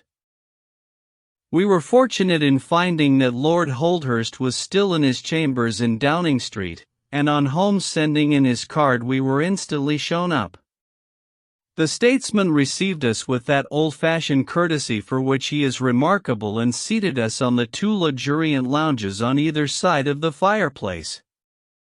Standing on the rug between us, with his slight, tall figure, his sharp features, thoughtful face, and curling hair prematurely tinged with gray, he seemed to represent that not too common type, a nobleman who was in truth noble. Your name is very familiar to me, Mr. Holmes, said he, smiling. And of course I cannot pretend to be ignorant of the object of your visit. There has only been one occurrence in these offices which could call for your attention. In whose interest are you acting, may I ask? In that of Mr. Percy Phelps, answered Holmes. Ah, my unfortunate nephew. You can understand that our kinship makes it the more impossible for me to screen him in any way. I fear that the incident must have a very prejudicial effect upon his career. But if the document is found? Ah, that, of course, would be different. I had one or two questions which I wish to ask you, Lord Holdhurst. I shall be happy to give you any information in my power. Was it in this room that you gave your instructions as to the copying of the document? It was. Then you could hardly have been overheard? It is out of the question. Did you ever mention to anyone that it was your intention to give anyone the treaty to be copied? Never. You are certain of that? Absolutely. Well, since you never said so, and Mr. Phelps never said so, and nobody else knew anything of the matter, then the thief's presence in the room was purely accidental. He saw his chance and he took it. The statesman smiled. You take me out of my province there, said he. Holmes considered for a moment. There is another very important point which I wish to discuss with you, said he. You feared, as I understand, that very grave results might follow from the details of this treaty becoming known. A shadow passed over the expressive face of the statesman. Very grave results indeed. And have they occurred? Not yet. If the treaty had reached, let us say, the French or Russian Foreign Office, you would expect to hear of it? I should, said Lord Holdhurst with a wry face. Since nearly 10 weeks have elapsed, then, and nothing has been heard, it is not unfair to suppose that for some reason the treaty has not reached them. Lord Holdhurst shrugged his shoulders. We can hardly suppose, Mr. Holmes, that the thief took the treaty in order to frame it and hang it up. Perhaps he is waiting for a better price. If he waits a little longer, he will get no price at all. The treaty will cease to be secret in a few months. That is most important, said Holmes. Of course, it is a possible supposition that the thief has had a sudden illness. An attack of brain fever, for example, asked the statesman, flashing a swift glance at him. I did not say so, said Holmes imperturbably. And now, Lord Holdhurst, we have already taken up too much of your valuable time, and we shall wish you good day. Every success to your investigation, be the criminal who it may, answered the nobleman as he bowed us out at the door. He's a fine fellow, said Holmes as we came out into Whitehall. But he has a struggle to keep up his position. He is far from rich and has many calls. You noticed, of course, that his boots had been resold. Now, Watson, I won't detain you from your legitimate work any longer. I shall do nothing more today unless I have an answer to my cab advertisement. But I should be extremely obliged to you if you would come down with me to Woking tomorrow by the same train which we took yesterday. I met him accordingly next morning and we travelled down to Woking together. He had had no answer to his advertisement, he said, and no fresh light had been thrown upon the case. He had, when he so willed it, the utter immobility of countenance of a Red Indian, and I could not gather from his appearance whether he was satisfied or not with the position of the case. His conversation, I remember, was about the Bertillon system of measurements, and he expressed his enthusiastic admiration of the French savant. We found our client still under the charge of his devoted nurse, but looking considerably better than before. He rose from the sofa and greeted us without difficulty when we entered. "Any news?" he asked eagerly. "My report, as I expected, is a negative one," said Holmes. "I have seen Forbes, and I have seen your uncle, and I have set 1 or 2 trains of inquiry upon foot which may lead to something." "You have not lost heart, then?" "By no means." "God bless you for saying that," cried Miss Harrison. "If we keep our courage and our patience, the truth must come out." "We have more to tell you than you have for us," said Phelps, reseating himself upon the couch. "I hoped you might have something." "Yes, we have had an adventure during the night, and one which might have proved to be a serious one." His expression grew very grave as he spoke, and a look of something akin to fear sprang up in his eyes. "Do you know," said he, "that I begin to believe that I am the unconscious center of some monstrous conspiracy, and that my life is aimed at as well as my honor?" "Ah!" cried Holmes. "It sounds incredible, for I have not, as far as I know, an enemy in the world. Yet from last night's experience I can come to no other conclusion." "Pray let me hear it." "You must know that last night was the very first night that I have ever slept without a nurse in the room. I was so much better that I thought I could dispense with one. I had a night light burning, however. Well, about 2 in the morning I had sunk into a light sleep when I was suddenly aroused by a slight noise.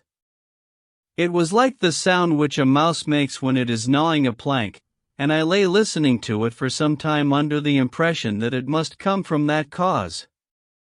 Then it grew louder, and suddenly there came from the window a sharp metallic snick. I sat up in amazement. There could be no doubt what the sounds were now. The first ones had been caused by someone forcing an instrument through the slit between the sashes, and the second by the catch being pressed back. There was a pause then for about 10 minutes, as if the person were waiting to see whether the noise had awakened me. Then I heard a gentle creaking as the window was very slowly opened. I could stand it no longer, for my nerves are not what they used to be. I sprang out of bed and flung open the shutters. A man was crouching at the window. I could tell of him, for he was gone like a flash. He was wrapped in some sort of cloak which came across the lower part of his face. One thing only I am sure of, and that is that he had some weapon in his hand. It looked to me like a long knife. I distinctly saw the gleam of it as he turned to run." "This is most interesting," said Holmes. "Pray what did you do then?" "I should have followed him through the open window if I had been stronger. As it was, I rang the bell and roused the house. It took some little time, for the bell rings in the kitchen and the servants all sleep upstairs. I shouted, however, and that brought Joseph down, and he roused the others. Joseph and the groom found marks on the bed outside the window, but the weather has been so dry lately that they found it hopeless to follow the trail across the grass. There's a place, however, on the wooden fence which skirts the road which shows signs, they tell me, as if someone had got over, and had snapped the top of the rail in doing so. I have said nothing to the local police yet, for I thought I had best have your opinion first." This tale of our client's appeared to have an extraordinary effect upon Sherlock Holmes. He rose from his chair and paced about the room in uncontrollable excitement. "Misfortunes never come single," said Phelps, smiling, though it was evident that his adventure had somewhat shaken him. "You have certainly had your share," said Holmes. "Do you think you could walk round the house with me?"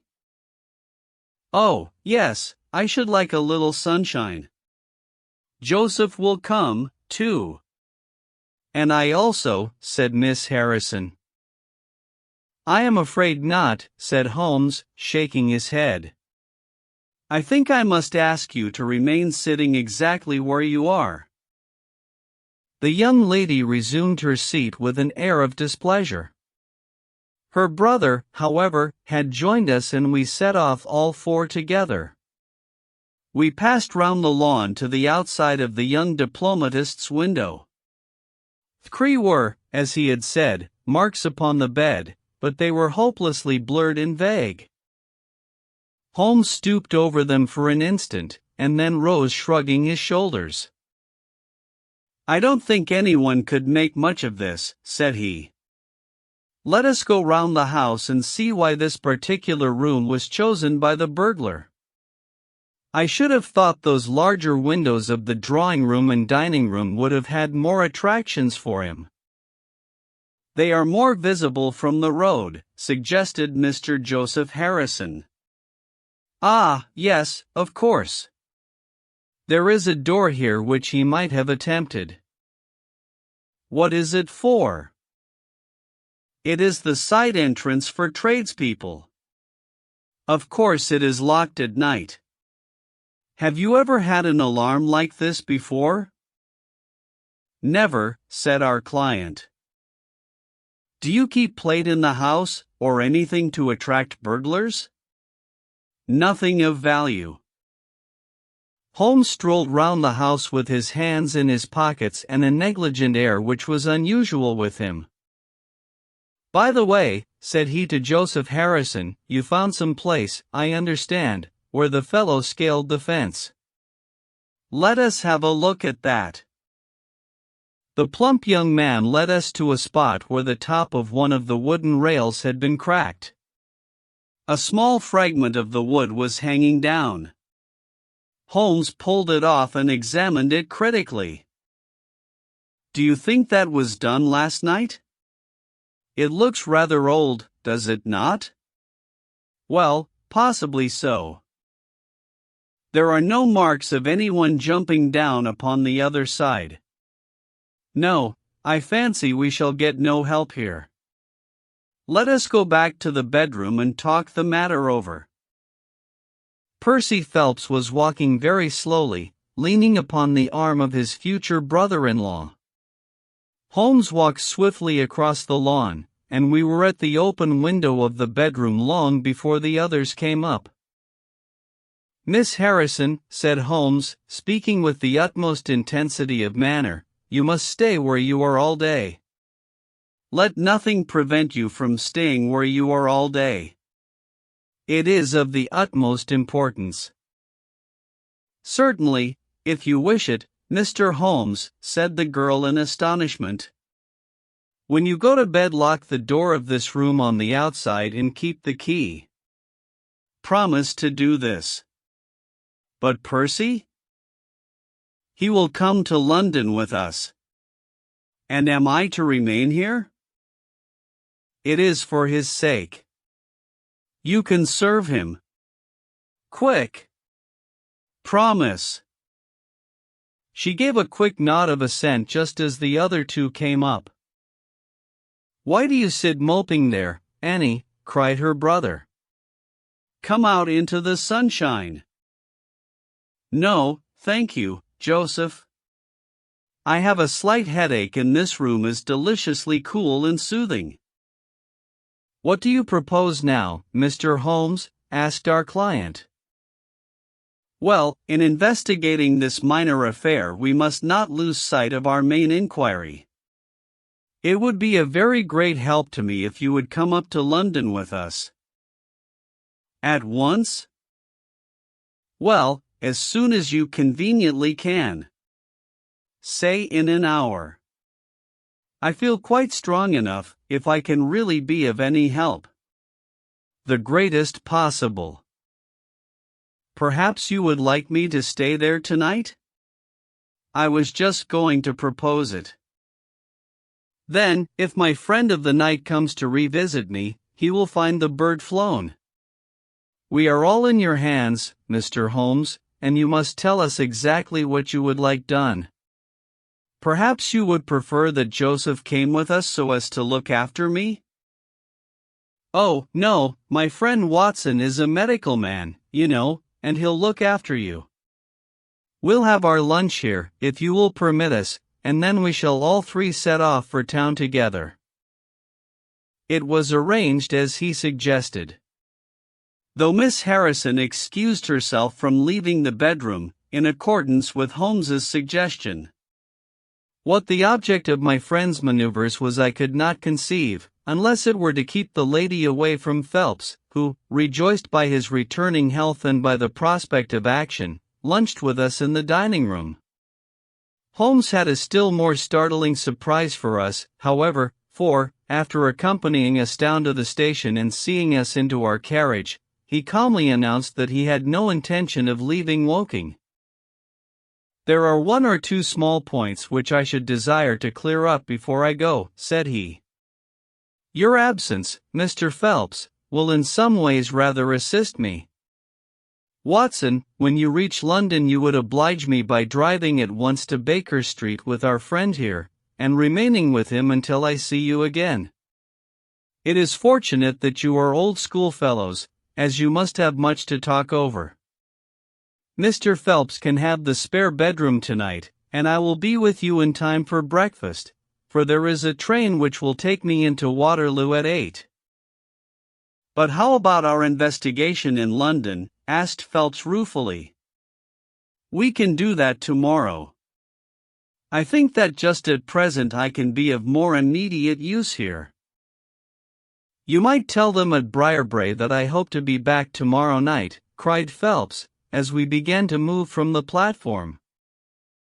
"I hardly expect to go back to Briarbrae," answered Holmes, and waved his hand to us cheerily as we shot out from the station. Phelps and I talked it over on our journey, but neither of us could devise a satisfactory reason for this new development. "I suppose he wants to find out some clues as to the burglary last night, if a burglar it was. For myself, I don't believe it was an ordinary thief." "What is your own idea, then?" "Upon my word, you may put it down to my weak nerves or not, but I believe there is some deep political intrigue going on around me, and that for some reason that passes my understanding my life is aimed at by the conspirators. It sounds high-flown and absurd, but consider the facts. Why should a thief try to break in at a bedroom window where there could be no hope of any plunder, and why should he come with a long knife in his hand?" "You are sure it was not a housebreaker's jimmy?" "Oh, no, it was a knife. I saw the flash of the blade quite distinctly." "But why on earth should you be pursued with such animosity?" "Ah, that is the question. Well, if Holmes takes the same view, that would account for his action, would it not?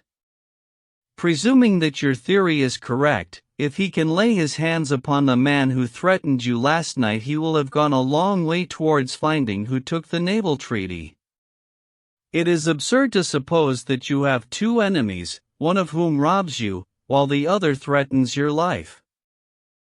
"But Holmes said that he was not going to Briarbrae." "I have known him for some time," said I, "but I never knew him do anything yet without a very good reason," and with that our conversation drifted off on to other topics. But it was a weary day for me. Phelps was still weak after his long illness, and his misfortunes made him querulous and nervous.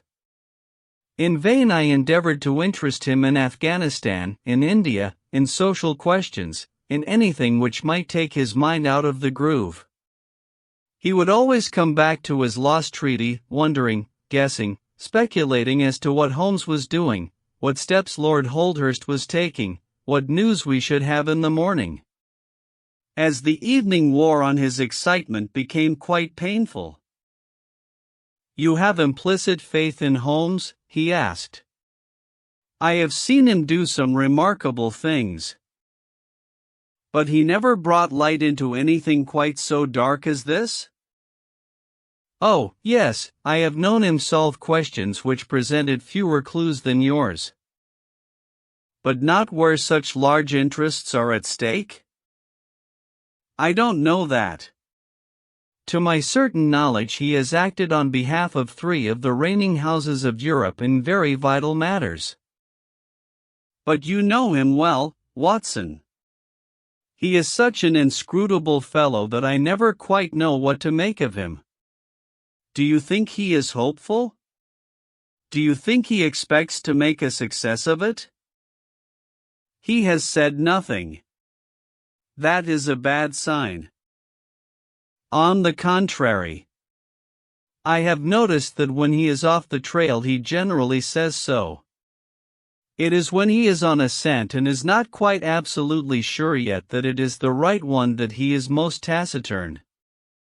Now, my dear fellow, we can't help matters by making ourselves nervous about them, so let me implore you to go to bed and so be fresh for whatever may await us tomorrow. I was able at last to persuade my companion to take my advice, though I knew from his excited manner that there was not much hope of sleep for him. Indeed, his mood was infectious, for I lay tossing half the night myself, brooding over this strange problem and inventing 100 theories, each of which was more impossible than the last. Why had Holmes remained at Woking? Why had he asked Miss Harrison to remain in the sick room all day? Why had he been so careful not to inform the people at Briarbrae that he intended to remain near them? I cudgeled my brains until I fell asleep in the endeavor to find some explanation which would cover all these facts. It was 7 o'clock when I awoke, and I set off at once for Phelps's room to find him haggard and spent after a sleepless night. His first question was whether Holmes had arrived yet. "He'll be here when he promised," said I, "and not an instant sooner or later." And my words were true, for shortly after 8 a hansom dashed up to the door and our friend got out of it. Standing in the window, we saw that his left hand was swathed in a bandage and that his face was very grim and pale. He entered the house, but it was some little time before he came upstairs. "He looks like a beaten man," cried Phelps. I was forced to confess that he was right. "After all," said I, "the clue of the matter lies probably here in town." Phelps gave a groan. "I don't know how it is," said he, "but I had hoped for so much from his return. But surely his hand was not tied up like that yesterday. What can be the matter?" "You are not wounded, Holmes?" I asked as my friend entered the room. "Tut, it is only a scratch through my own clumsiness," he answered, nodding his good morning to us. "This case of yours, Mr. Phelps, is certainly one of the darkest which I have ever investigated.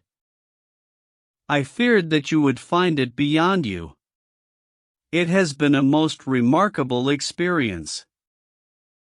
"That bandage tells of adventures," said I. "Won't you tell us what has happened?" "After breakfast, my dear Watson. Remember that I have breathed 30 miles of Surrey air this morning. I suppose that there has been no answer from my cabman advertisement? Well, we cannot expect to score every time." The table was all laid, and just as I was about to ring, Mrs. Hudson entered with the tea and coffee. A few minutes later she brought in 3 covers, and we all drew up to the table, Holmes ravenous, I curious, and Phelps in the gloomiest state of depression.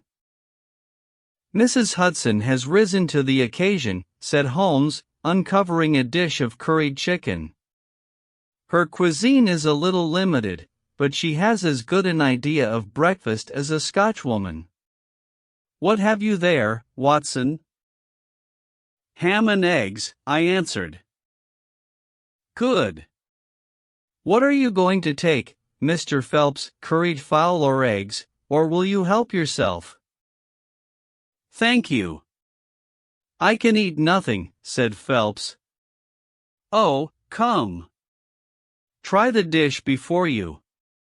"Thank you, I would really rather not." "Well, then," said Holmes with a mischievous twinkle, I suppose that you have no objection to helping me?" Phelps raised the cover, and as he did so he uttered a scream and sat there staring with a face as white as the plate upon which he looked. Across the center of it was lying a little cylinder of blue-gray paper. He caught it up, devoured it with his eyes, and then danced madly about the room, pressing it to his bosom and shrieking out in his delight.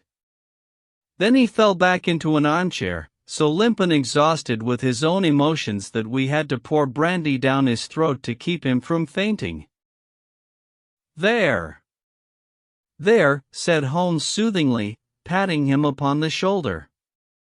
"It was too bad to spring it on you like this, but Watson here will tell you that I never can resist a touch of the dramatic." Phelps seized his hand and kissed it. "God bless you," he cried. "You have saved my honor." "Well, my own was at stake, you know," said Holmes. "I assure you it is just as hateful to me to fail in a case as it can be to you to blunder over a commission." Phelps thrust away the precious document into the innermost pocket of his coat. "I have not the heart to interrupt your breakfast any further, and yet I am dying to know how you got it and where it was."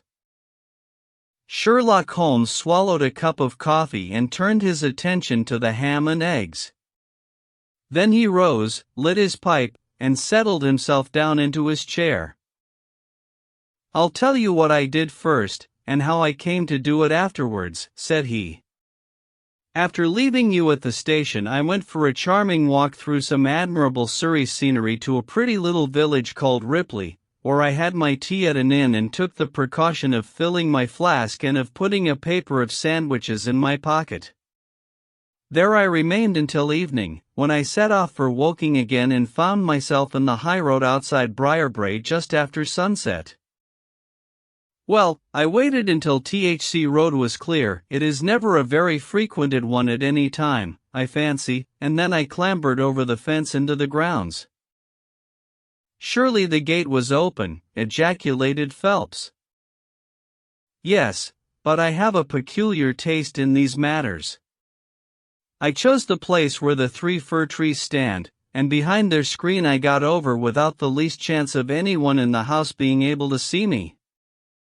I crouched down among the bushes on the other side and crawled from one to the other, witnessed the disreputable state of my trouser knees, until I had reached the clump of rhododendrons just opposite to your bedroom window.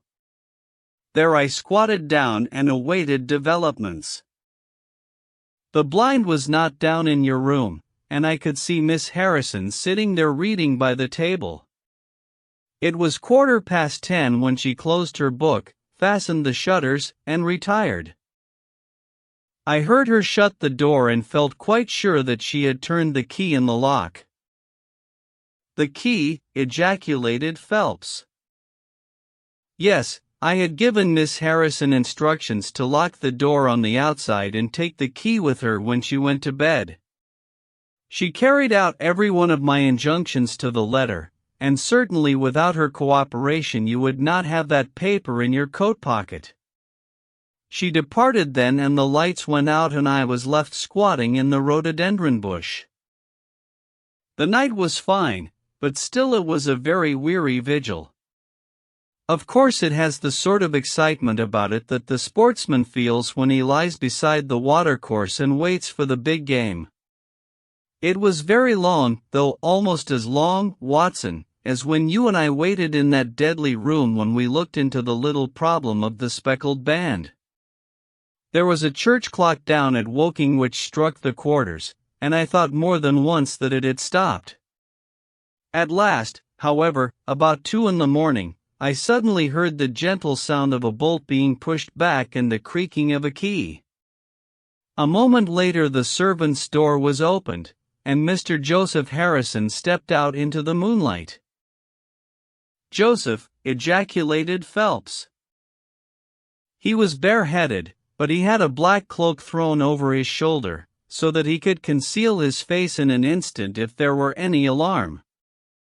He walked on tiptoe under the shadow of the wall, and when he reached the window he worked a long-bladed knife through the sash and pushed back the catch. Then he flung open the window, and putting his knife through the crack in the shutters, he thrust the bar up and swung them open. From where I lay I had a perfect view of the inside of the room and of every one of his movements. He lit the 2 candles which stood upon the mantelpiece, and then he proceeded to turn back the corner of the carpet in the neighborhood of the door. Presently he stooped and picked out a square piece of board, such as is usually left to enable plumbers to get at the joints of the gas pipes. This one covered, as a matter of fact, the T-joint which gives off the pipe which supplies the kitchen underneath. Out of this hiding place he drew that little cylinder of paper, pushed down the board, rearranged the carpet, blew out the candles, and walked straight into my arms as I stood waiting for him outside the window. Well, he has rather more viciousness than I gave him credit for, has Master Joseph. He flew at me with his knife, and I had to grasp him twice, and got a cut over the knuckles, before I had the upper hand of him. He looked murder out of the only eye he could see with when we had finished, but he listened to reason and gave up the papers.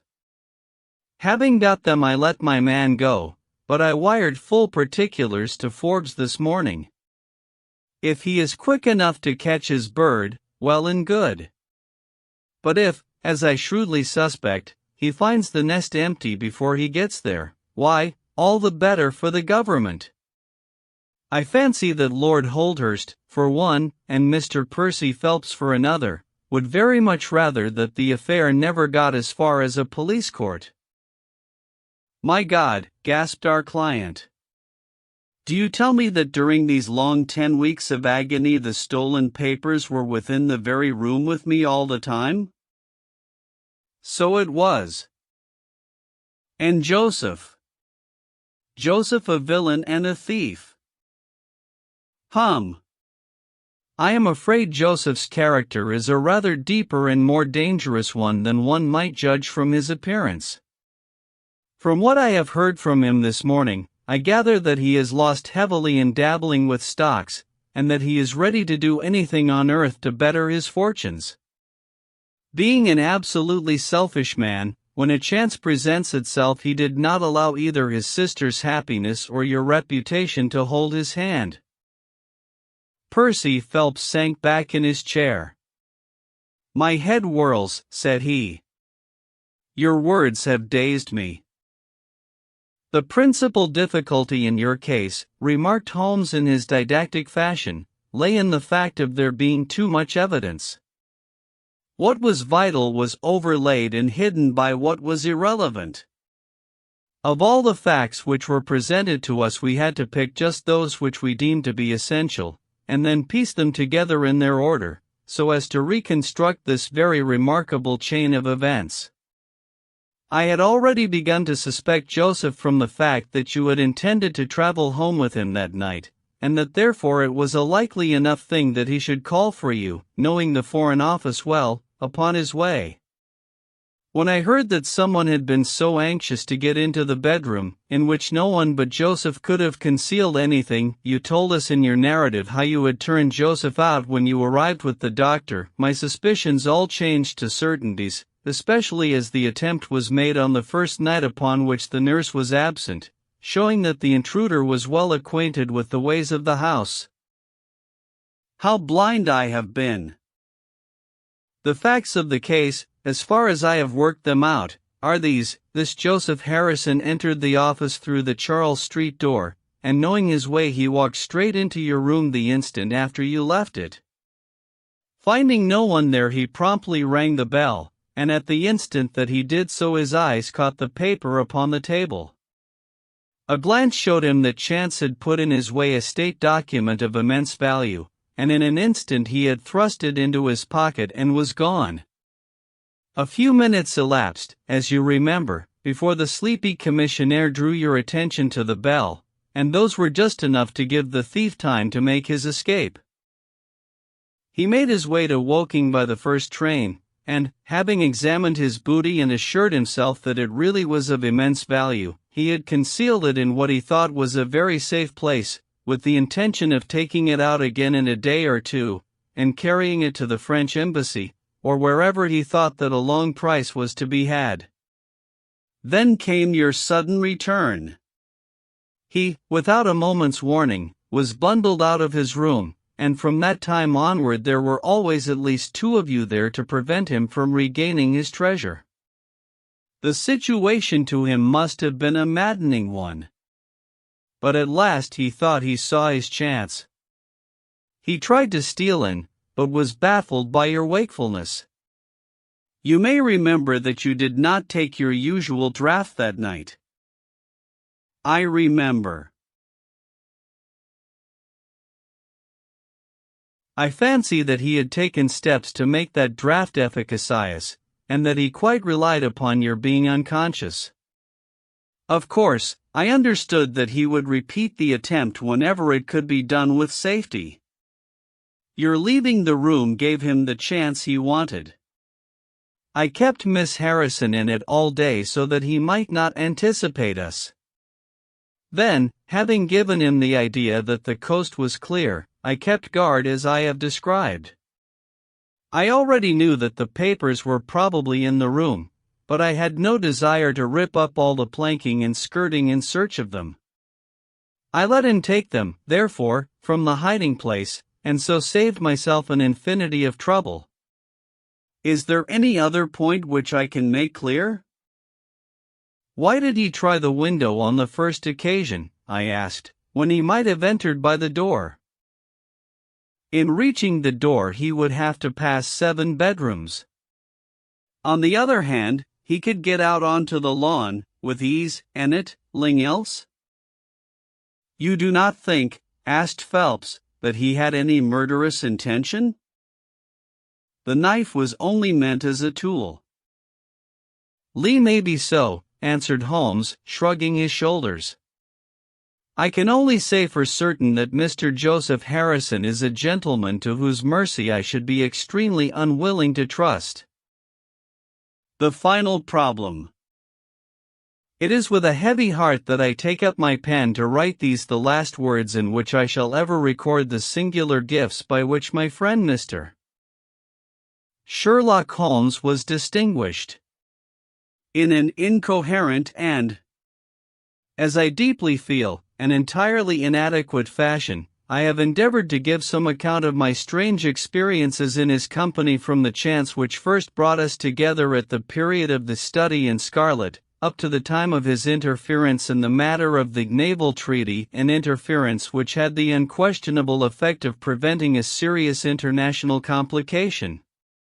It was my intention to have stopped there, and to have said nothing of that event which has created a void in my life which the lapse of 2 years has done little to fill.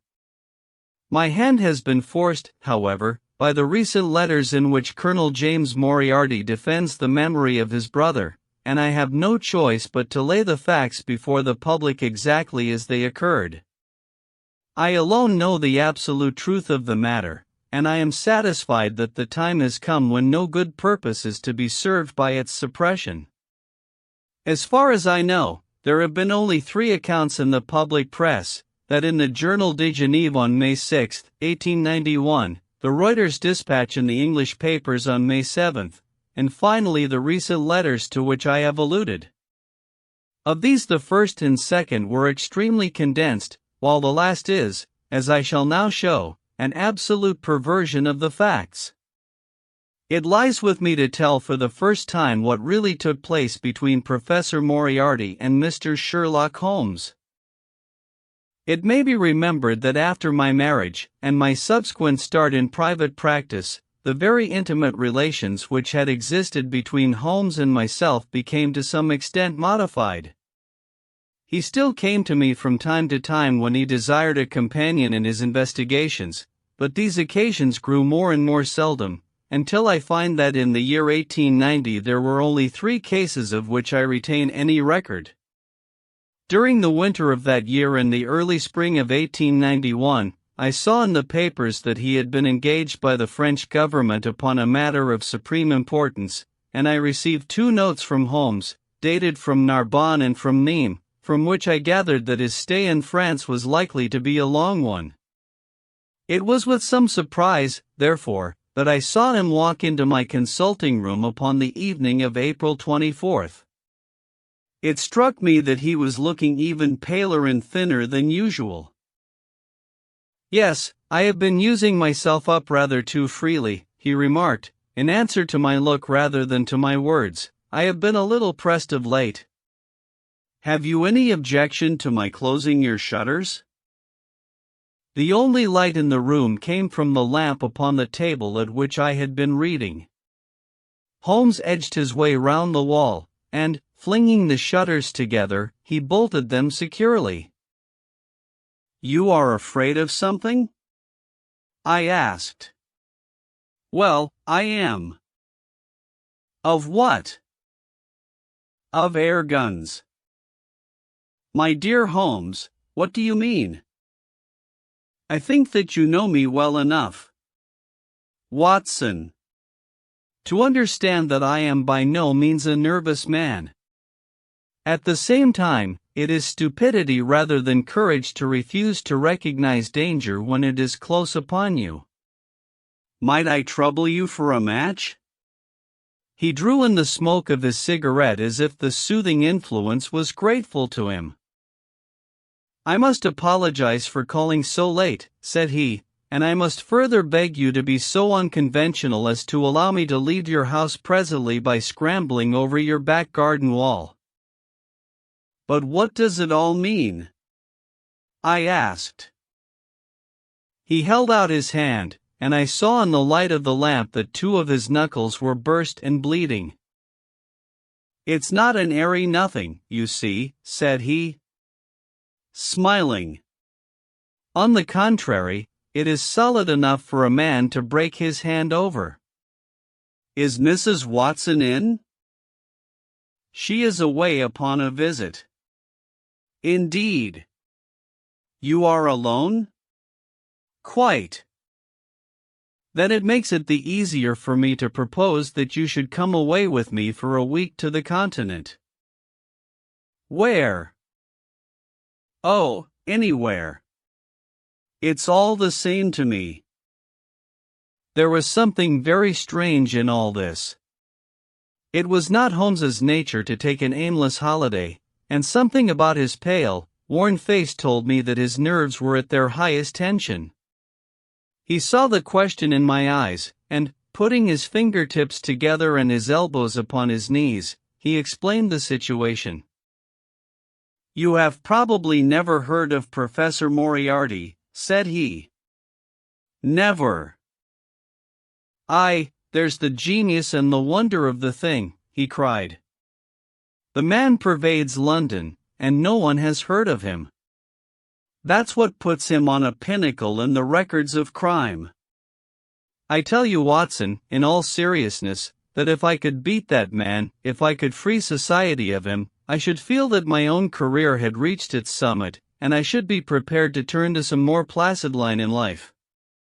Between ourselves, the recent cases in which I have been of assistance to the royal family of Scandinavia, and to the French Republic, have left me in such a position that I could continue to live in the quiet fashion which is most congenial to me, and to concentrate my attention upon my chemical researches.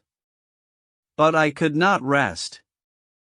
Watson, I could not sit quiet in my chair, if I thought that such a man as Professor Moriarty were walking the streets of London unchallenged." "What has he done, then?" "His career has been an extraordinary one. He is a man of good birth and excellent education, endowed by nature with a phenomenal mathematical faculty. At the age of 21 he wrote a treatise upon the binomial theorem, which has had a European vogue. On the strength of it he won the mathematical chair at one of our smaller universities, and had, to all appearances, a most brilliant career before him. But the man had hereditary tendencies of the most diabolical kind. A criminal strain ran in his blood, which, instead of being modified, was increased and rendered infinitely more dangerous by his extraordinary mental powers. Dark rumors gathered round him in the university town, and eventually he was compelled to resign his chair and to come down to London, where he set up as an army coach. So much is known to the world, but what I am telling you now is what I have myself discovered. As you are aware, Watson, there is no one who knows the higher criminal world of London so well as I do. For years past I have continually been conscious of some power behind the malefactor, some deep organizing power which forever stands in the way of the law, and throws its shield over the wrongdoer. Again and again in cases of the most varying sorts, forgery cases, robberies, murders, I have felt the presence of this force, and I have deduced its action in many of those undiscovered crimes in which I have not been personally consulted. For years I have endeavored to break through the veil which shrouded it, and at last the time came when I seized my thread and followed it, until it led me, after 1,000 cunning windings, to ex-Professor Moriarty, of mathematical celebrity. He is the Napoleon of crime, Watson. He is the organizer of half that is evil and of nearly all that is undetected in this great city. He is a genius, a philosopher, an abstract thinker. He has a brain of the first order. He sits motionless, like a spider in the center of its web, but that web has 1,000 radiations, and he knows well every quiver of each of them. He does little himself. He only plans. But his agents are numerous and splendidly organized.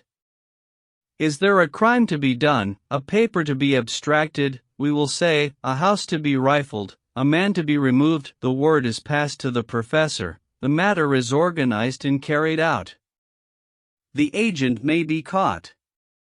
In that case money is found for his bail or his detence. But the central power which uses the agent is never caught, never so much as suspected. This was the organization which I deduced, Watson, and which I devoted my whole energy to exposing and breaking up. But the professor was fenced round with safeguards so cunningly devised that, do what I would, it seemed impossible to get evidence which would convict in a court of law. You know my powers, my dear Watson, and yet at the end of 3 months I was forced to confess that I had at last met an antagonist who was my intellectual equal. My horror at his crimes was lost in my admiration at his skill. But at last he made a trip, only a little trip, but it was more than he could afford, when I was so close upon him. I had my chance, and, starting from that point, I have woven my net round him until now it is all ready to close. In 3 days, that is to say, on Monday next, matters will be ripe, and the professor, with all the principal members of his gang, will be in the hands of the police. Then will come the greatest criminal trial of the century, the clearing up of over 40 mysteries, and the rope for all of them. But if we move at all prematurely, you understand, they may slip out of our hands even at the last moment. Now, if I could have done this without the knowledge of Professor Moriarty, all would have been well. But he was too wily for that. He saw every step which I took to draw my toils round him. Again and again he strove to break away, but I as often headed him off. I tell you, my friend, that if a detailed account of that silent contest could be written, it would take its place as the most brilliant bit of thrust and parry work in the history of detection. Never have I risen to such a height, and never have I been so hard pressed by an opponent. He cut deep, and yet I just undercut him. This morning the last steps were taken, and 3 days only were wanted to complete the business. I was sitting in my room thinking the matter over when the door opened and Professor Moriarty stood before me. My nerves are fairly proof, Watson, but I must confess to a start when I saw the very man who had been so much in my thoughts standing there on my threshold. His appearance was quite familiar to me. He is extremely tall and thin, his forehead domes out in a white curve, and his 2 eyes are deeply sunken in his head. He is clean-shaven, pale, and ascetic-looking, retaining something of the professor in his features. His shoulders are rounded from much study, and his face protrudes forward and is forever slowly oscillating from side to side in a curiously reptilian fashion. He peered at me with great curiosity in his puckered eyes. "You have less frontal development than I should have expected," said he at last. "It is a dangerous habit to finger loaded firearms in the pocket of one's dressing gown." The fact is that upon his entrance I had instantly recognized the extreme personal danger in which I lay. The only conceivable escape for him lay in silencing my tongue. In an instant I had slipped the revolver from the drawer into my pocket and was covering him through the cloth. At his remark I drew the weapon out and laid it cocked upon the table. He still smiled and blinked, but there was something about his eyes which made me feel very glad that I had it there. "You evidently don't know me," said he. "On the contrary," I answered, "I think it is fairly evident that I do. Pray take a chair. I can spare you 5 minutes if you have anything to say." "All that I have to say has already crossed your mind," said he. "Then possibly my answer has crossed yours," I replied. "You stand fast?" "Absolutely." He clapped his hand into his pocket, and I raised the pistol from the table. But he merely drew out a memorandum book in which he had scribbled some dates. "You crossed my path on the 4th of January, said he. "On the 23rd you incommoded me. By the middle of February I was seriously inconvenienced by you. At the end of March I was absolutely hampered in my plans, and now, at the close of April, I find myself placed in such a position through your continual persecution that I am in positive danger of losing my liberty. The situation is becoming an impossible one. Have you any suggestion to make?" I asked. "You must drop it, Mr. Holmes," said he, swaying his face about. "You really must, you know." "After Monday," said I. "Toot, toot," said he. "I am quite sure that a man of your intelligence will see that there can be but one outcome to this affair. It is necessary that you should withdraw. You have worked things in such a fashion that we have only one resource left. It has been an intellectual treat to me to see the way in which you have grappled with this affair, and I say, unaffectedly, that it would be a grief to me to be forced to take any extreme measure. You smile, sir, but I assure you that it really would." "Danger is part of my trade," I remarked. "This is not danger," said he. "It is inevitable destruction. You stand in the way not merely of an individual but of a mighty organization, the full extent of which you, with all your cleverness, have been unable to realize. You must stand clear, Mr. Holmes, or be trodden underfoot." "I am afraid," said I, rising, "that in the pleasure of this conversation I am neglecting business of importance which awaits me elsewhere." He rose also and looked at me in silence, shaking his head sadly.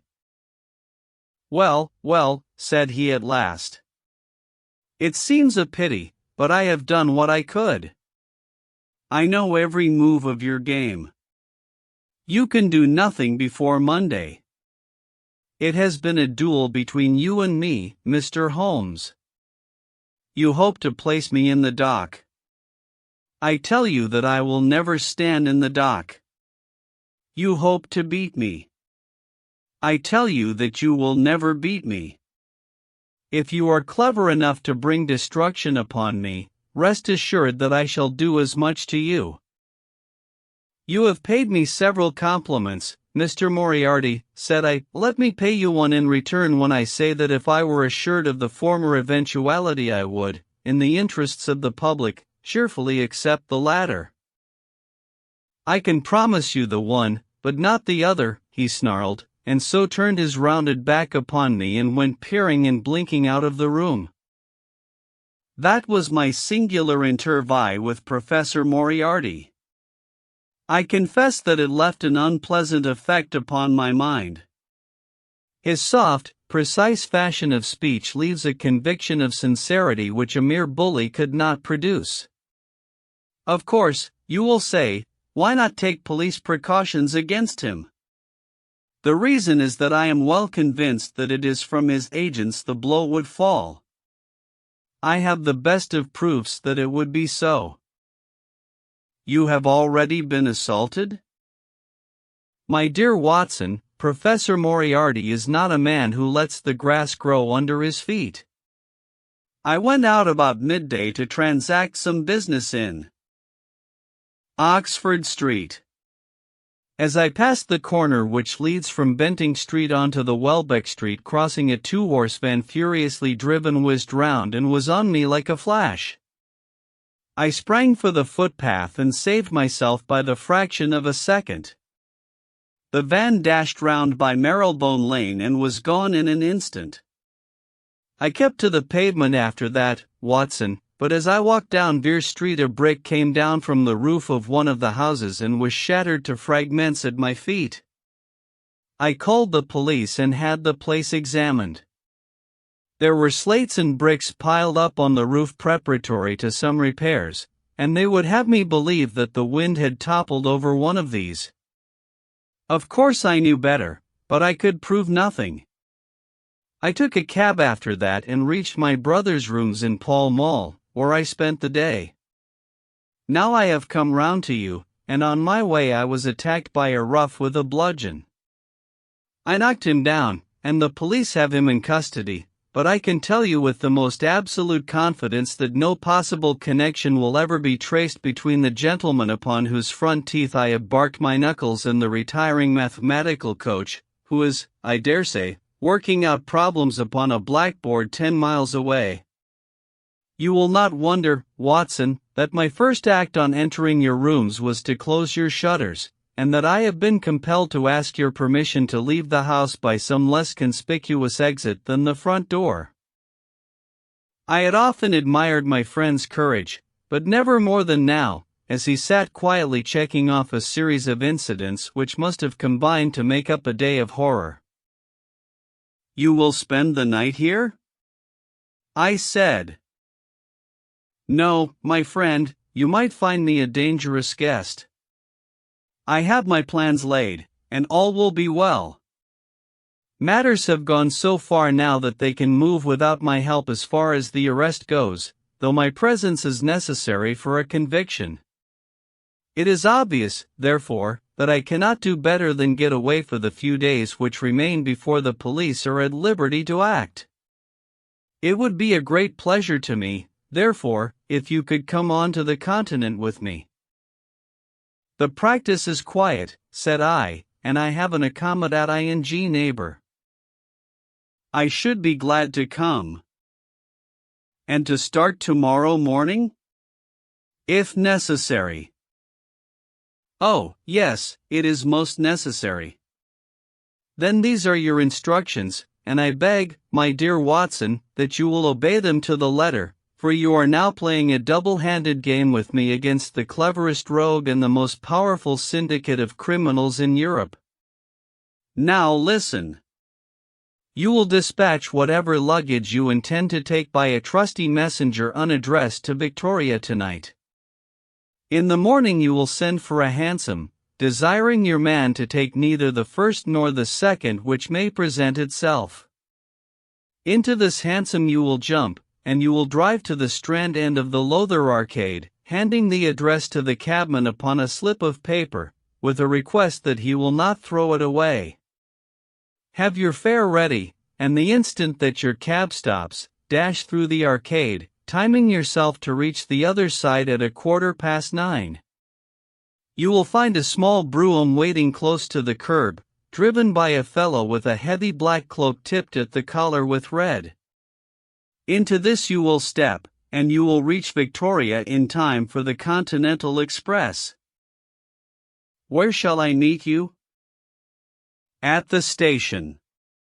The second first-class carriage from the front will be reserved for us. The carriage is our rendezvous, then? Yes.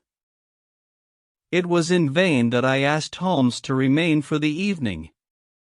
It was evident to me that he thought he might bring trouble to the roof he was under, and that was the motive which impelled him to go. With a few hurried words as to our plans for the morrow, he rose and came out with me into the garden, clambering over the wall which leads into Mortimer Street, and immediately whistling for a hansom, in which I heard him drive away. In the morning I obeyed Holmes's injunctions to the letter. A hansom was procured with such precautions as would prevent its being one which was placed ready for us, and I drove immediately after breakfast to the Lowther Arcade, through which I hurried at the top of my speed. A brougham was waiting with a very massive driver wrapped in a dark cloak, who, the instant that I had stepped in, whipped up the horse and rattled off to Victoria Station. On my alighting there he turned the carriage, and dashed away again without so much as a look in my direction. So far all had gone admirably. My luggage was waiting for me, and I had no difficulty in finding the carriage which Holmes had indicated, the less so as it was the only one in the train which was marked engaged. My only source of anxiety now was the non-appearance of Holmes. The station clock marked only 7 minutes from the time when we were due to start. In vain I searched among the groups of travelers and leave-takers for the lithe figure of my friend. There was no sign of him. I spent a few minutes in assisting a venerable Italian priest, who was endeavoring to make a porter understand, in his broken English, that his luggage was to be booked through to Paris. Then, having taken another look round, I returned to my carriage, where I found that the porter, in spite of the ticket, had given me my decrepit Italian friend as a traveling companion.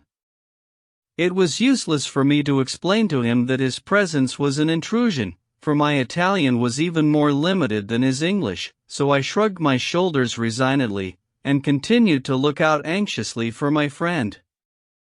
A chill of fear had come over me, as I thought that his absence might mean that some blow had fallen during the night. Already the doors had all been shut and the whistle blown, when, "My dear Watson," said a voice, "you have not even condescended to say good morning." I turned in uncontrollable astonishment. The aged ecclesiastic had turned his face towards me. For an instant the wrinkles were smoothed away, the nose drew away from the chin, the lower lip ceased to protrude and the mouth to mumble, the dull eyes regained their fire, the drooping figure expanded. The next the whole frame collapsed again, and Holmes had gone as quickly as he had come. "Good heavens!" I cried, "how you startled me!" "Every precaution is still necessary," he whispered. "I have reason to think that they are hot upon our trail. Ah, there is Moriarty himself." The train had already begun to move as Holmes spoke. Glancing back, I saw a tall man pushing his way furiously through the crowd, and waving his hand as if he desired to have the train stopped. It was too late, however, for we were rapidly gathering momentum, and an instant later had shot clear of the station. "With all our precautions, you see that we have cut it rather fine," said Holmes, laughing. He rose, and throwing off the black cassock and hat which had formed his disguise, he packed them away in a handbag. "Have you seen the morning paper, Watson?" "No." "You haven't seen about Baker Street, then?" "Baker Street?" "They set fire to our rooms last night. No great harm was done." "Good heavens, Holmes! This is intolerable." "They must have lost my track completely after their bludgeonman was arrested. Otherwise they could not have imagined that I had returned to my rooms. They have evidently taken the precaution of watching you, however, and that is what has brought Moriarty to Victoria. You could not have made any slip in coming? I did exactly what you advised. Did you find your brougham? Yes, it was waiting. Did you recognize your coachman? No.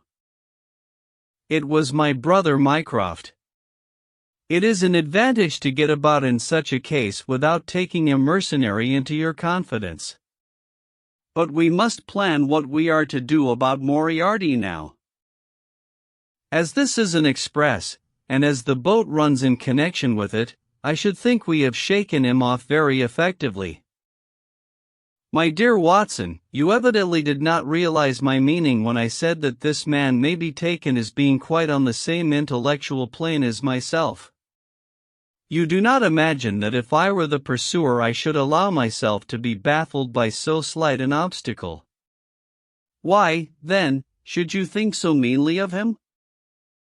What will he do? What I should do. What would you do, then? Engage a special.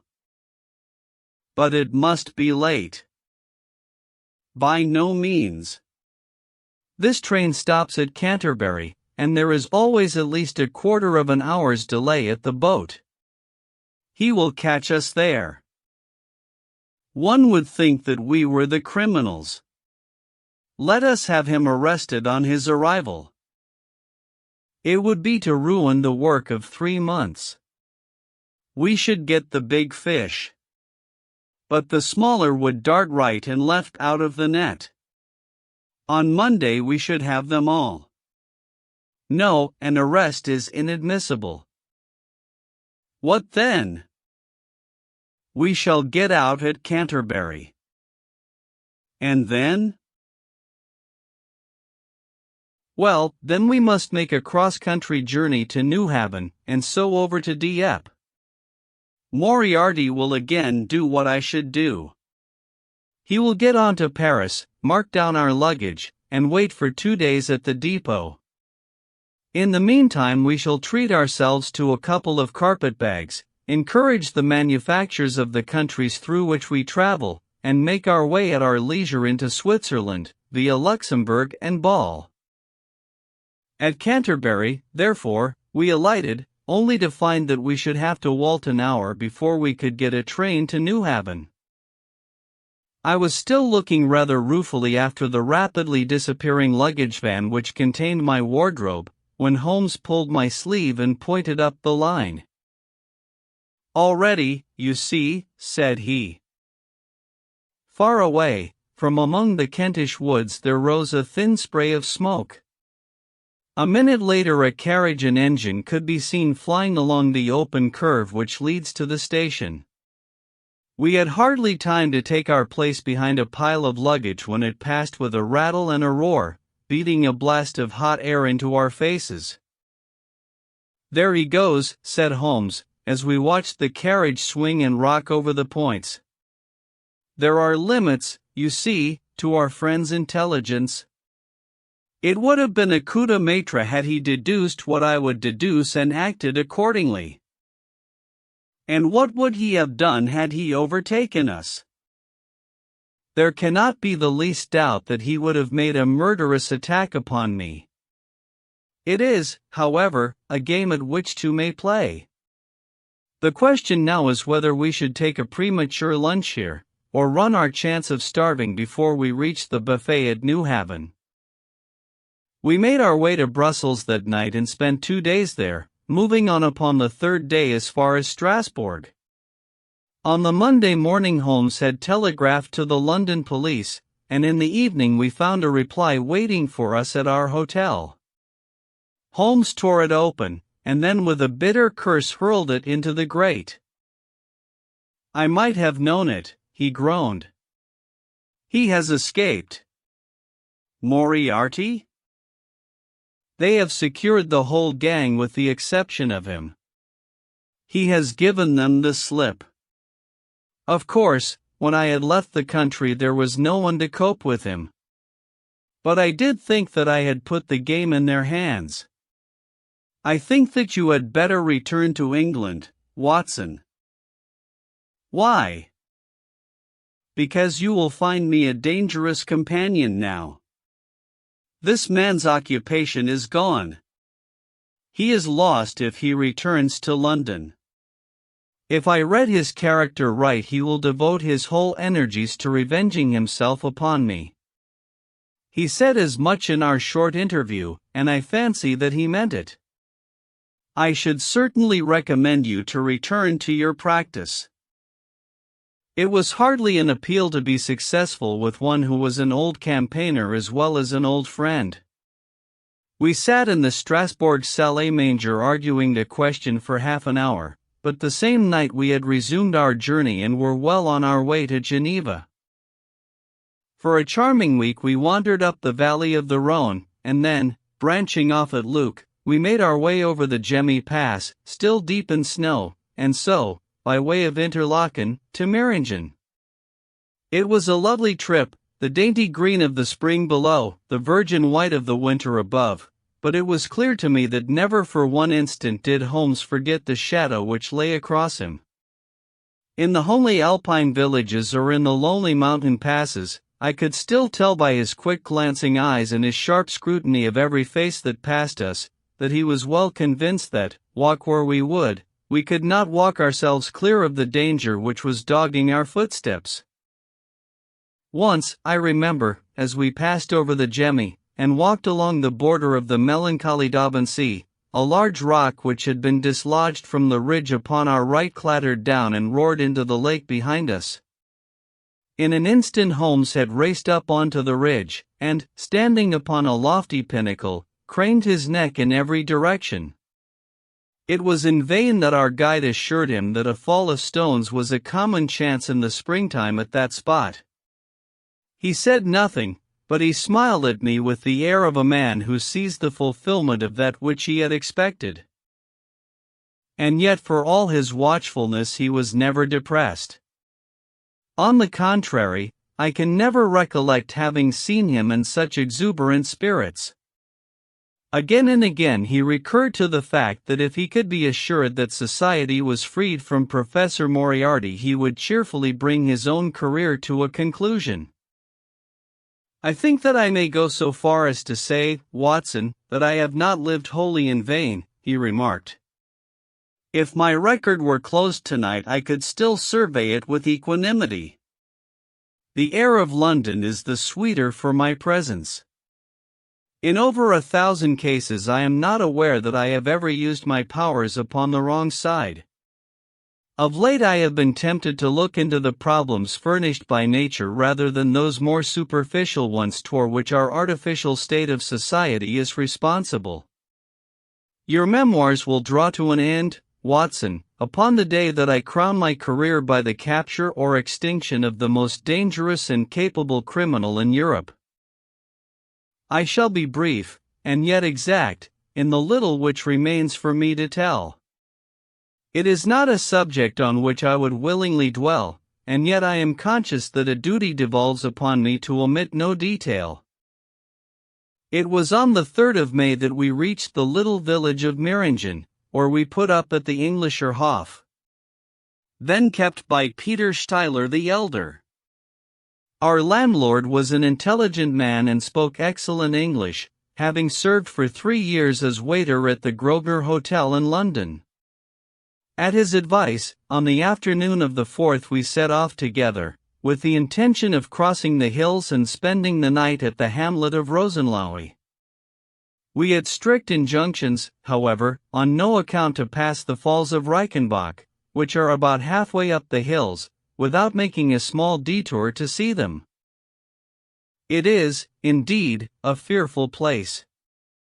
The torrent, swollen by the melting snow, plunges into a tremendous abyss, from which the spray rolls up like the smoke from a burning house. The shaft into which the river hurls itself is an immense chasm, lined by glistening coal-black rock, and narrowing into a creaming, boiling pit of incalculable depth, which brims over and shoots the stream onward over its jagged lip. The long sweep of green water roaring forever down, and the thick flickering curtain of spray hissing forever upward, turn a man giddy with their constant whirl and clamor. We stood near the edge peering down at the gleam of the breaking water far below us against the black rocks, and listening to the half-human shout which came boom-ing up with the spray out of the abyss. The path has been cut halfway round the fall to afford a complete view, but it ends abruptly, and the traveler has to return as he came. We had turned to do so, when we saw a Swiss lad come running along it with a letter in his hand. It bore the mark of the hotel which we had just left and was addressed to me by the landlord. It appeared that within a very few minutes of our leaving, an English lady had arrived who was in the last stage of consumption. She had wintered at Davos Platz and was journeying now to join her friends at Lucerne, when a sudden hemorrhage had overtaken her. It was thought that she could hardly live a few hours, but it would be a great consolation to her to see an English doctor, and, if I would only return, etc. The good Steiler assured me in a postscript that he would himself look upon my compliance as a very great favor, since the lady absolutely refused to see a Swiss physician, and he could not but feel that he was incurring a great responsibility. The appeal was one which could not be ignored. It was impossible to refuse the request of a fellow countrywoman dying in a strange land. Yet I had my scruples about leaving Holmes. It was finally agreed, however, that he should retain the young Swiss messenger with him as guide and companion while I returned to Meiringen. My friend would stay some little time at the fall, he said, and would then walk slowly over the hill to Rosenlohe, where I was to rejoin him in the evening. As I turned away I saw Holmes, with his back against a rock and his arms folded, gazing down at the rush of the waters. It was the last that I was ever destined to see of him in this world. When I was near the bottom of the descent I looked back. It was impossible, from that position, to see the fall, but I could see the curving path which winds over the shoulder of the hills and leads to it. Along this a man was, I remember, walking very rapidly. I could see his black figure clearly outlined against the green behind him.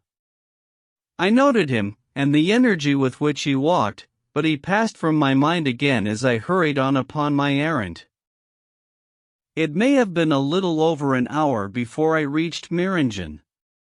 Old Steiler was standing at the porch of his hotel. "Well," said I, as I came hurrying up, "I trust that she is no worse?"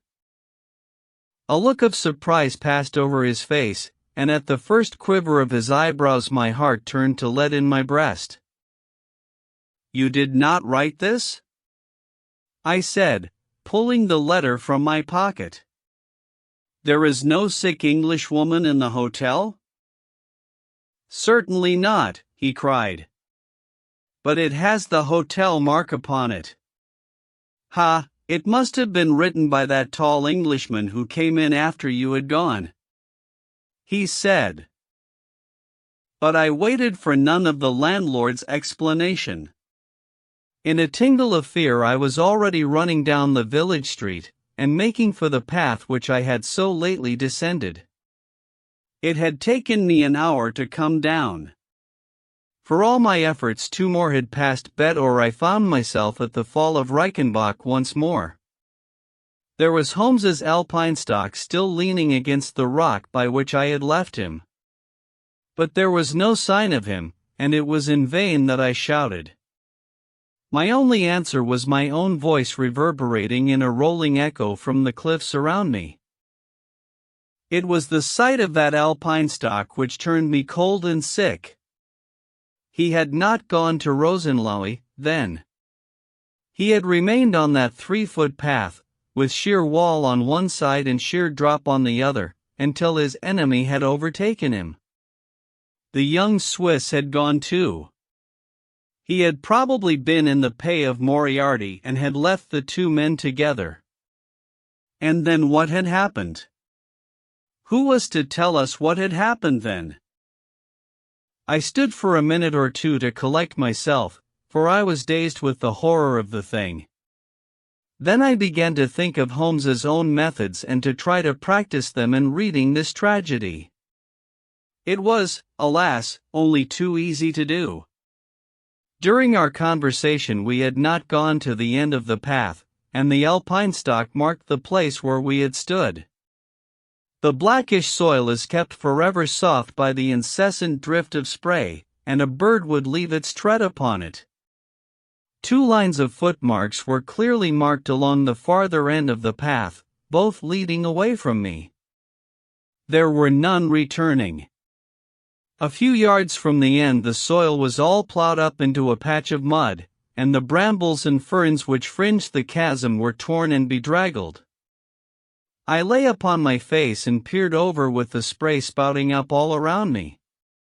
It had darkened since I left, and now I could only see here and there the glistening of moisture upon the black walls, and far away down at the end of the shaft the gleam of the broken water. I shouted, but only that same half-human cry of the fall was borne back to my ears. But it was destined that I should, after all, have a last word of greeting from my friend and comrade. I have said that his alpine-stock had been left leaning against a rock which jutted onto the path. From the top of this boulder the gleam of something bright caught my eye, and raising my hand I found that it came from the silver cigarette case which he used to carry. As I took it up, a small square of paper upon which it had lain fluttered down onto the ground. Unfolding it, I found that it consisted of 3 pages torn from his notebook and addressed to me. It was characteristic of the man that the direction was as precise, and the writing as firm and clear, as though it had been written in his study.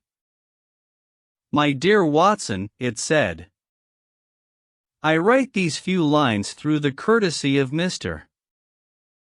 Moriarty, who awaits my convenience for the final discussion of those questions which lie between us. He has been giving me a sketch of the methods by which he avoided the English police and kept himself informed of our movements. They certainly confirmed the very high opinion which I had formed of his abilities. I am pleased to think that I shall be able to free society from any further effects of his presence, though I fear that it is at a cost which will give pain to my friends, and especially, my dear Watson, to you. I have already explained to you, however, that my career had in any case reached its crisis, and that no possible conclusion to it could be more congenial to me than this. Indeed, if I may make a full confession to you, I was quite convinced that the letter from Meiringen was a hoax, and I allowed you to depart on that errand under the persuasion that some development of this sort would follow. Tell Inspector Patterson that the papers which he needs to convict the gang are in Pigeonhole M, done up in a blue envelope and inscribed Moriarty. I made every disposition of my property before leaving England and handed it to my brother Mycroft.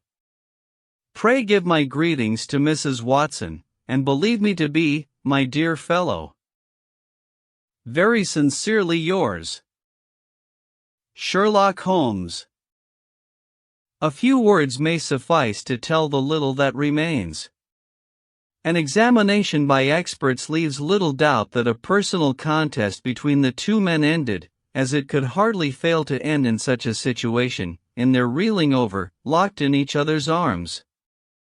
Any attempt at recovering the bodies was absolutely hopeless, and there, deep down in that dreadful cauldron of swirling water and seething foam, will lie for all time the most dangerous criminal and the foremost champion of the law of their generation. The Swiss youth was never found again, and there can be no doubt that he was one of the numerous agents whom Moriarty kept in his employ. As to the gang, it will be within the memory of the public how completely the evidence which Holmes had accumulated exposed their organization, and how heavily the hand of the dead man weighed upon them. Of their terrible chief few details came out during the proceedings, and if I have now been compelled to make a clear statement of his career, It is due to those injudicious champions who have endeavored to clear his memory by attacks upon him whom I shall ever regard as the best and the wisest man whom I have ever known. Finus. About the author. Sir Arthur Conan Doyle, 1859–1930, was a Scottish physician and author whose imagination reshaped the landscape of modern fiction. Born in Edinburgh and educated in medicine, Doyle drew inspiration from real-life scientific reasoning to craft Sherlock Holmes, a detective whose methods of deduction and observation revolutionized storytelling. While Holmes made him world-famous, Doyle's intellect and curiosity extended beyond detective fiction. His works include The Lost World, The White Company, and numerous essays and treatises that reflect his lifelong fascination with history, science, and spirituality. Knighted in 1902, Doyle balanced the rational mind of a doctor with the restless soul of an adventurer. His writing bridged fact and imagination, reason and mystery, a duality that continues to define his legacy. Through Sherlock Holmes, he gave readers not just a detective, but an enduring symbol of intellect, courage, and the search for truth in a complex world. This audiobook was produced by Pigeon Publishing House. Dedicated to the preservation of timeless literature. Copyright 2025, Pigeon Publishing House. All rights reserved to the narration and audio production. Pigeon Publishing House is an independent label dedicated to public domain works. Public domain text used with attribution. Unauthorized reproduction or distribution of this recording is prohibited. Pigeon Publishing House presented The Memoirs of Sherlock Holmes. Author, Arthur Conan Doyle. Thank you for listening to this audiobook. We hope you enjoyed it.